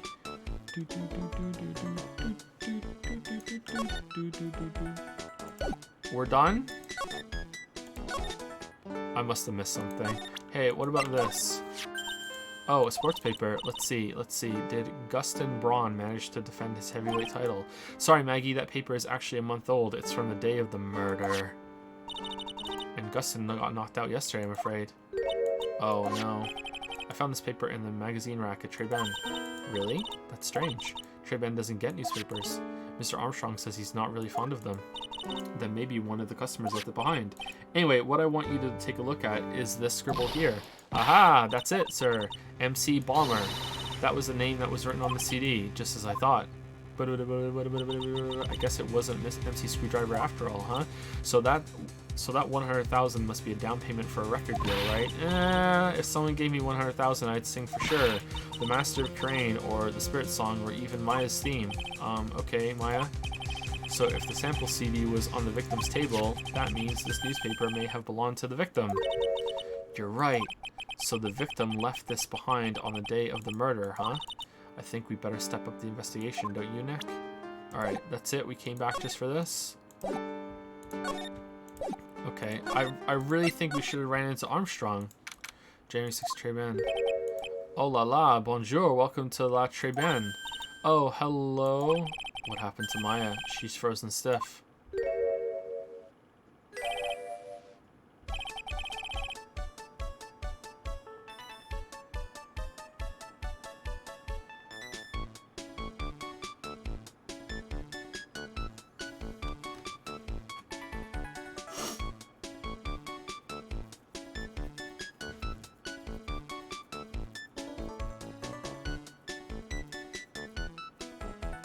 Thank you for the bits, Jack Chan. Thank you for the bits.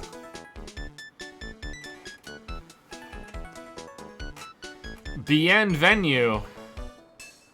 Welcome to my petit restaurante. B Avenue? Oh no, my petit tulip. Huh? Me? Look at his face, like a kitten rejected by its own mother. You are fatigued, no? Alors, you need this. An aromatic bath oil melange of La Neroli and La Rose, my personal recommendation. You think I need what? Oh, oui, oui. Just add a couple of drops of this mixture to la bath water and voila. It will soothe your body and your... I can't do it. And it's simply fantastique. Really? And for le monsieur, who? Me? Look at that face. Like le puppy rejected by life itself. You're fatigued, no? For you, monsieur, I recommend this. Oil of bergamot, and maybe a hint of oui oui. I will add la peppermint and la clary sage for a fragrance exceptionnel. Such an invigorating recipe will bring out your delicious beauty, monsieur. My beauty. Alors, if you will be seated, I will bring you la special menu of the day. Actually, we're not here to eat. Yeah, we are. We're lawyers. Mais bien sûr, I know this already, monsieur. You are Le Phoenix Wright, no? Yes, you know me? Mais, oui, oui, I never forget a man who flirts with me, especially in court. Uh-oh. I guess he was cross-examined by a mysterious Zin Eop. It looks like everyone to do with this case already knows who I am already. I wonder what sort of impressions Zin Eop's been leaving on people, don't you? Allow me to introduce myself to you again. I am Jean Armstrong, enchanty.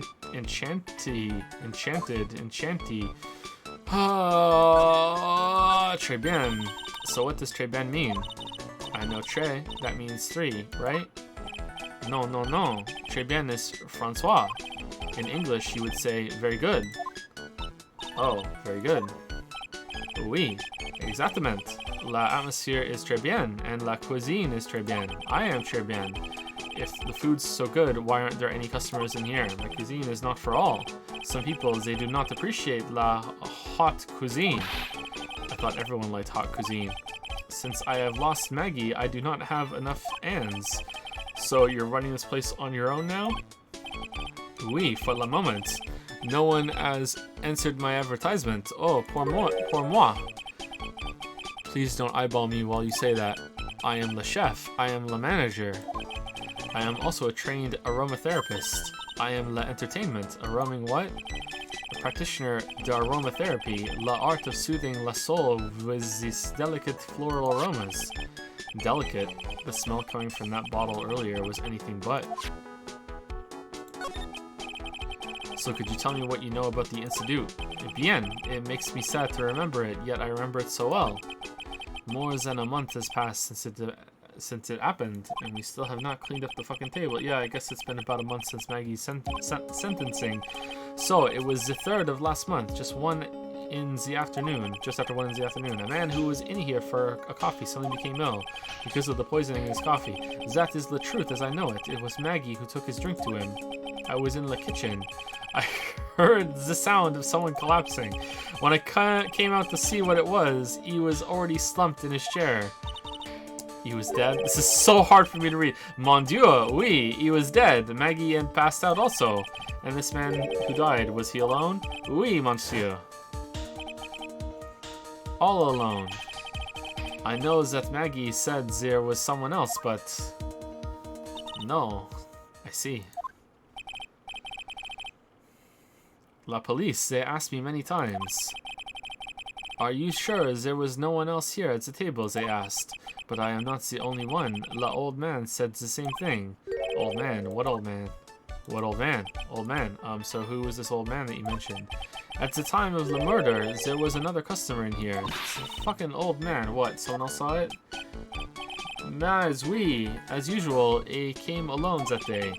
At the time of the murder, he was here. He saw it too. Yeah, he saw it too. It's the same thing. Is that there? There was no one else at the victim's table. But Maggie swears there were 2 people. I don't know what accent this is. Mais, mademoiselle, la lawyer, he could not prove this. No. The lawyer, that was me, I suppose. Mas bien, sir. Alright. What is this? Wow, he's the first person who said it wasn't me. Don't kid yourself, Nick. Humph. No, who's the one making stuff up? Alright. Tell us about this. We found this sports paper in the magazine rack here. One of my customers must have left it behind. Do you have any idea which customer it was? The only ideas I have, mademoiselle, I saved from my kitchen. Alright, what about this? I am not a lawyer myself, I do not wish to speak out of turn, but your defense in court that day was a little, how do you say, sheet. Sigh, even a Frenchman who could not speak any English could have done a better job. You were very cool though, oh oui oui, so handsome. Wow, I wonder just how bad the defense could have been. Every time you opened your mouth, the old courthouse stirred. Oh man, this is something I don't want to imagine. Alright, you know what I'm loving? The fact that there's no Magatama. That really bodes well. I'm a lawyer. Please, monsieur, there is no need to show me that. You are Mon, Phoenix Wright, the worst defense attorney in town. Wait, did Imposter have a Phoenix badge? I think I can imagine how he formed this completely wrong impression of me. The last time we met, I show you this badge? Oui, you flashed it to everyone in the restaurant. Oh, they did! Oh man, looks like Eop is a bigger fan of flashing stuff than you are, Nick. Huh. What? Okay, are we done? I feel like he said something, and now... Okay, I think we go back and talk to Maggie about the old man. Hey, old man. No? Okay,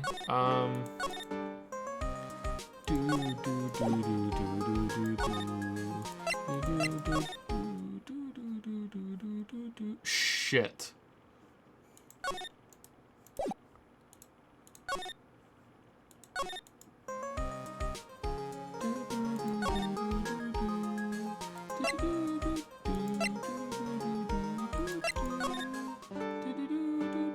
I presented everything to you, right? Did I present this to you? That badge, is it real? Of course it's real. That's what they all say, but I've seen them do before. Give it to me for a sec. Ah, chomp. She bit into it. And I left a few teeth marks too. I can see that. I just wish I could remember if that means it's a real or a fake. Sigh, I said it was real. Alright. Do we have to talk to you again about everything else? Okay, so I feel like I presented everything to you. I've said everything to you. There's nothing else to examine.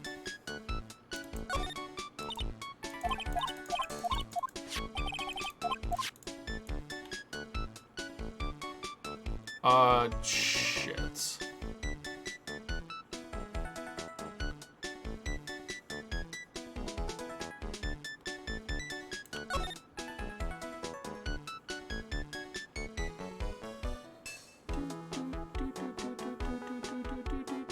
I feel like he said something about going somewhere and now I've forgotten.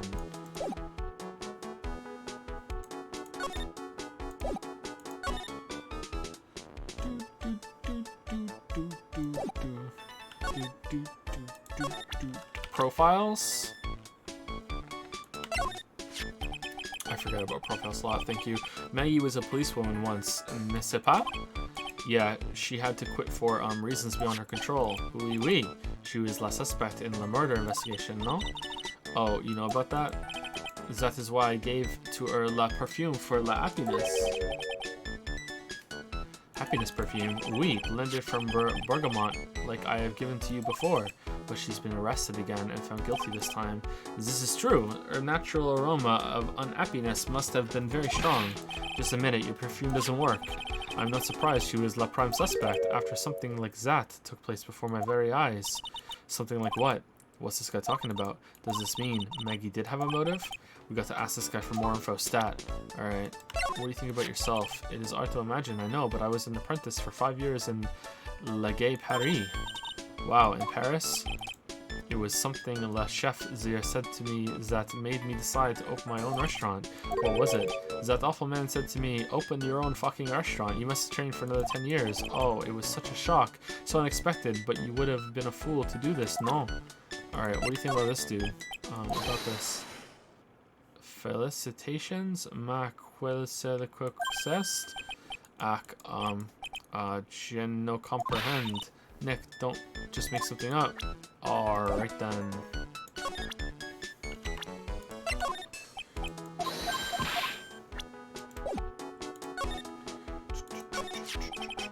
When Maggie took the coffee over to the victim, did anything happen? Oui, I suppose you could say so. So what happened? No, it was nothing. Look, Maggie says she didn't even know the guy, but she's still been indicted for murder. The prosecution must have come up with some kind of motive. Oui, it is true. If there was anything at all between Maggie and the victim, it could be relevant, so please tell us anything you know. Ah, fuck. 3 of them? We don't even have that enough evidence for 3. Psyche locks. No way. What are we going to do, Nick? Well, we're gonna come back later after we collect some shit. We'll just have to remove what's wrong? But the Magatama, it's gone. Yeah, huh? I had it in my pocket, but it's vanished into thin air. What? But I could see the Psyche locks. Maybe that means the Magatama's nearby? Mr. Armstrong, could I just confirm something with you again? The table where the victim was sitting, was anyone else sitting there? That is a question you will have to ask him yourselves. Huh? Him? The old man spends all of his time dans le parc. Le Parc? Oh, a park? What park's that? Behind Le Restaurant. It's called Vitamin Square. Or some say Vitamin. Thank you. Je vole in prix, my dear. Let's go check out this Vitamin Square right now, Nick. Or let's look around for the Magatama. Did Imposter Phoenix steal the Magatama and we just didn't notice for a whole month because it's fucking useless? January 6th, Vitamin Square. So this is Vitamin Square. Yeah, I see where they get the name from now. The fruits scream vitamins at you. Hey, Nick, that's the guy, right? Isn't that the old man Mr. Armstrong was talking about? That grouchy-looking grandpa? He's throwing seeds out for the pigeons. Maya, he's not throwing seeds for them. He's throwing seeds at them. My God.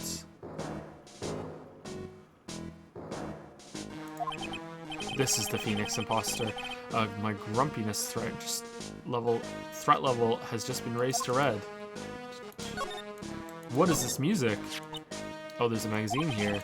It's a magazine full of job listings. You disgusting rogue picking up something someone else threw away. Did you throw this away? Are you looking for a job? Gah, that's none of your business. Sorry, I guess I'll just take the magazine with me then. I don't want anyone else having it. Give it back. Too bad. Now that you want it so bad, I don't want to give it up. Damn, we're oddly hostile. Picked up from a bench in Vitamin Square, thrown away by the old man. Hey, that's mine. Not anymore. I used to love sandboxes like you wouldn't believe. Really? You? Sure, finding iron filings in the sand with a magnet was my favorite thing to do. Iron filings, wow, that's too exciting for words. It was my ambition to collect every single shred of iron in the sandbox. I was such a kid back then, so did you manage to get all the iron? No, I never did. I think I came close though. Come to think of it, I still have all the iron filings I found way back when. You want them? No. No, this was so fruity. That's not a bad thing, besides I love apples. Excuse me, I love apples, they're among my favorites. Then that apple slide is perfect for you. And what is so perfect about it? Come on, don't be a stick in the mud, slide down it a few times, go on, woo, no way. I'd get covered in sand if I slid down that slide, anyone could see that, and our iron filings. Yeah, you're right, otherwise I'd give it a try too.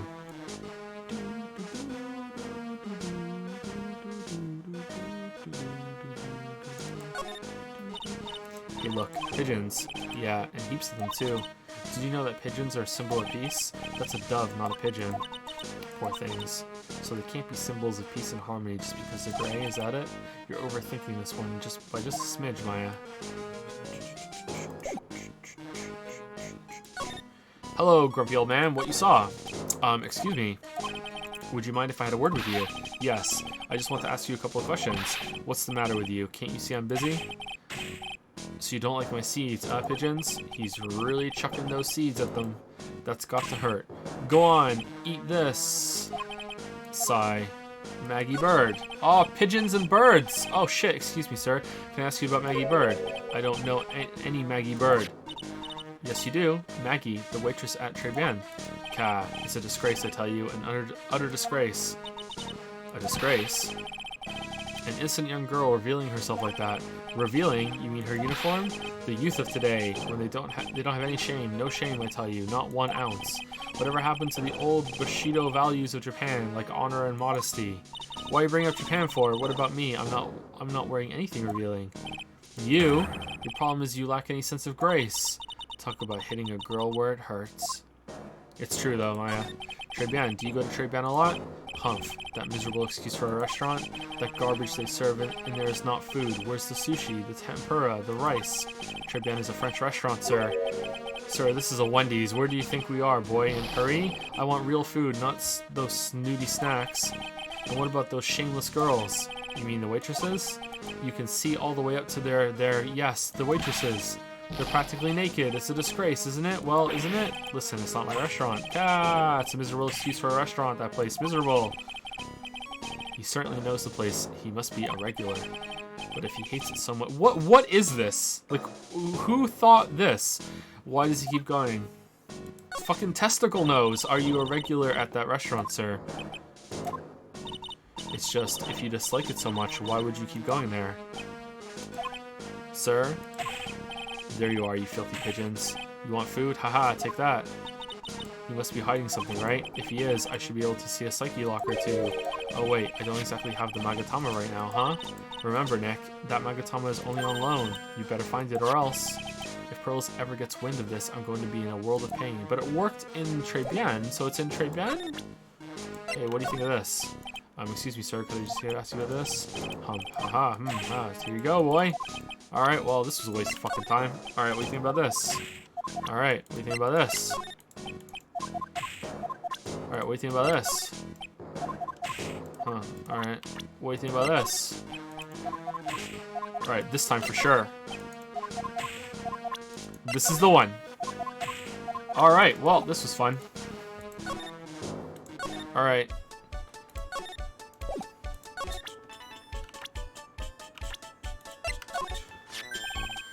Mademoiselle, yes? Are you looking for a job? What? No, I was just... Let me see, your style is un più differente, but you have a good... Felicitations, you have passed. I will hire you. Bien, come visit me. I will teach you everything I know. Nick, help. Wait, this... The book is important? I don't know whether to laugh or feel bad for Maya. Maybe I should do both. Wasn't she in a waitressing outfit in the preview? This must be the table with poisoning.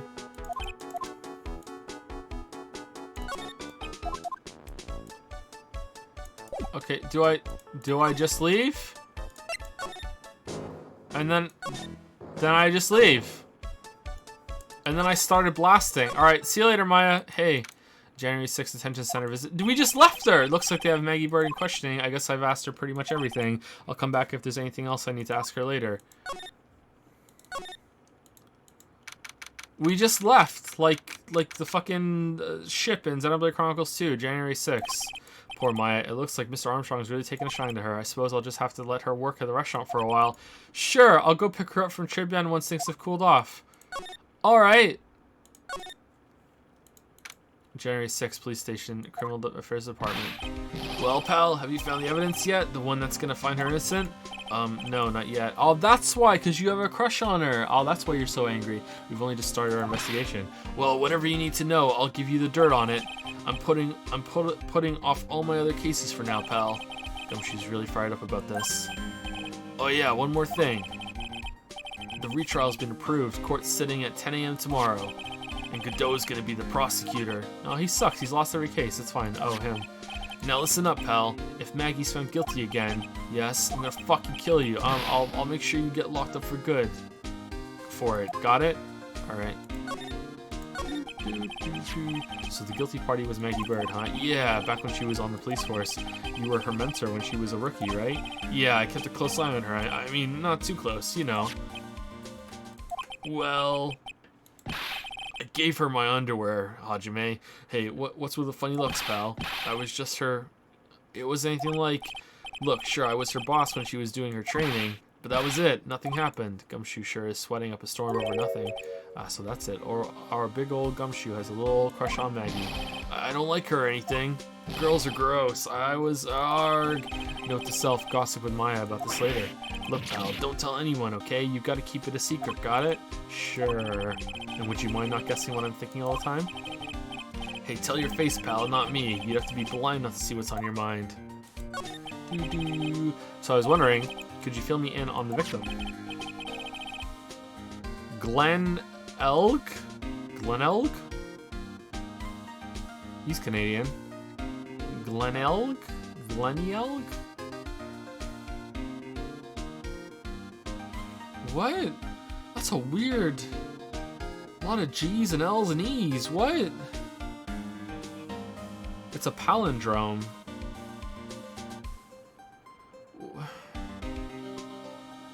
What? Okay, he was a computer programmer. I see, a programmer. He was just a regular Joe working for a small-time computer firm. Maggie never had any contact with the guy before that day. All she did was take him his coffee on the day of the murder, pal. Yeah, Maggie also claimed to have never seen the guy before. Did the victim go to the restaurant often? Not according to the chef. Said it was the first time he'd seen the guy. Programmer and a first-time customer at that. What possible reason could Maggie have had to kill a guy like that?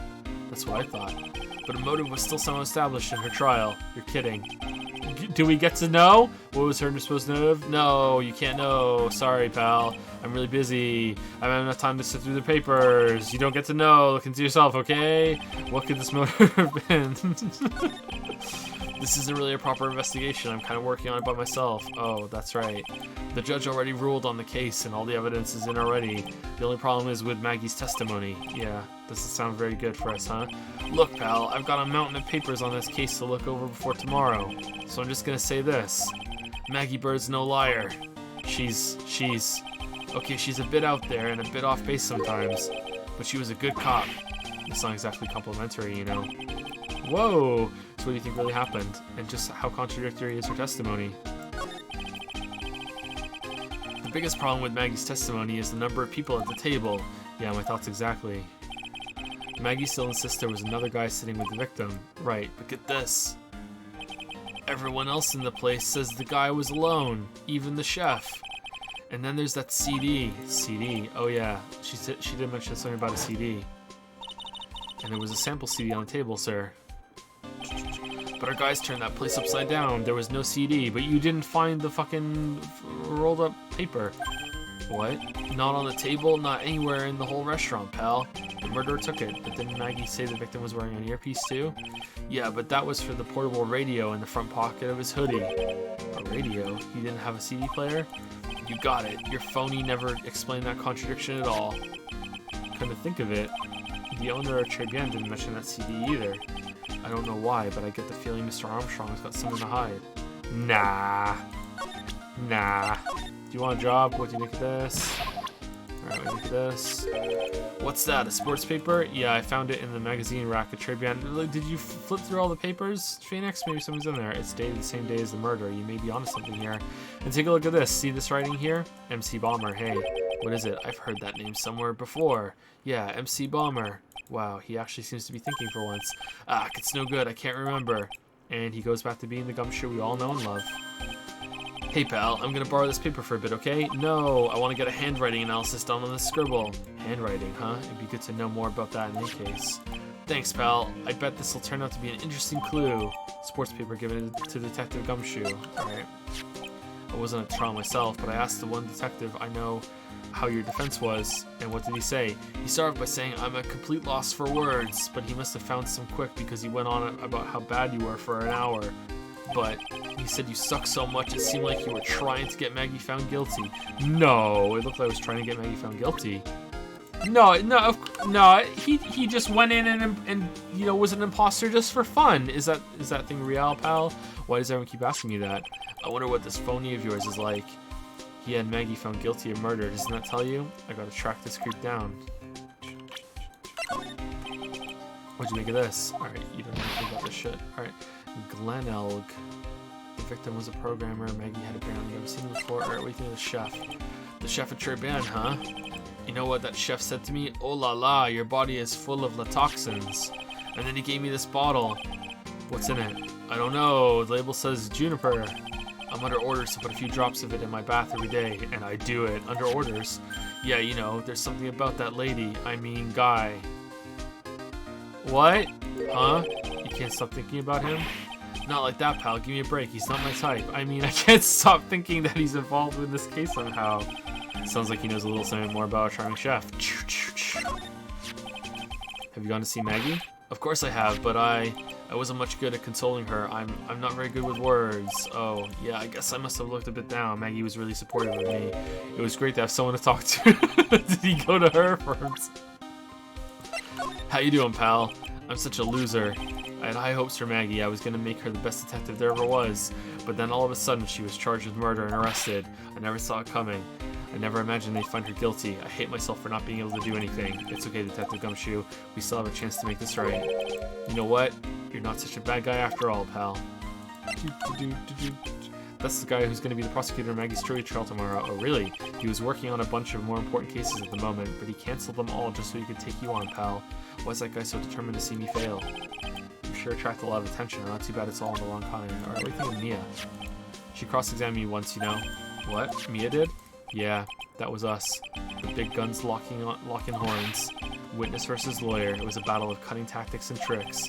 But the witness isn't supposed to play any tricks. I can't believe she's gone. Hey, so how come she's not with you today? She's working down at the restaurant right now. Working, huh? Yeah, it's tough being broke, I would know. Okay. Next time I see her, I'll show her how to make the world's best instant noodles. We low earners have to stick together. It's the only way. Why is he shaking my hand with such enthusiasm? Alright, so I presented everything to him. Nothing. Oh, the charming chef. So what exactly is that? What exactly is it that caught your attention about the chef at Très Bien? It's kind of hard to say. You guys probably not even connected with the case anyway. Hey, come on, detective, didn't you say you'd give me the dirt on anything? Well, this sort of stuff is kind of unimportant, gossipy stuff, you know, pal? Look, how about this? You go to Très Bien and investigate the place yourself, and if you find out anything suspicious about the guy, you report back to me, okay? Don't suppose I get a choice in this, huh? Guess I better find out more about the chef at Très Bien. The chef and Très Bien, then report back to Gumshoe. Alright, we're working for Gumshoe now.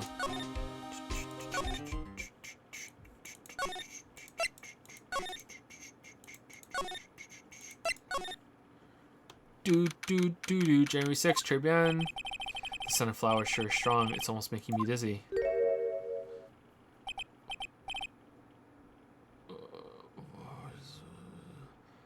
That is a very large head. What? Oh, hello. Who was that just now? A customer? She had sort of a dark aura about her. Ah, welcome. B Avenue. You get like Wednesday Addams energy. What a cute voice. Oh, it's just you, Nick. Maya. Well, how do I look? Terrible. Maybe you should quit being a spirit medium. Maybe, but it's kind of boring being a waitress. I mean, you're my first ever customer. Then who was that woman I just saw? What woman? Oh. Since you're here, you might as well have something to eat. I am kind of hungry, actually. So how do you like your new job, Maya? I never knew there was so much for a waitress to do. Take people's orders, bring them their food, make coffee, work the cash register. Of course, we need a customer before I can do any of that. Yeah, it's a nice looking restaurant. It's a shame more people don't come. Maybe it's because one of the fucking booths is still a fucking police fucking crime scene. Don't forget about the ultra cute waitress. Who's that? Check out my give me a tip smile. Hey Nick, why don't you order something? The chef's preparing a tasty lunch set at the moment, or so he says. How much is it? It's the twin tea set, so it's $20 of course. The twin tea set, I believe I'll be taking a pass on that. It's kind of expensive. What? But you can't. Come on, Nick. It's not every day I get to be a waitress. I want to try carrying plates and working the cash register. How about cleaning the toilets? That should keep you busy. Yeah, right. Maybe later. Phoenix, why are you being a dick? Order something. About the lunch. Oh, a fine choice, sir. No,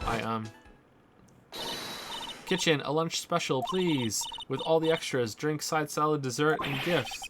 Gift? I don't need any of that. Just a moment, please, sir.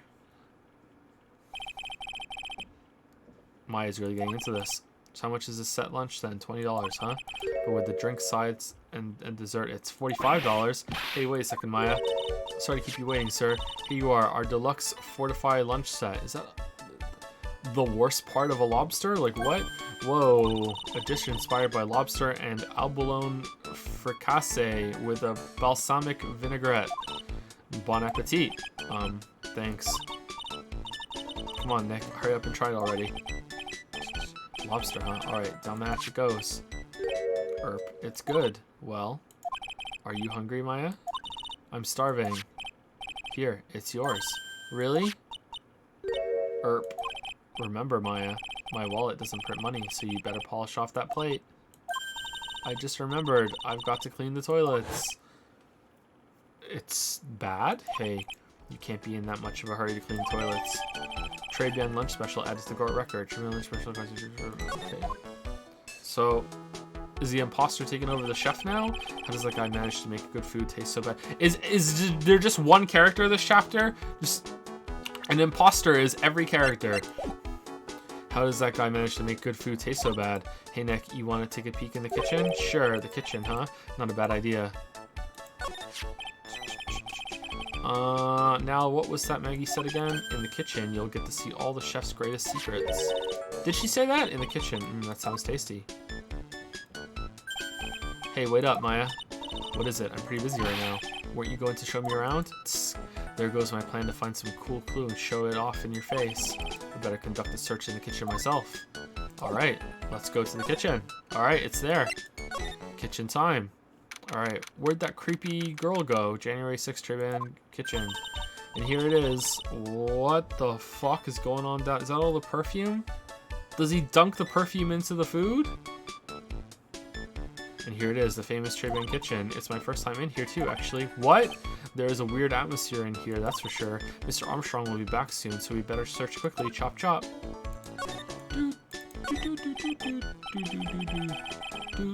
What's this? It looks like a treasure chest or something. Wow, look at all these little bottles. Oh, they're aromatherapy oils. He's got so many, they're overflowing onto the floor. Let's see. 1, 2, 3, 98, 99, 100. They're all the same too. Hey, wait a minute. What is it? There's one bottle that's different from all the others. Well, what do you know? And it doesn't have a label either. Oh, it's green. It's the fucking someone put the Magatama in the blender. And it still works. Ah, sniff. It doesn't smell. So what's that liquid inside then, I wonder? Hey, Nick, we should borrow this. I mean, look how many bottles he's got. He won't miss one, will he? He won't miss the one that's different from all the others. Found in the kitchen. Shape is different from the other bottles. Contents unknown. Now this is one large mirror. I bet this is where he makes himself look pretty. There's a book on the dresser. Clarice Armstrong's Bedtime Literature. Not exactly Pulitzer Prize material, is it? It looks like a collection of poems he's written. Poems? Cool, read one out. And say it in your best French accent with intensity, okay? Okay, here's one. Ahem. It's called Printemps. The two of them, like actors from a film. The coffee still undrunk. Sweet nothings over too soon on that sad Sunday morning. The foolish cocktail so delicious. Take the last sip of your tea and I will know what I will do. I must lie to you. I must. Fucking nailed it. Nailed it. Isn't that a confession of guilt? Huh, that's it. Yep, that's a poem for you.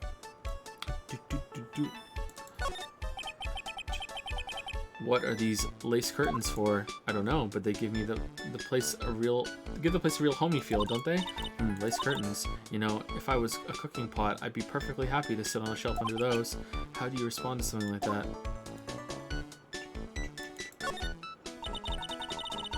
Maya's looking pretty fucking cute. Now I know I'm in a French restaurant. I've never heard of most of these seasonings. Hey Nick, this container has oyster sauce. What's that? Isn't that used in Chinese food? Look, right there on the counter. Ooh, my Magatama, what's it doing there? Ooh. No, it's a cake. What indeed? Magatama put in pocket. On loan for Maya. What? How? Okay, what the fuck's going on? Now I know I'm in a French restaurant. Okay, we did that already.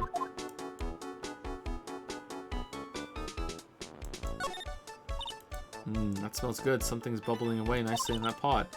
It must be the lobster and abalone fricassee with a balsamic vinaigrette. Isn't that what I just ate for lunch? Maybe. What you ate is the only French dish I know the name of.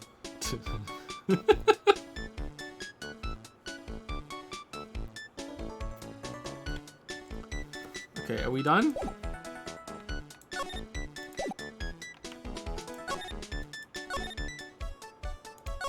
Hey, how did it get in there? About this. Sorry, Nick. Okay, you don't give a shit. Alright.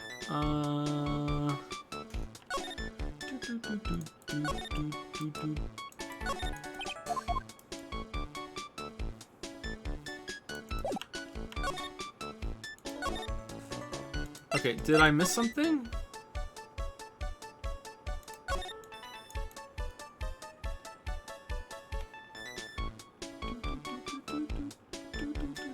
No, it doesn't look like it. Okay, I guess I'll go talk to the old man now with the, with the Magatama.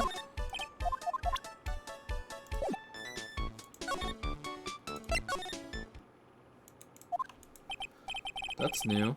The old guy's not here anymore. Drat. And I still have some unanswered questions for him. A scooter, huh? Who'd leave it right in the middle of a park like this?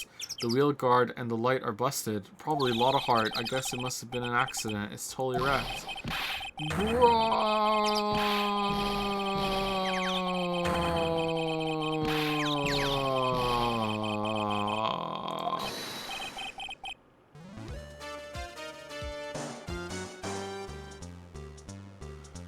Kiru! Well, that's definitely the hair. But who's gonna think that's Phoenix?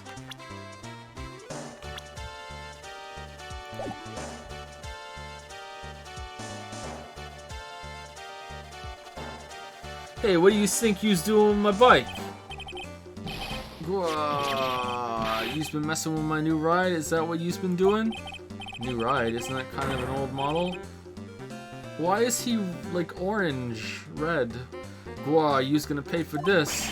It wasn't me. I was just passing by. Hey, then who's the one that covered my saddle in crap, huh? You's gonna pay. You catch my drift? No, wait a sec. It's not a pigeon or whatever. A wise guy, eh? Whoa. I ought to beat you so hard it'll feel like yous were smooching the express train. Uh-oh. Yous better watch your back. This ain't over. I'm gonna round up a group of lawyers and then yous gonna pay. Actually, I'm a lawyer myself. What'd you say? I'm Phoenix Wright, attorney at law. Phoenix Wright? You saying you Phoenix Wright? Yeah, I am. So you a wise guy too, huh? Cause I'm Phoenix Wright. Oh, we're just doing this right now. The one and only. What? You're Phoenix wrong. Out of my way. I'm gonna cruise something? He's gone. Surely that guy wasn't my phony, was he? How did no one notice he wasn't anything like me? Guess I'd better make a note of the scooter. Scooter added to the court record, ridden by my phony. The wheel guard is all smashed up. How come the Magatama didn't go out when the guy said he was Phoenix Wright? Gah, pathetic. Oh, it's you. A few threats from a little brat like that. And you look like a pigeon that's got seeds in its eyes. Have you been here the whole time then? I was in that strawberry. I had some thinking to do. More like you had some cowering to do.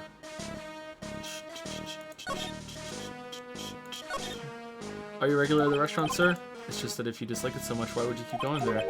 Sir, there you are, you filthy pigeons, you want food? Haha, take that.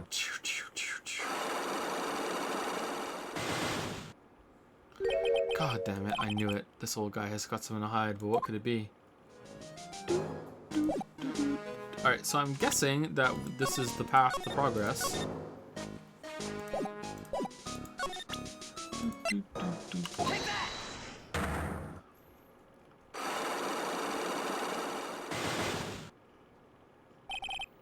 Tribune regular. This time you told me the truth. Why are you a regular at a restaurant that you dislike so much? Isn't it obvious? People only have one reason to go to restaurants. To eat. To eat. Is that the whole truth? What do you mean? I don't think you go to that restaurant for the food at all. You insolent brat. How dare you accuse me? What proof have you got? I can tell that not you nor anyone else in the world will go to that place for its food because the food sucks. The proof is in the pudding, literally, or in this case, the lunch menu. Or in this case, the Pokemon. That's the twin tea set. The food at Trebian is terrible and expensive. You're wrong. It's cheap. Huh? Boomer. I'm rich. I inherited money when I was a boy. Yes, I'm stinking rich. I haven't done a job of work since I was born, other than feeding the pigeons. What a load of crock. The taste another story, but the price is nothing to me. So, you're saying that you go there because you've got money to burn. Exactly. I have so much cash I go for a swim in my money vault every day. Unfortunately, that's a lie. What? You don't have money to burn. You're flat broke. Because you had a job thing.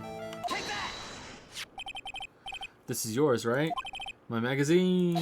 Why would a rich retiree be looking for a job? I was... Ugh, so what? So I was looking for a job. I'm buying a lot at the moment. I need spending money. Oh. I don't go to that restaurant for food. I just go for the Java... Chino? Yeah, I think you mean a cappuccino. Anyway, how much does a cappuccino cost there? $8. Those had better be some golden beans. I've never had a cappuccino. Is it good? I wonder if I'd like it. What's your problem? You think a poor man would be better off drinking dishwater, do you? Is that it? No, I wasn't thinking that. I was wondering if the coffee there is really that great. No, it's not, but anyway, yes, that place has free newspapers to read every day. Newspapers? Exactly, they don't want me hanging around at home, so I go there. I'm sorry, sir, but there are no free papers to read at Très Bien. Yeah, someone told us that.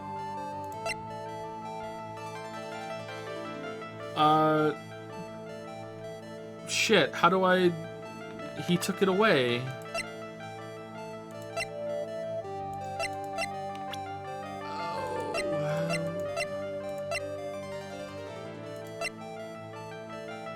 But let me just present nothing. Alright, it's not that. Not that. Not that. Not that.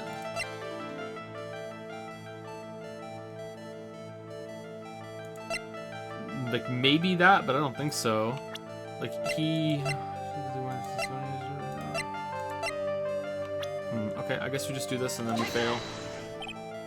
Well... Alright, so yeah, that's it. Fuck.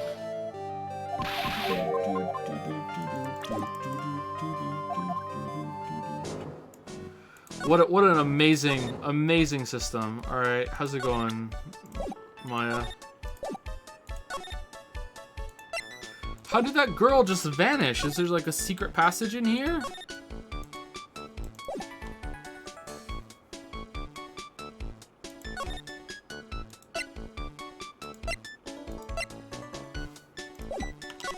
Wait, let's present this to her. Oh. Oh, our imposter isn't on here. Fuck.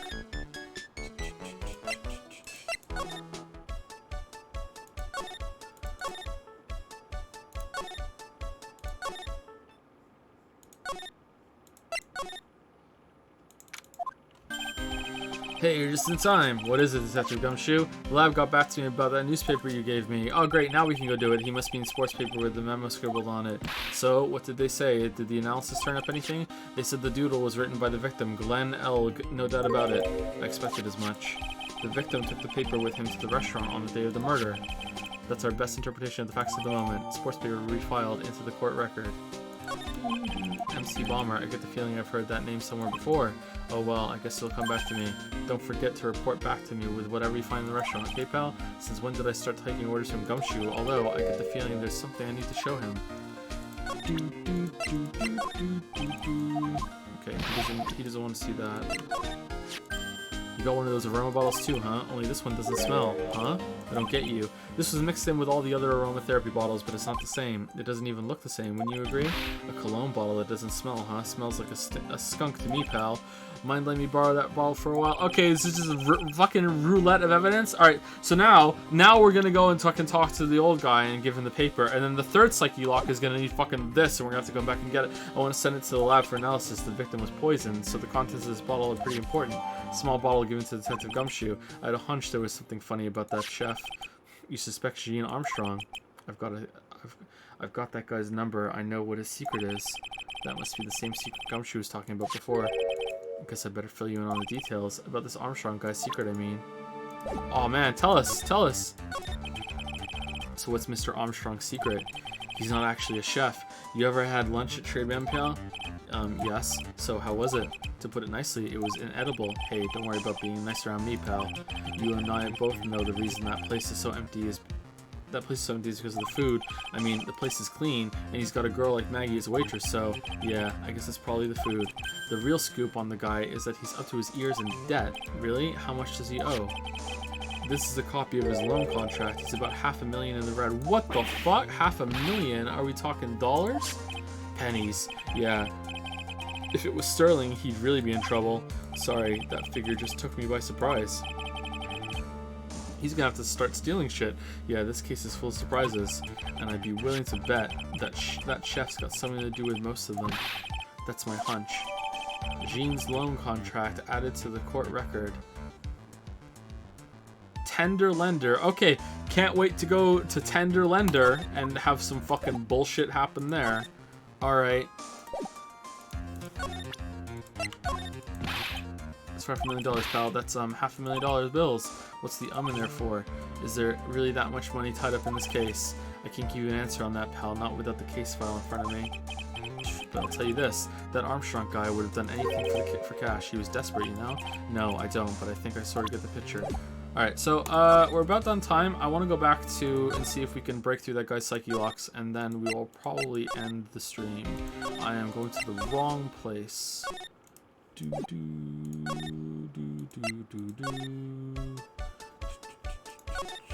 he in the kitchen now? No. Well, he's gone for a while.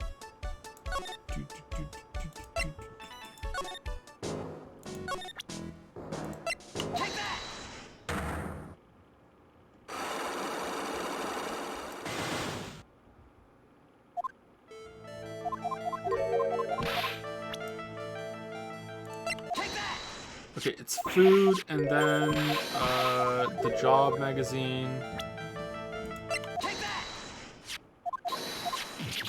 This investigation seems a bit less boring. At least, yeah, it's better than the last one, I think, so far.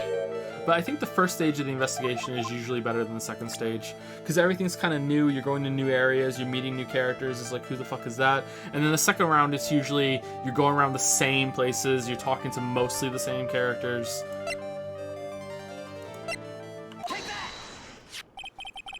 Take a look at this. What is it? It's a newspaper I found behind the magazine rack at Très Bien. So, what of it? This was the only paper there, and it stayed more than 1 month ago. What? You see what I'm getting at here? That restaurant doesn't get newspapers. Fucking hate newspapers. This is just one that a customer happened to leave behind. Arg. Tell me, why are you so determined to hide the truth? I'm not hiding anything. I'm going to have to put this guy out of his misery. Listen, the real reason why you go so much to Très Bien is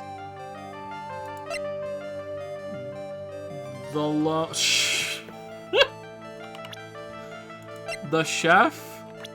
Okay, so it has to be either he's a part of the loan, the chef. Well, aha, you're wrong. Shit, you're a part of the loan. It can't be the loan. Does he go to see Maggie Bird? Oh, it is Maggie Bird. What are you asking me about that girl for? She was the waitress at Très Bien. Therefore, the answer to the mystery of why an old man would drink expensive coffee at a terrible restaurant is the waitress. Arrgh, but I don't recognize that face. And you are probably telling the truth here, because you weren't looking at the girl's face. But at her outfit. Gulp. That's the truth, isn't it? You became a regular at the restaurant because of the waitress's uniform. That uniform is all you can think about, isn't it? I can't take it. Really? To you, that waitress was your... Enough, please. No more. Stop saying that word. Stop saying waitress. Stop it. Stop it. Stop it.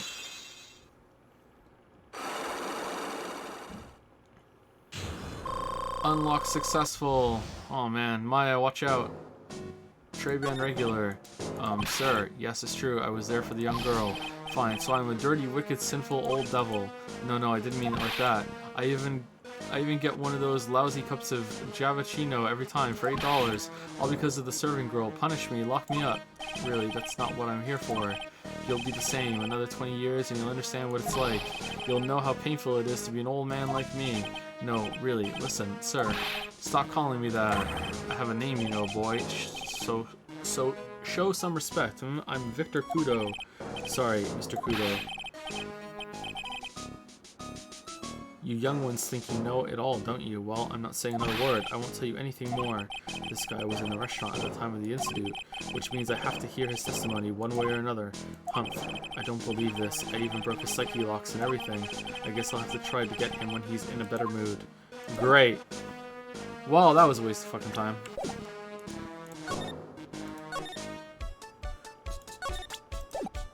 Hey, he's in debt. About this. Alright.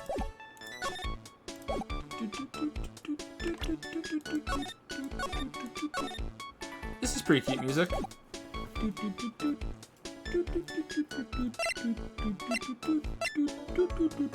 Thank you, Necron Gaming, for the 3-month resub. Thank you to Hey I'm Punny for gifting a sub to Merrick for 2 years. God damn. Welcome to the 2-year club, Merrick. Thank you, Ketsty, for the new sub. Welcome, Ketsty. And thank you, Ardell1, for the 4-month resub. Thank you very much. And I think that's it for me, guys and girls. And I will see you tomorrow. We might go a little later tomorrow, depending on how the splits are with finishing this investigation and the trial. I don't want any game to really go on for many streams. So if that means we have to stream longer, I'd rather stream longer to get it done in fewer streams, because I feel like that matters. But yeah, that's it. If you are confused about the new stream format, if you missed the beginning of the stream, I urge you to go back and watch the beginning of the VOD, and I speak about it and I clarify some things, and that should be more illuminating about what's going on. Anyway, see you all tomorrow. Have a good rest of your day.